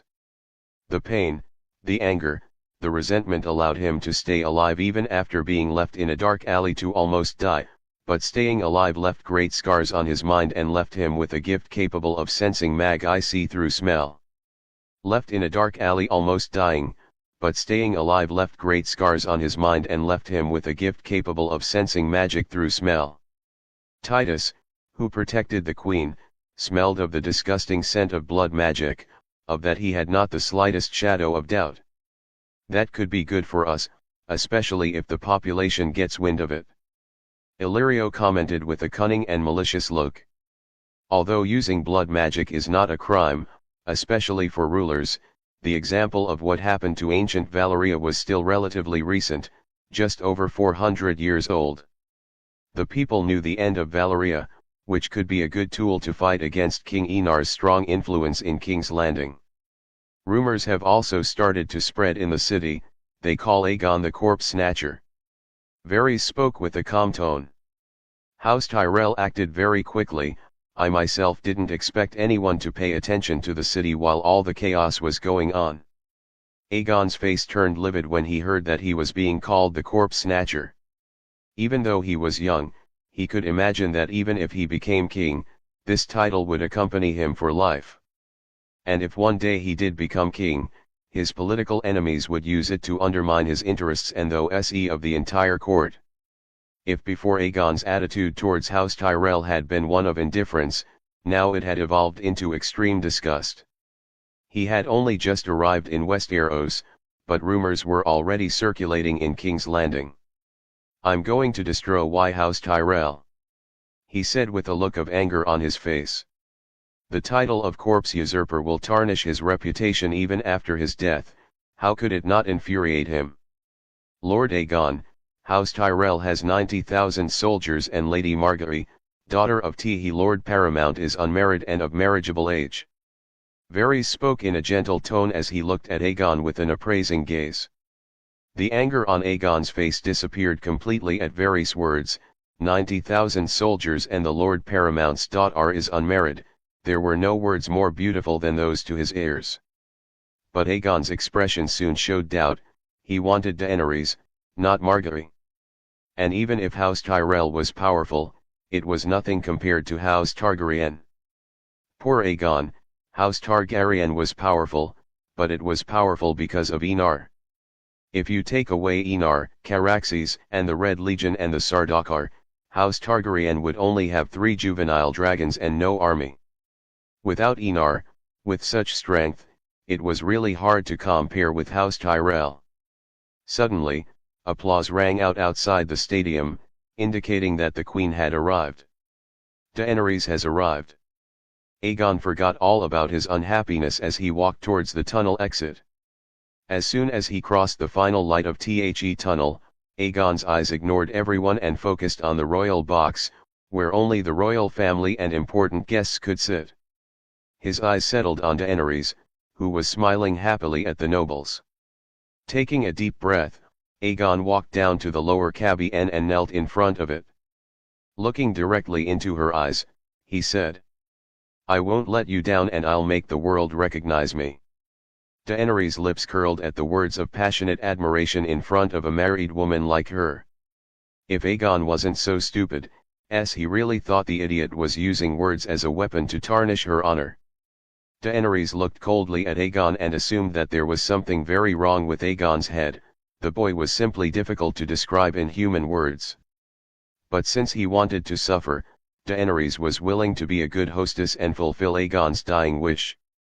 Without even looking at Aegon once, something he automatically thought the Queen was shying away from, Daenerys simply called Bael Ryan. The black dragon arrived quickly to the surprised exclamation of the crowd in both stands. It wasn't just Bael Ryan who had arrived, but Moonfire and Vermithor landed, making the eyes of nobles and commoners alike go wide. Seeing dragons so close was like seeing them flying above the city. The majesty and horror of a dragon can only be seen up close, where fear can truly flourish. Bael Ryan in particular had a totally different charm from the other 2 dragons. The dragon was practically the second coming of Bael Ryan, the Black Terror. Which of course became everyone's focus, especially after seeing the dragon's frightening, majestic and horrifying appearance. Of the current dragons of House Targaryen, Bael Ryan ranked first in terms of frightening appearance. Black scales, red eyes, menacing spines and an expression that always said, "I will devour you at any moment." How could that not strike fear into people? Yet Aegon was excited to see Bael Ryan. He felt that fate really was with him. Always a Bael Ryan for an Aegon. However, Bael Ryan didn't TNK so. The red draconic stared at the surrounding insects with a threatening look. The black dragon didn't like being stared at by so many people. Especially the insect that was bravely approaching him. Its coal-red eyes sharpened as Baelrian's head turned to face Aegon, who was getting closer and closer to the dragon. Seeing the dragon's head looking at him, Aegon smiled happily and felt that this was just Baelrian's recognition. In the stands, Rhaenys and Rilla scoffed at his foolish actions. "It's like Enar said, ignorance is bliss." Rhaenys commented with a sarcastic tone. If Aegon knew the slightest thing about dragons, he would know that this whole show was extremely stupid. Especially with a dragon as grumpy as Bael Ryan. How grumpy is Bael Ryan? In practical terms, the dragon would only let Daenerys ride him and touch him. Even the members of House Targaryen couldn't touch Bael Ryan. Apart from Daenerys, Bael Ryan only tolerated Enar touching him, but if Enar tried to ride him, the black dragon would react with ferocity, showing that he only accepted Daenerys behind his back. So, after learning of Daenerys' plan, Rhaenys watched with pleasure as Aegon died under the black dragon's flames. Smelling a slightly sweet, slightly sour smell, Rhaenys looked at Daenerys and saw that she was eating a lemon cake with a pleased expression as she looked at the Farseer walking towards Bael Ryan. At the same time, she heard Daenerys speaking to the servants around them. "Let them eat cake." In the same minute, the lords and laddies had lemon cakes in their hands. No one dared contradict the queen and they ate without a second thought. Rhaenys couldn't help but look strangely at Daenerys. "What are you doing?" Taking a bite of the lemon cake, Daenerys replied in a sweet, gentle tone. "Of course, celebrating the start of the show with cake. What's a party without cake?" Rhaenys was speechless listening to her words. Daenerys may have seemed sweet, delicate, innocent, and benevolent, but she was a rather sadistic and cold queen in her eyes. Honestly, Daenerys frightened her on many levels. The grotto was really scary. Who could eat cake while others burned in flames? Don't look at me with those frightened eyes, niece. Daenerys was naturally sensitive to looks, perhaps because she had suffered several assassination attempts. Then she felt Rhaenys gaze on her and spoke with a smile. My cruelty is meant only for our enemies, she said as she used her tongue to gently remove the cream from between her lips. Rhaenys nodded, but didn't feel that this was really a satisfactory answer, as she felt that if she went against Enar, Daenerys would attack her without any hesitation. Not that she would betray her brother, but Rhaenys sensed that Daenerys really did have a level of obsession with Enar far superior to Visenya and herself. If there was any way to describe Daenerys' gaze on Enar, Rhaenys would describe it as Daenerys looking at Enar as the center of the world, something she didn't even notice, or if she did, simply ignored. It has begun. Ignoring her foolish niece beside her, Daenerys focused her gaze on Aegon, who was dangerously close to Balerion. Seemed strangely pleasant to him. Perhaps fire and brimstone ran through his veins, just like all Targaryens. Hello Balerion, we will do many things together. Aegon spoke, stepping forward and standing officially 3 meters away from Balerion. But Aegon's words made Balerion genuinely tilt his head to the side, as if doubting whether he had heard correctly. The two-legged sheep in front of him was insane.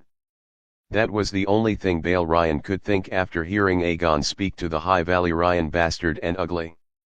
In an instant, to Aegon's delight, Balerion brought the draconic head to within a few centimeters of him. But Aegon's expression of joy vanished at the same moment.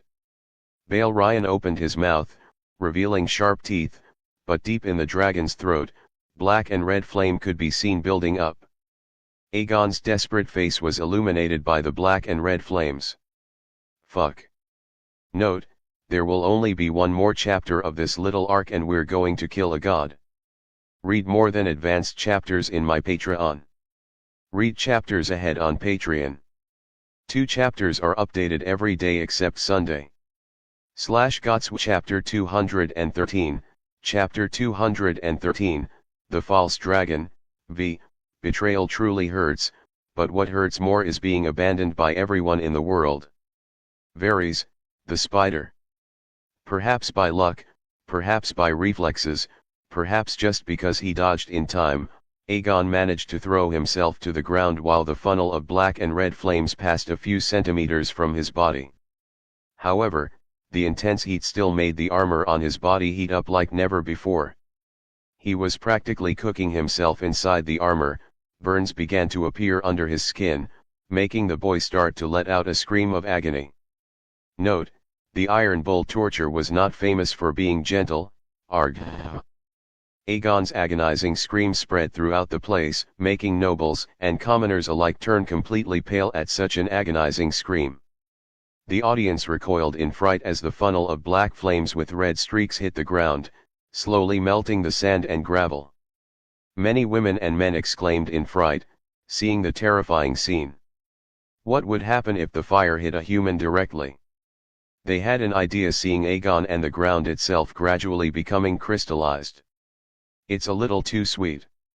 Daenerys commented casually as she ate another spoonful of lemon cake. She narrowed her eyes with pleasure as she listened to Aegon's agonizing screams.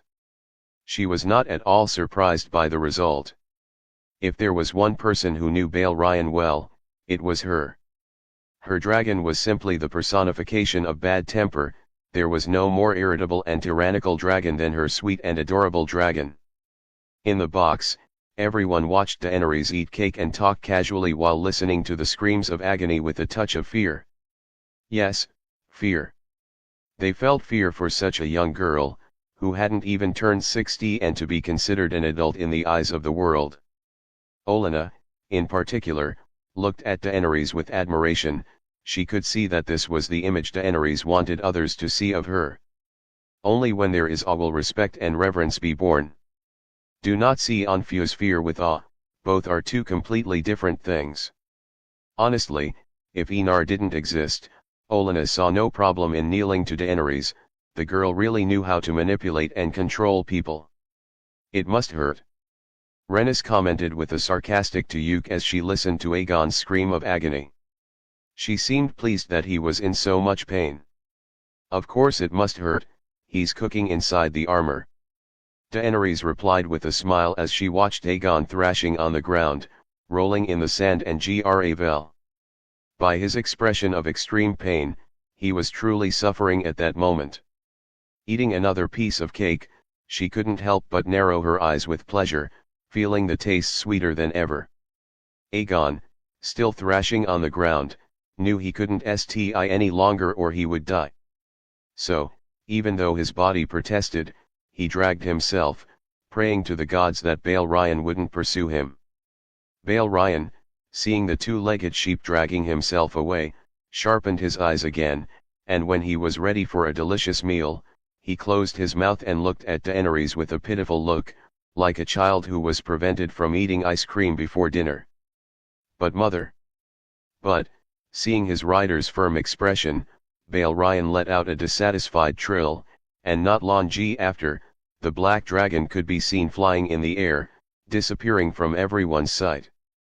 Moonfire and Vermithor followed Balerion, flying behind him. Leaving an extremely injured Aegon on the ground, but full of relief for surviving. He looked toward the box, expecting to see Daenerys' worried expression, but what he saw left him completely stunned, which made the pain disappear. Before his eyes, the woman he believed to be full of admiration for him was eating and talking happily with his sister, Arhanis, as if his screams didn't exist. To be more specific, Aegon felt that even his existence was not even known by Daenerys and Rhaenys. He finally discovered something about House Targaryen, the extreme prejudice and xenophobia of House Targaryen.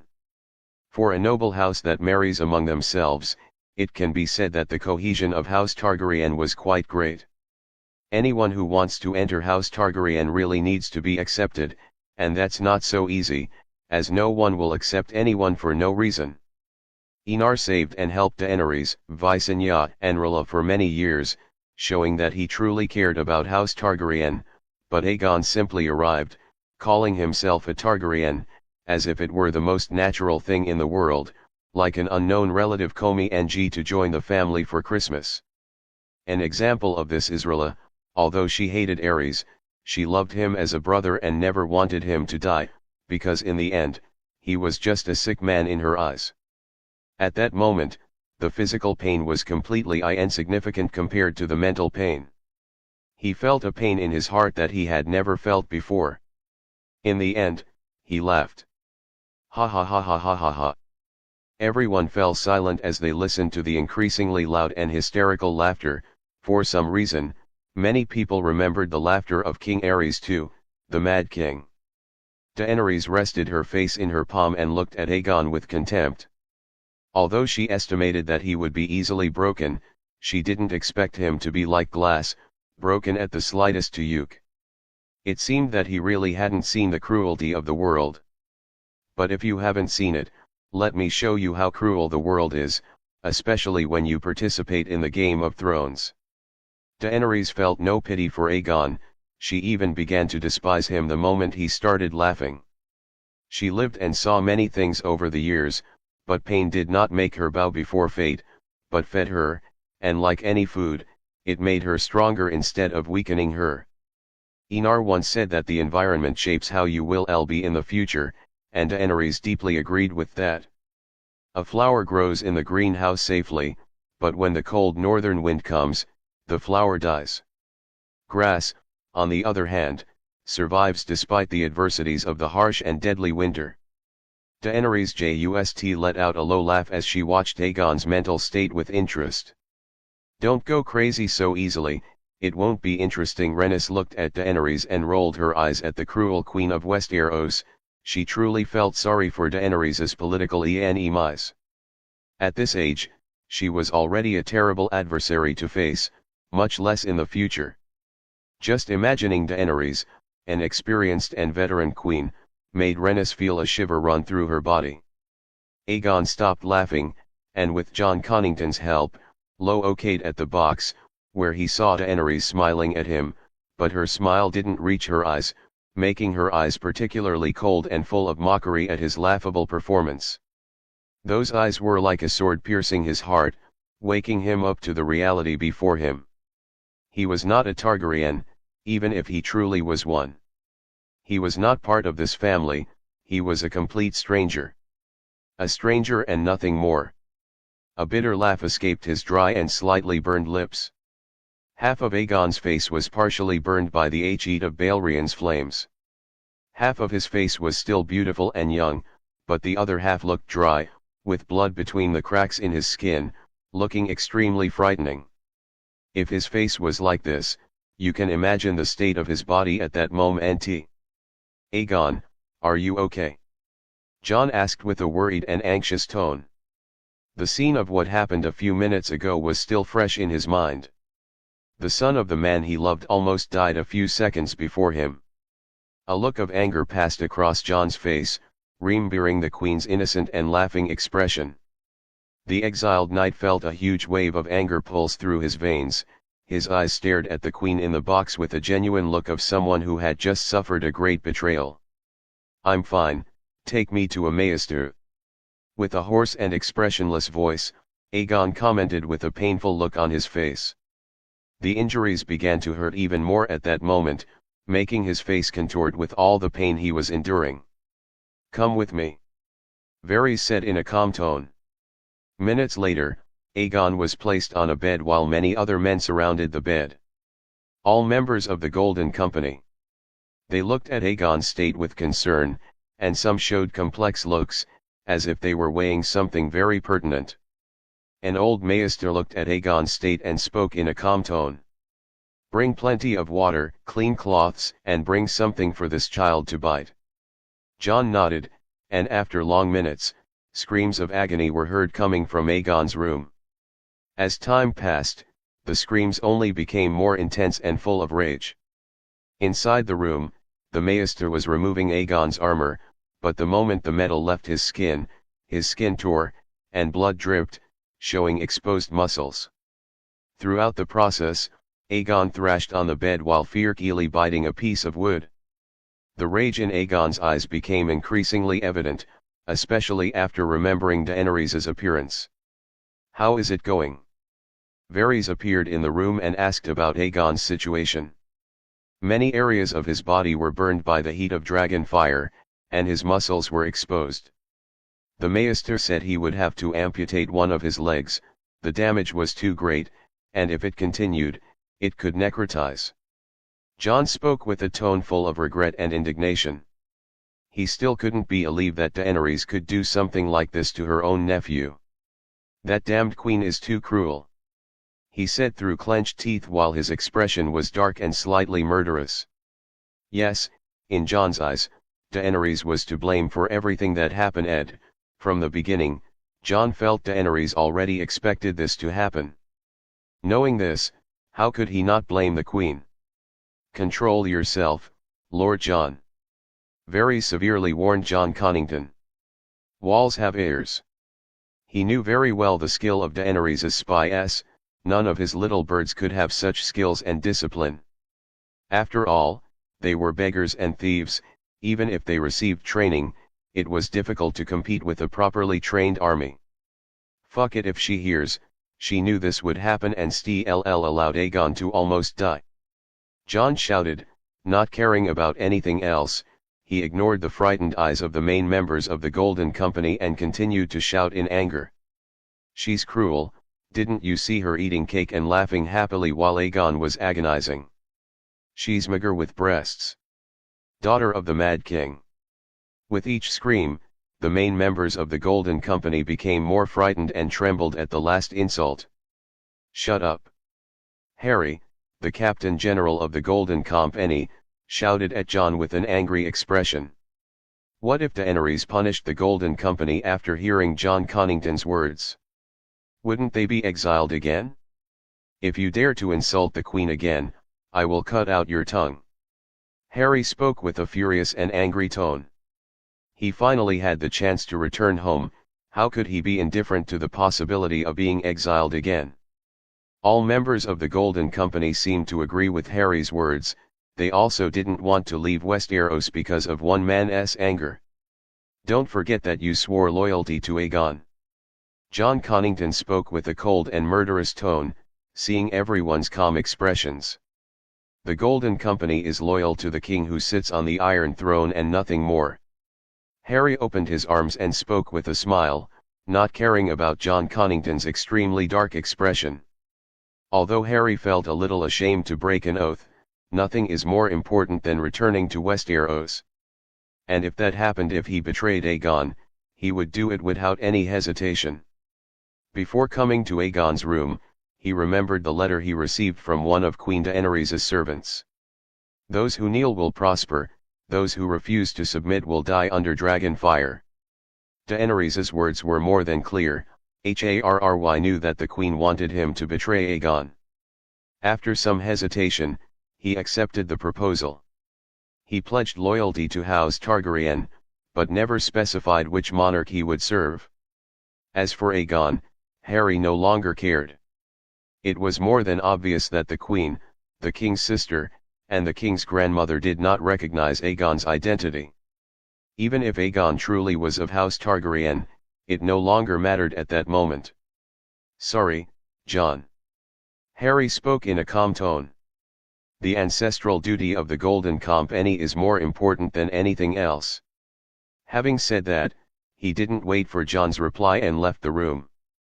The main members of the Golden Company hesitated for a second before following their leader. John's expression was dark and full of anger. He wanted to shout at the traitors, but Varys stopped him and spoke in a calm tone. "Let them go, it doesn't matter at this moment. We have to start Plan B," he said in a calm tone. Although the Golden Company's betrayal was not in his plans, it didn't mean he had completely failed. John nodded and looked at Aegon, still being treated by the old Maester. "We will not fail." John spoke with a determined tone. Note: burned, missing a leg, half his face disfigured, and somewhat mad. Poor Aegon. He suffered a lot at Daenerys' hands. The next chapter is the plan to kill a god. Read more than advanced chapters in my Patreon. Read chapters ahead on Patreon. 2 chapters are updated every day except Sunday. /Gots Chapter 214, Chapter 214, Death of a God. The kings conquer the world, but women conquer men. What terrible power! Tyrion Lannister thought, surrounded by countless prostitutes. "You've done well, Lord Harry Strickland." Daenerys looked at the man kneeling before her with a satisfied look. Hearing Daenerys call him Lord, Harry's eyes went wide. He felt his hands shaking and asked in a gruff tone, "Is your grace withdrawing our punishment?" "Yes, as of this moment, everyone in the Golden Company is forgiven for their crimes." Daenerys nodded and smiled, seeing the gratitude in the man's eyes. Without waiting for the man's thanks, Daenerys continued, speaking in a cold tone. "The Golden Company will attack Old Town with me, and we will reduce that filthy city to ashes." Harry's yes showed incredible determination. He stood up and looked directly into Daenerys' eyes. "Don't worry, Your Grace, any enemy of House Targaryen will suffer the wrath of fire and blood. Then go and join House Tyrell." Daenerys ordered with a smile that was more than satisfied with Harry's words. Harry bowed once more to Daenerys, didn't hesitate, and left with quick but heavy steps. Arriving at a room, Harry opened the door and saw all the leaders of the Golden Company waiting for him. Just like him, they were descendants of the noble houses exiled when they joined Daemon I Blackfyre during the rebellion. Looking into their hopeful eyes, Harry took a deep breath and spoke with a smile on his face. "We've returned home and fulfilled the wish of our ancestors. Yes, Autumn. We're finally back home. Dad, I wish you were alive to see this day." Shouts of excitement, joy, and sadness filled the room the moment Harry's voice ceased. Everyone hugged each other while showing joyful expressions. "The Queen has forgiven our sins, but we have to march with her to destroy Old Town," Harry said seriously, but no one cared. War. They were used to it and didn't mind fighting one more, especially if it meant earning merit to restore lost fiefdoms and castles. "We'll be ready for war, Captain General." One of the men spoke with a determined, murderous tone. He didn't care that Old Town was the center of the religious heart of Westeros. As long as he could stay on this continent full of life, he would kill even the goddess. "I'll meet the Master of Coin and ask for resources to supply our army." Harry nodded and wasn't surprised by his men's eagerness for war. In another room not far away, Aegon lay in bed with his body completely infixed, like a mummy, and listened to the merry laughter and excited shouts. The false prince's expression twisted grotesquely. The pain of betrayal made his purple eyes particularly dark. He looked like a wounded and hungry wolf after being expelled from the pack. While they were happy about the betrayal, he was suffering pain that was simply mind-boggling. Aegon couldn't even move a muscle without causing pain, the bandages rubbing against the skinless muscles and causing pain. "Traitors, without me you wouldn't dare set foot in Westeros," he muttered as he clenched his teeth, but this small act made him wince with the pain he felt. The image of Daenerys reappeared in Aegon's mind, but he didn't see the girl with as much glow or love as he'd thought he'd felt before. Love. Aegon wanted to slap his past self. No longer in love with Daenerys, he was finally able to see everything that had happened before more clearly. Looking back, he actually noticed details he hadn't noticed before. Her sarcastic smiles, her cold, murderous stares were more than clear. Remembering Jon and Varys' words, Aegon realized that both men had already noticed this, but neither of them had spoken directly to him. Instead of being angry with both men, he could understand why they hadn't said anything. Aegon himself wouldn't believe them and would even resent them, so both men never said anything. Daenerys. A dark, hoarse whisper came from Aegon's bruised lips as the shadows gradually filled the room, heralding the end of the day. The next day, Daenerys, wearing red leather armor and a crown under her hair, looked at the army before her with a calm gaze. With House Tyrell and the Golden Company, she had an incredible 110,000 soldiers, not counting the 1,500 Sardaukar who would remain in King's Landing. In addition to hundreds of thousands of soldiers, she had 3 young dragons that could already be considered real weapons of war. Lord Mace, Pakester, and Randall, order the army to advance towards Old Town. Daenerys looked at the most experienced men she had at the moment and ordered with a regal tone. "Yes, my queen." The 3 men replied in respectful, excited tones. Mace, who thought of himself as a famous and powerful general, was the most excited at the moment. The man had bought a new suit of armor, as his old armor didn't fit his huge body.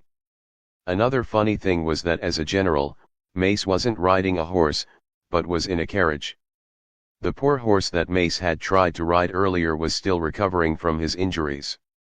Daenerys couldn't help but mourn the fate of the beautiful and powerful animal. Daenerys finally understood why House Tyrell was weak. As a lord like Mace, it was truly a miracle that House Tyrell was still Lord Paramount of Mandor. However, remembering Olenna, she seemed to understand how House Tyrell remained with a strong image. "Just as Visenya conquered the Vale for Aegon, I will give the ashes of Old Town to you, my king and husband." Daenerys murmured with a calm, deep gaze. Seeing the army advancing, Daenerys put her random thoughts aside and focused entirely on the moment. Riverlands, in the king's personal tent. Scenes +18, I'd say get the kids out of the room, but I know you don't mind, the attack on Old Town has begun. Enar, who was naked in bed, looked towards King's Landing with a calm gaze. He felt nothing towards Aegon, not even hatred or anger. The boy was just a pawn in the hands of other conspirators and not worthy of his concern. However, the way Daenerys dealt with Aegon was satisfying. The girl has really grown up after a year and a half apart. Especially her ability to control people. Showing power, creating fear, and then conquering with gratitude. Daenerys really was the woman worthy of rebuilding the Targaryen dynasty in other universes. However, something displeased Enar. That was Rhaenys' disappointing performance in dealing with all this. Instead of dealing with Aegon personally, she let Daenerys take control of everything. Yes, although killing Aegon was problematic, Daenerys, Rhaenys and Rhaella were overly concerned about it. Enar cared little for what the people would think of him after killing Aegon. For him, as long as humanity followed the golden path he had built for humanity to prosper, he didn't care what people would call him. Another point was that Enar sent Rhaenys to extract all the anger, pain, and resentment that had built up in Aegon. These feelings were dangerous, especially when there were gods looking at House Targaryen with lust and murderous intent. Of all Hus Targaryen, Rhaenys had the greatest chance of falling into the arms of chaos, so Enar wanted her to explode with all the anger she possessed at this moment, to be more relaxed and calm, but obviously his intentions were misinterpreted. The three women were thinking too much instead of acting directly, but it wasn't entirely Rhaenys' fault or Daenerys and Rhaella's fault. The three women were still thinking exactly as humans would, but they weren't human, they were goddesses of his golden lineage. And the main characteristic of his golden lineage was that they respected neither the laws of men nor the laws of the gods. He cared even less about what people would think of him. I have to stop talking in riddles and say directly what I want this girl to do. Enar muttered with a helpless tone. Although talking in riddles was pretty cool, there were a lot of things that could get lost in people's interpretations. Suddenly, a pair of soft hands caressed his forehead, gently massaging the frown on his face. Looking at Arianne completely naked before him, Enar laughed and held her waist as he brought her into the comfort of his arms. "My king seems unsatisfied, have I been unpleasant in bed?" Arianne asked as she pressed her curvy body against Enar's muscular body. Her full, soft, elastic breasts pressed tightly against his strong chest. Her voice was silky and sensual, and could make any man shudder with just her voice. "Never." Enar commented with a laugh as he gently kissed her shoulder while moving up to her neck, nibbling and sucking the sweaty skin after a night of carnal passion. Arianne let out a sensual moan as she felt Enar's lips taste her skin without qualms. "It's just that I was dissatisfied with the way things turned out in King's Landing." And nibbling softly on her ear, Enar whispered in her ear while his hands squeezed hard on Arianne's incredibly soft ass. Enar, who was already ready to take the field again, positioned himself in the right position and waited for the right moment. The Princess of Dorne practically melted under Enar's caresses. She gasped rapidly, her eyes gradually being filled with the purest carnal desire. "It's normal, my lovely cousin has always been one to think too much, especially after she started training with Uncle Oberyn." She spoke as her panting increased. Suddenly, she felt herself being filled in an instant. My king is evil," Enar smiled and whispered hoarsely in her ear. "I can stop if I wish." "Never." Arianne replied as she began to move up and down while putting her hands around Enar's neck. With each descent, her ass made a high-pitched sound and rippled with the collision of flesh. Shameful moans escaped her wet, swollen lips.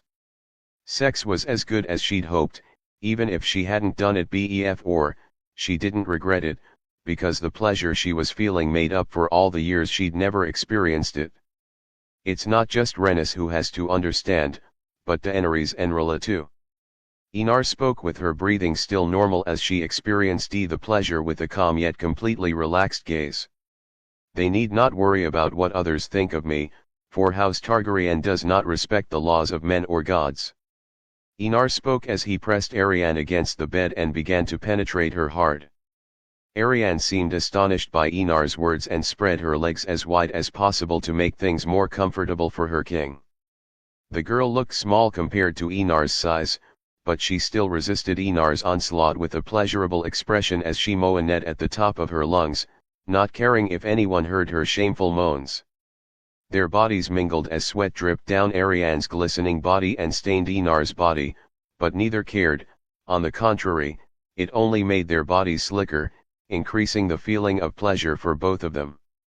In the end, after a long hour, Arianne's moans already weak and her voice hoarse, Enar finally felt satisfied and released his seed inside Ariane's womb, causing them both to orgasm simultaneously. Ariane in particular was already exhausted and her mind blank. Helping Ariane to lie down on his body, Enar stroked the woman's hair while looking up at the ceiling of the tent with a relaxed look and without a bead of sweat, even though he was drenched in Ariane's sway. "You've done well, my lovely sand snake." Kissing her forehead, Enar commented in a gentle tone while flashing a smile. Ariane didn't reply and just closed her eyes with a tired but peaceful and relaxed expression after another round of sex. Note, I think this is my first sex scene, right? Honestly, I don't know if I'm very good, because I focus more on the descriptions than on the act itself, making it more natural and sensual. Tell me what you think. Do you prefer it like this or more descriptive? However, I found it quite embarrassing to write a sex scene like this. I think I'll die of shame if it's more explicit. After all, this isn't a porn video. Note 2, read more than advanced chapters in my Patreon. Read chapters ahead on Patreon. 2 chapters are updated every day except Sunday. /GOTS Chapter 215, Chapter 215, Death of a God. 2. I am a benevolent God Emperor, choose the path of your own destruction. The God Emperor of Planets looking at the God of the Seven Faces. The next morning, Enar looked up at the sky and smiled. Looks like someone's nervous and indecisive, he muttered as the smile grew on his face. He could see, his vision went beyond the limits of mortals and into the world of the gods, looking directly at the God of the Seven Faces. The supreme god of Westeros was undecided. Of course, Enar knew the reason for the God of the Seven Faces' indecision. Stay in the Riverlands and fight him or return to Old Town and protect the city. It was both a choice and a sacrifice. If the God of the Seven Faces remained in Riverlands, he would have to support the war and spend more divine power. If the war was lost, he would practically be giving Westeros to Enar on a silver platter. At the same time, the center of his religion would be destroyed, dealing a huge blow to the morale of the faithful, thus affecting his gaining of faith. If the God of the Seven Faces protected Old Town, the religion of the Seven would actually survive longer and morale would be extremely high, but as it was written above, he would be giving Westeros to Enar again. The God of the Seven Faces knew that if this happened, Enar would outlaw the faith of the Seven and implement another religion in Westeros, practically keeping it at bay. And when he lost too many believers, he would be like the dragon gods, forced to sleep and never wake up. That's how humans feel when faced with a choice. Enar murmured with a smile. Will you act on logic or emotion? Enar was really looking forward to killing this annoying god who had no defined gender. Sigismund, order all troops to attack, we're conquering Harrenhal today. Enar spoke, looking at his faithful guardian. Enar's plan was simple, force the God of the Seven Faces to make his choice today. Yes, my emperor. Sigismund showed a respectful look and left Enar's tent, walking towards the main tent. Enar didn't look at Sigismund, he looked at his own hand, where an obsidian dagger could be seen twirling between his fingers. Destined death. Enar muttered. A worthy name for the god-killing weapon. Unfortunately it doesn't work against chaos gods. Enar showed a helpless look. He could kill the gods with this dagger because of the warp energy, but could he kill the chaos gods with the energy they were generated from? Using fated death on chaos gods would be like pouring water on fish. Enar estimated that to kill such abstract entities, he would really have to have the law of death crystallized into a weapon to at least try to kill a chaos god, and the chances of that happening were even less than 1%. The reason was simple: if the chaos gods could be killed, they wouldn't really die, because they are the embodiment of the thoughts of intelligent beings throughout the known universe, especially humans. To really kill the chaos gods, Enar would have to kill all the races in the known universe, even the humans themselves, but that was obviously impossible. Do I have to kill the laws that govern the universe? Destroy the warp? But how do you destroy a dimension responsible for the sentient collective of all life in the universe? Enar thought about the possibilities, but no matter how much he thought, a huge barrier always prevented him from continuing his train of thought. It wasn't his fault, but it really was difficult to think of something on this level. Perhaps when he became more powerful he would be able to think more clearly, but right now, it was impossible for him to create such a plan out of thin air. In the end, Enar put the matter aside and focused on what was most important at the moment. Killing a god. Enar's orders were implemented and the entire army was ready in less than 2 hours, which was a reasonable amount of time, given the number of soldiers and preparations, so that an army of this size could be used more easily. Enar, who was wearing black armor with draconic details, looked at the 200,000 soldiers and showed a satisfied look. Especially the 500 Astaroths, modified human beings superior to any human in the world. True killing machines. Visenya stood next to Enar, looking at the army with a nostalgic expression. She never thought she would live to command such a large army. Previously, when she was still just an exile and fugitive, she had dreamed of commanding 300 soldiers and found that dream too ambitious, but seeing the army of 200,000 men before her, she realized that the world really does turn.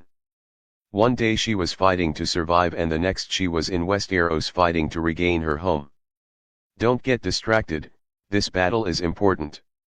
Enar warned with a serious tone. Don't stay away from me or the 500 Astaroths. For Visenya's protection, Enar simply gave her 500 Astaroths to command, a force equal to probably the entire current army.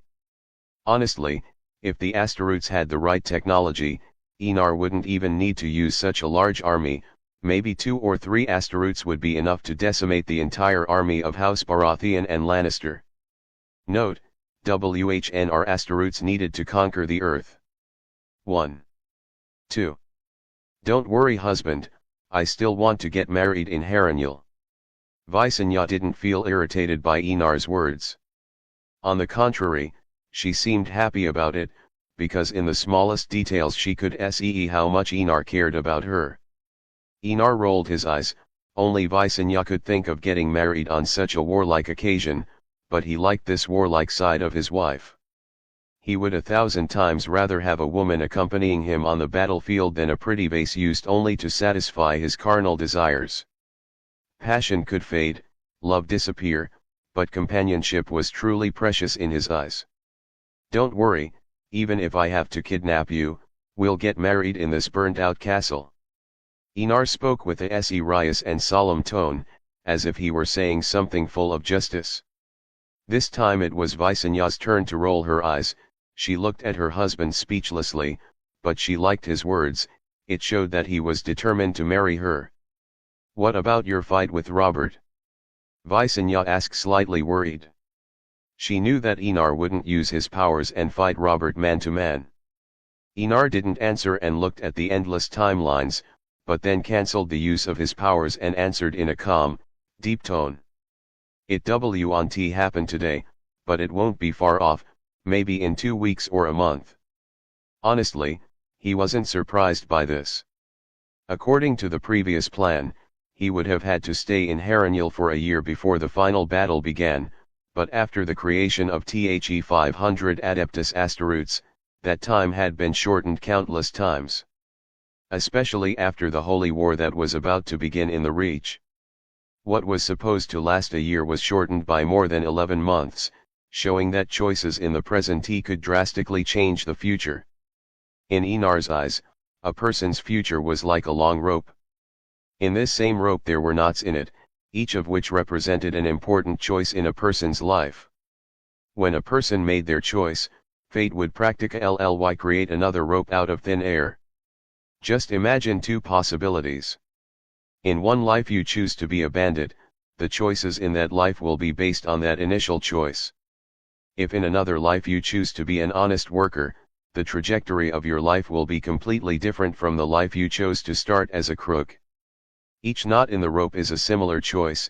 As soon as that choice is made, Your destiny will change accordingly and many other knots in the rope will appear, thus repeating an eternal cycle of choices, decisions, and feelings, and finally, death.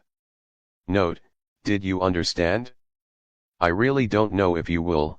Originally, Enar and Robert's fight would be at the end of the year, but at that moment, Enar discovered that after creating Tehi Asteroutes, that time had been greatly reduced, showing that when he made the choice, fate changed accordingly.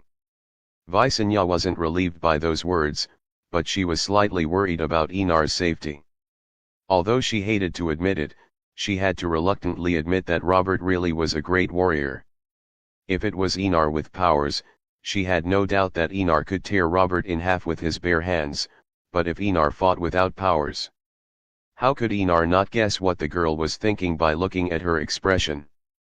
Placing his armor-covered hand on Visenya's head, Enar spoke in a gentle, calm tone. Believe your husband, I'm not a man who loses fights. If you get hurt, I won't treat your injuries. Visenya said with an angry and fierce expression, but with her sweet, delicate, and beautiful facial features, it was really difficult to create a truly fierce expression with that face. Showing a teasing smile, Enar replied with a touch of amusement. Since you don't want to, I'll let Ariane take care of my injuries. You dare. Visenya practically snarled at his words. She widened her eyes and looked at Enar with a truly angry expression. Just kidding. Still with a smile on his lips, Enar replied in an amused tone while looking at the girl with an innocent gaze. Humph. Visenya snorted coldly and looked at Enar with a seemingly fierce gaze. You're getting meaner and meaner. You obviously want to intimidate me just like Lita, but you can only intimidate her.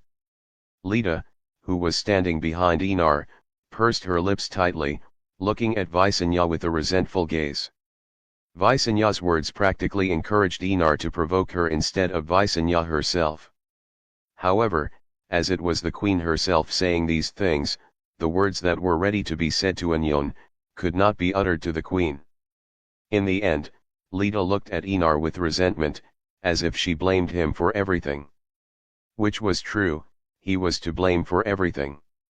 Enar ignored the stares from the two women, although he found what was happening at the moment incredibly amusing.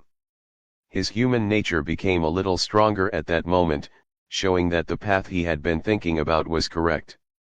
In order not to become an emotionless machine in the future, he should be surrounded by emotions, especially from the people close to him, which could help even more. They've started to move. Enar spoke, drawing the attention of Visenya and Lita. Numerous people could be seen at the top of the castle walls, bows and more bows filled their hands. It looks like they want a war of consumption.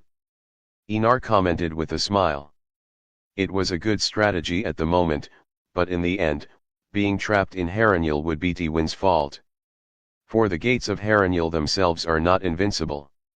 Yes, the castle was indeed an almost magical fortress, but it had no moats and the gates could be breached with the right weapon.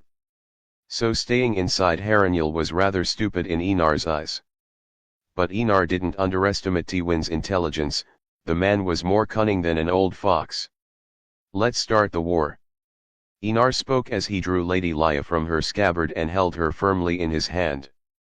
Looking at the army ready before him, Enar raised his sword high and spoke with a calm tone. Advance my brave soldiers and destroy my enemies. Enar's voice seemed to be magical, as it reached all of the more than 200,000 men and women.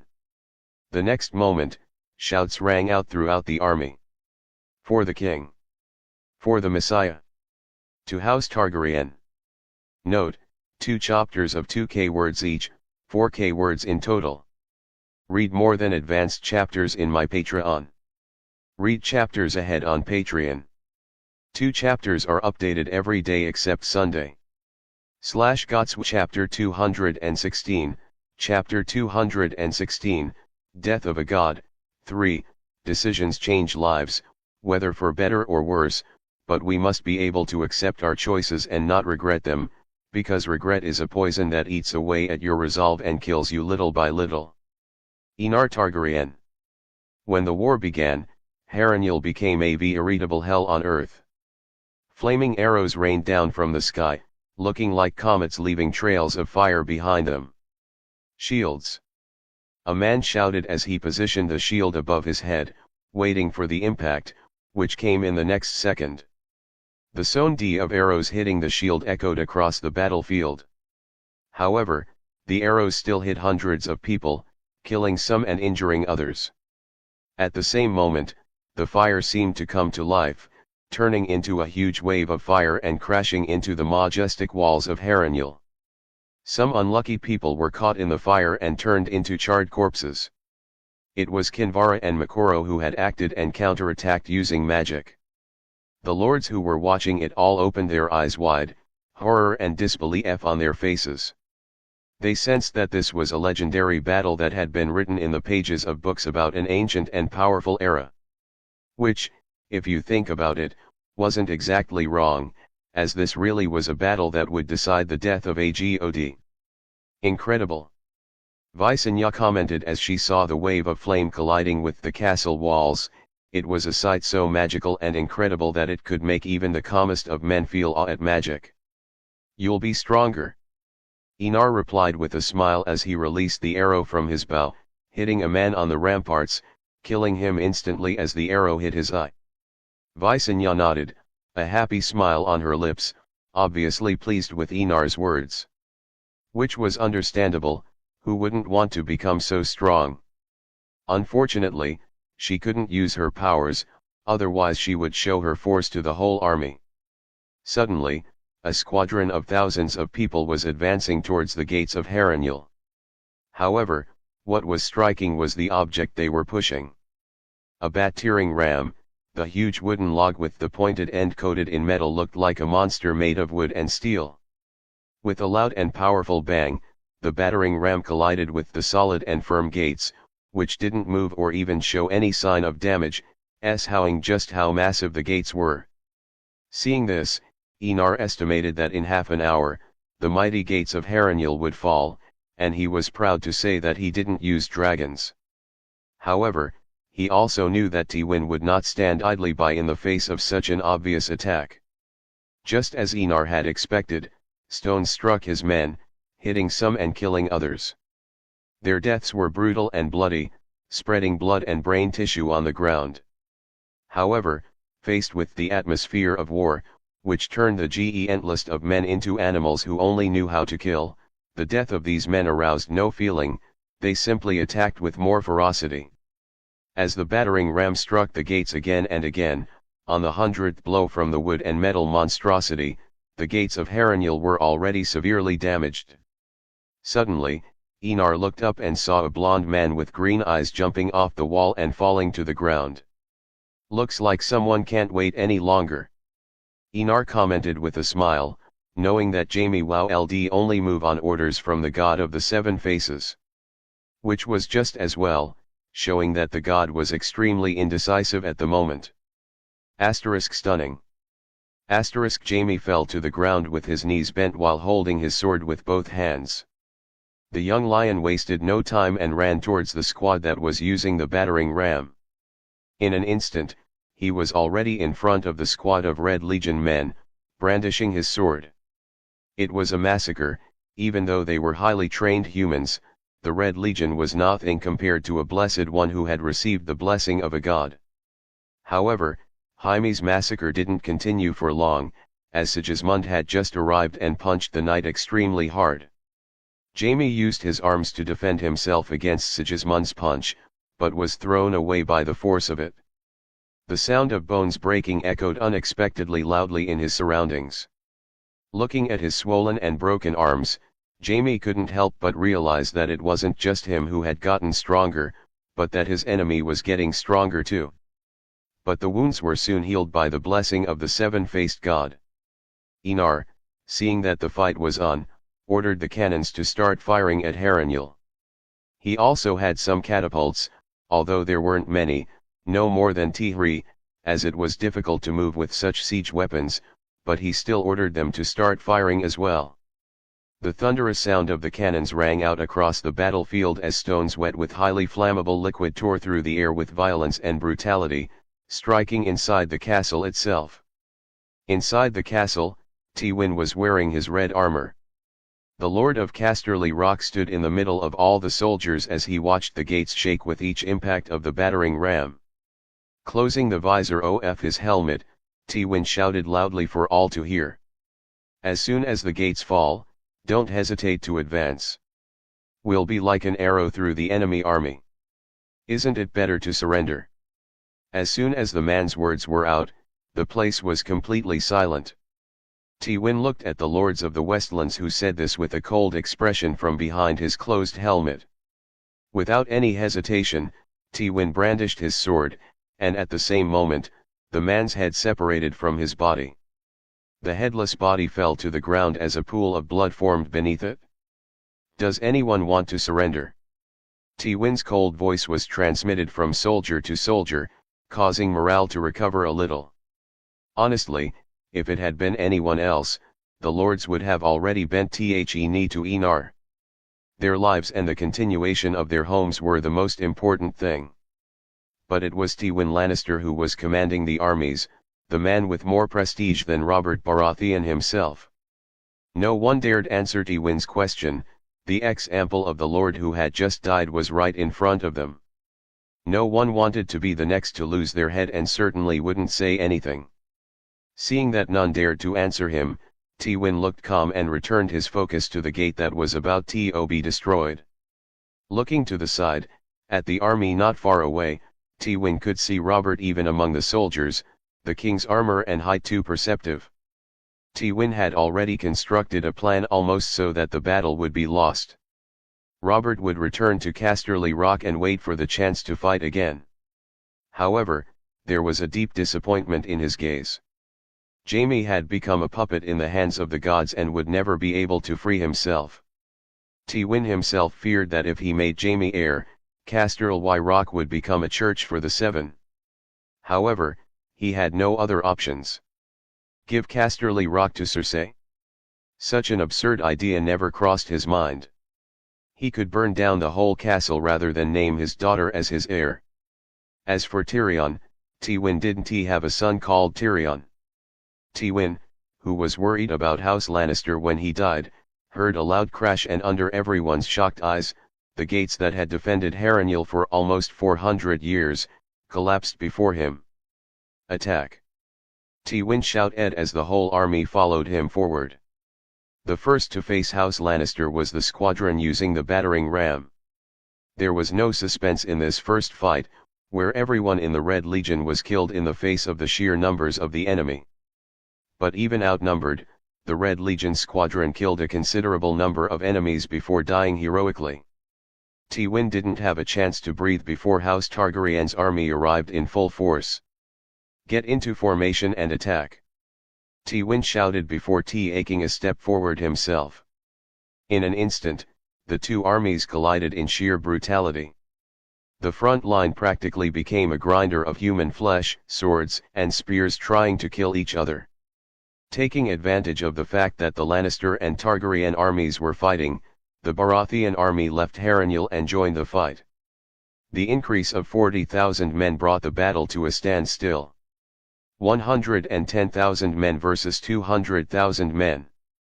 Two giant armies collided without any hesitation. Reason and reasoning were put aside, and what prevailed were the most basic instincts of the human race. The greed. Greed to win, greed to survive, greed for glory, greed to kill.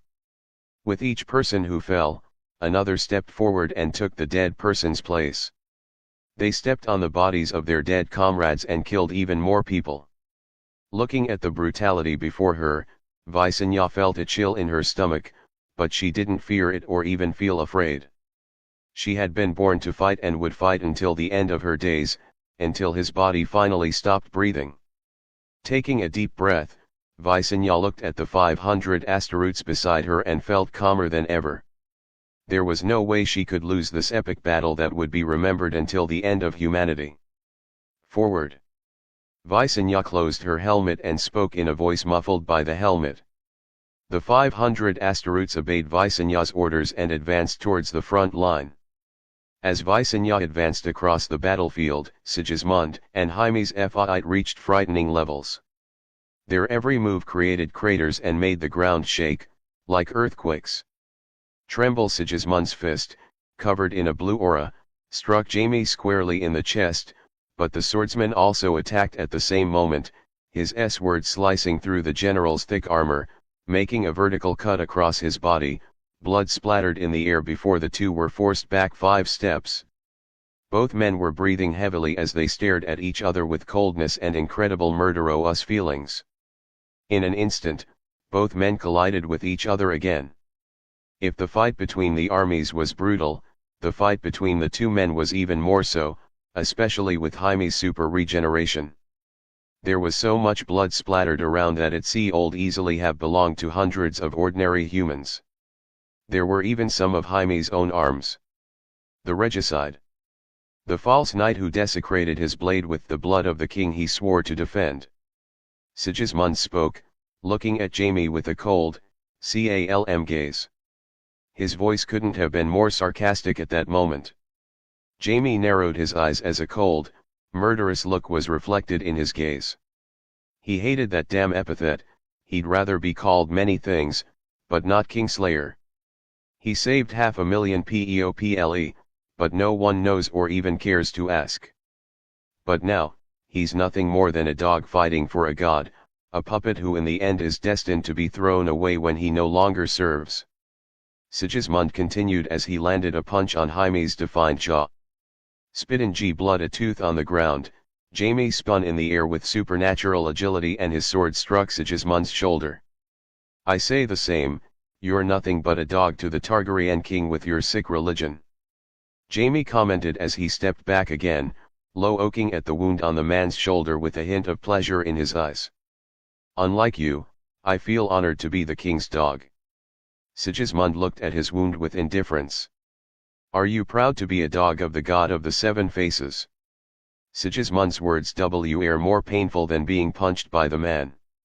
How could he be proud of something like that? He himself wanted to kill the god of the 7 faces for turning him into a monster. Jaime didn't respond and attacked again, the fight resuming even more brutal than before. Enar also fought bravely on the front line. Leto was always behind him, protecting him and killing his enemies. Enar's sword, Lady Lya, cut through people like a vegetable, not even the toughest armor could stop it from taking a life. Slashing a man's neck, blood splashed into the air, falling on him, but Enar didn't care. He raised his head feeling something and couldn't help but smile. In his eyes, the clouds changed color, transforming into 7 different colors, a holy aura spreading throughout the place. Enar could see that this aura began to strengthen the enemy armies. The god of the 7 faces had chosen his battlefield. Riverlands. Nota 1, I'm a bit discouraged, I've lost 4 chapters of 2k words through sheer stupidity because I forgot to save them in docs. Fortunately I plucked up the courage to write again, but I have to say, this despondency is frightening, I've hardly been able to get out of bed or eat. Honestly, I can't even imagine how someone with depression feels. Note 2, read more than advanced chapters in my Patreon. Read chapters ahead on Patreon. 2 chapters are updated every day except Sunday.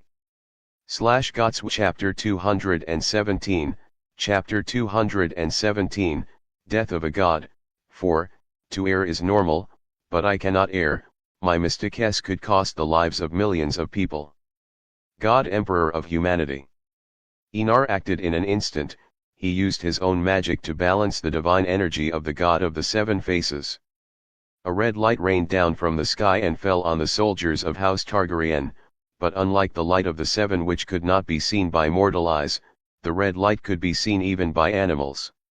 At the same time, an imperceptible line descended over Jaime and connected with the night, it was the bridge to the divine world. Sigismund. Enar shouted loudly and advanced towards Sigismund and Jaime's fight. Sigismund acted just as Enar shouted. Without caring about his own injuries, he simply grabbed Jaime and immobilized him. Jaime didn't stand still while he was immobilized, he drew a knife from his waist and struck Sigismund repeatedly in the back. Although he didn't know what was happening, his instincts were screaming at him to get out of that place. Jaime didn't hesitate and believed his instincts, for They had always saved him in times of need, and it would be no different now. Stabs and more stabs pierced Sigismund's ribs, puncturing his lungs and stomach, but regardless of the wounds Jaime caused, the man remained as still as a mountain and tougher than steel. Suddenly, Jaime felt a strong wind blow past him and a pain in his heart made him stop his movements. Raising his gaze, he saw a pair of purple eyes looking at him with a calm expression, although they were smiling. Rigor. That was Jaime's first thought after seeing Enar, but he quickly denied the possibility and immediately knew who stood before him. Enar Targaryen. Jaime looked at the boy and couldn't help but marvel at how much father and son resembled each other. It was like standing before Rigor's ghost. "Has anyone ever told you that you look like your father?" Jaime asked with difficulty, his green eyes regaining their former brilliance without being under the influence of the god of the seven faces. For the first time in his life, Jaime felt how good it was to have free will. This feeling of freedom was better than all the women he had touched in his lifetime. "My grandmother still often looks at me as if she were looking at her son." Enar replied with a nod. "Tell the queen that I deeply regret what happened," Jaime said in a calm tone, but full of regret. "I could have stopped the king from hurting her every time he burned someone, but my duty stopped me from hurting the king." What are his biggest regrets? Not killing Aerys earlier and not being able to help Queen Rilla while she was being raped, abused and beaten by her own husband. Jaime knew that it wasn't just him who had such thoughts, all the King's Guard had similar thoughts, but because they were bound by duty, they never managed to protect the queen from the king. "There's no need to worry, she's become a strong woman who could kill a man at any time." Enar certainly knew what Jaime was thinking and said it with a calm tone. A look of relief shone in Jaime's eyes, then he looked at the extremely tall girl behind Enar. Even though she was of a different sex, he still saw some similarities with his good friend. "Arthur would be so proud to see you wearing this armor," Jaime said, looking at the white armor that Lita proudly wore. However, when he met the girl's eyes, he saw only contempt and disgust. A bitter laugh escaped Jaime's lips, but he didn't try to say anything, not even to redeem his reputation. Jaime looked at the obsidian dagger stuck in his heart and couldn't help remembering weeks ago when the same dagger had been stuck in him. "Are you going to kill him?" Jaime asked with blood beginning to trickle from his mouth. "If it doesn't, it'll leave him so wounded that he'll have to sleep for thousands of years." Nar commented with a smile as he looked up at the sky with a murderous gaze. "That's great, people shouldn't be controlled by gods." Jaime spoke with a weak, hoarse tone. "My king, may I ask a favor?" Jaime opened his eyes as wide as he could and asked with a firm tone. His eyes shone with supplication. "If it's something not too serious, yes." Enar nodded, he didn't deny the dying man's last request. "Tommen and Myrcella, they are innocent and pure children, they have no ambition to be king and queen." Until his last moment, Jaime wanted to save the lives of his children. It was the only thing he could do as a father to those sweet, innocent children. "They will not be harmed. I will take Myrcella as my mistress and she will be the mother of a child of me and a very important one for the known universe." Enar answered Jaime with a gentler tone when he spoke of Myrcella. "May I know his name?" Jaime asked with extreme difficulty. "Lion." Enar answered the name of his son with Myrcella. A smile appeared on the man's blood-stained lips. Knowing his grandson brought a comfort that no one could have imagined in Jaime's mind. As the light faded in his eyes, Jaime saw at the end of his life a picnic he had planned. A picnic that even Tywin attended after much insistence from him and Cersei.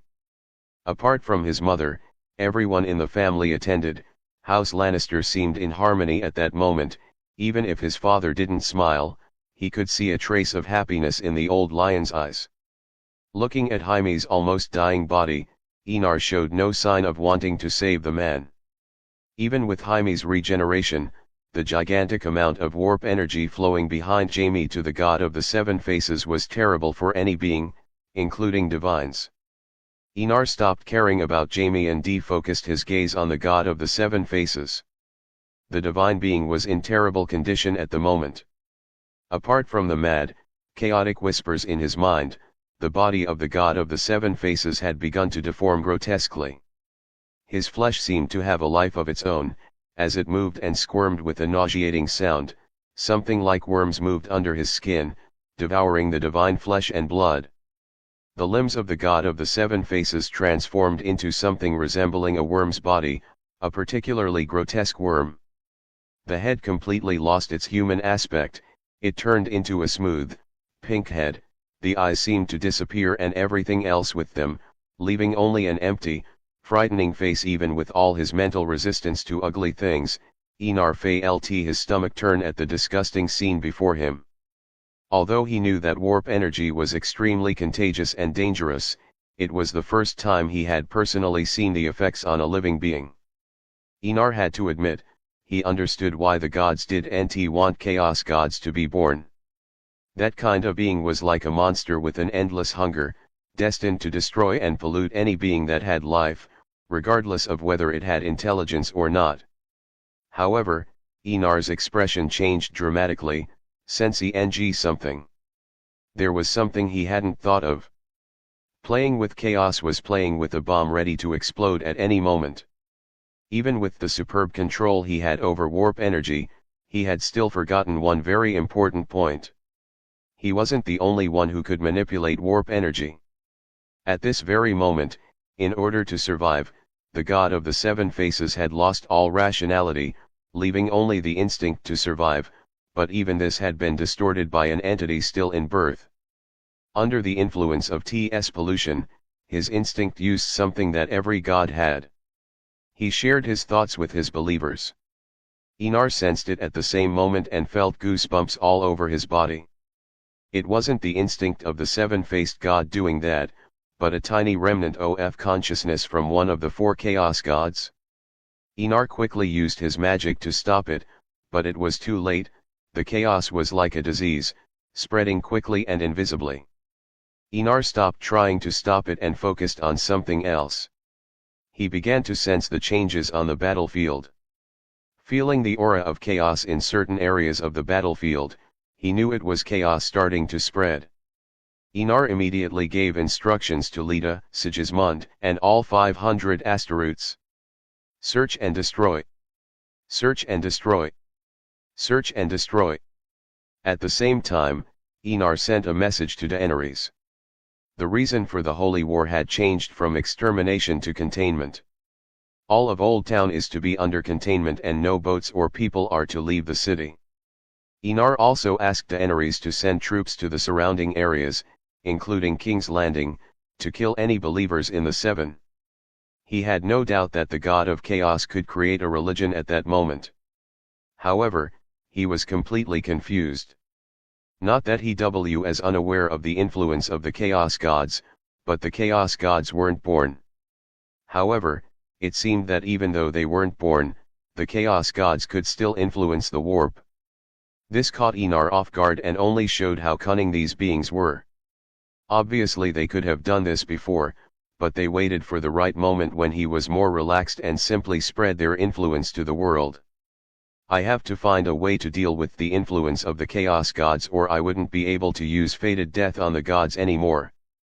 Enar muttered to himself, but he wasn't afraid. Although the chaos gods could spread using the faith of the Seven, they had not been born and were no more than fetuses. The amount they could use was tiny, small to the point of disappearing naturally.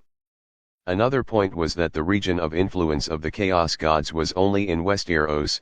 They couldn't go to Essos, as the Red God and the other gods would surely notice and destroy this pollution by the chaos gods. Suddenly, a cry of pain and agony reached his ears. Enar looked again at the god of the seven faces and saw a cross made of pure red light piercing the god of the seven faces. The red god had acted again and pinned the seven-faced god in place. At the same time, A peaceful, gentle voice sounded in his mind, "Enar." "Very well, Enar. Although there are some unforeseen events, it's perfectly normal. I'll take care of the god of the seven faces, just deal with the influence of the chaos gods." After he finished speaking, Enar could no longer see the seven-faced god and let out a helpless sigh. He hadn't expected things to come to this. "Don't underestimate people's intelligence," Enar muttered with a firm tone. Although the arrival of the chaos gods was an accident, it was an accident caused by himself, something he would not repeat again. However, one thing was certain. He had accomplished his goal. The god of the seven faces had completely lost control and was no longer a danger. Westeros was completely his, and he only had to deal with Robert and the Night King and eventually prepare for the long night. Enar looked at the battlefield and felt much lighter than before. Without the threat of the seven-faced god, he could be much freer. As he looked at the battlefield, he felt the auras of chaos disappearing and knew that Lita, Sigismund, and the 500 Asteroids were doing their job. Chapter 218, Chapter 218, The Unexpected Arrival. Scars are reminders of wars and traumas, marks of shame for many and good memories for others. But in the end, they simply mark on your soul how much you have suffered. Tyrion Lannister, after the Battle of Harrenhal, where he lost most of his nose and gained a scar on his face. Tywin, who was in the middle of the army while it was fighting, felt the warm energy in his body disappear. Although he didn't know what it was, he was glad to have it, because the army was stronger with this unknown energy. However, now that this energy was gone, he soon noticed that the army was steadily advancing instead of advancing, which showed that they were losing. If this continued, the already low morale would cease to exist and the chances of desertion would be extremely high. But just as Tywin was about to order the fiercest attack, he felt a bad premonition. He knew that feeling all too well. It was the same feeling he felt when he saw his wife die in front of him. Looking frantically around, Tywin's green eyes scanned the surroundings, searching everywhere for Jaime. He found it, but he didn't want to, for he saw his son on the terrifying battlefield, where humans could not tread. His son lay on the ground, the golden armor of House Lannister stained with mud and dented in many places. But what really caught the eye was the obsidian dagger driven into Jaime's heart. His son had died. Tywin was furious, like a lion fighting for territory, but the man's expression couldn't have been colder and calmer. His lips trembled for a moment, as did his hands. Looking up at the sky, he saw clouds stained a shade of crimson red, but this didn't impress him. Curiously, the rain fell from the sky as if mourning Jaime's death. Feeling the rain wet his face, Tywin looked back at the army of House Targaryen. "Aerys, fate really likes to play with us. I killed your grandson and your grandson killed my son and brother." The Lion of Casterly Rock muttered as raindrops fell on his face. Some might say that Tywin was crying at this point, but he didn't really cry. The only time Tywin really shed tears was when his wife died. After that day, no more tears accumulated in the eyes of the Lord of the Rock. "Order the army to attack in full force, let them see what the lion's roar sounds like," Tywin ordered with a terribly cold tone. "Yes, my lord." The soldier felt a terrible chill surround him, even the cold of the rain seemed insignificant to the cold he was feeling at the moment.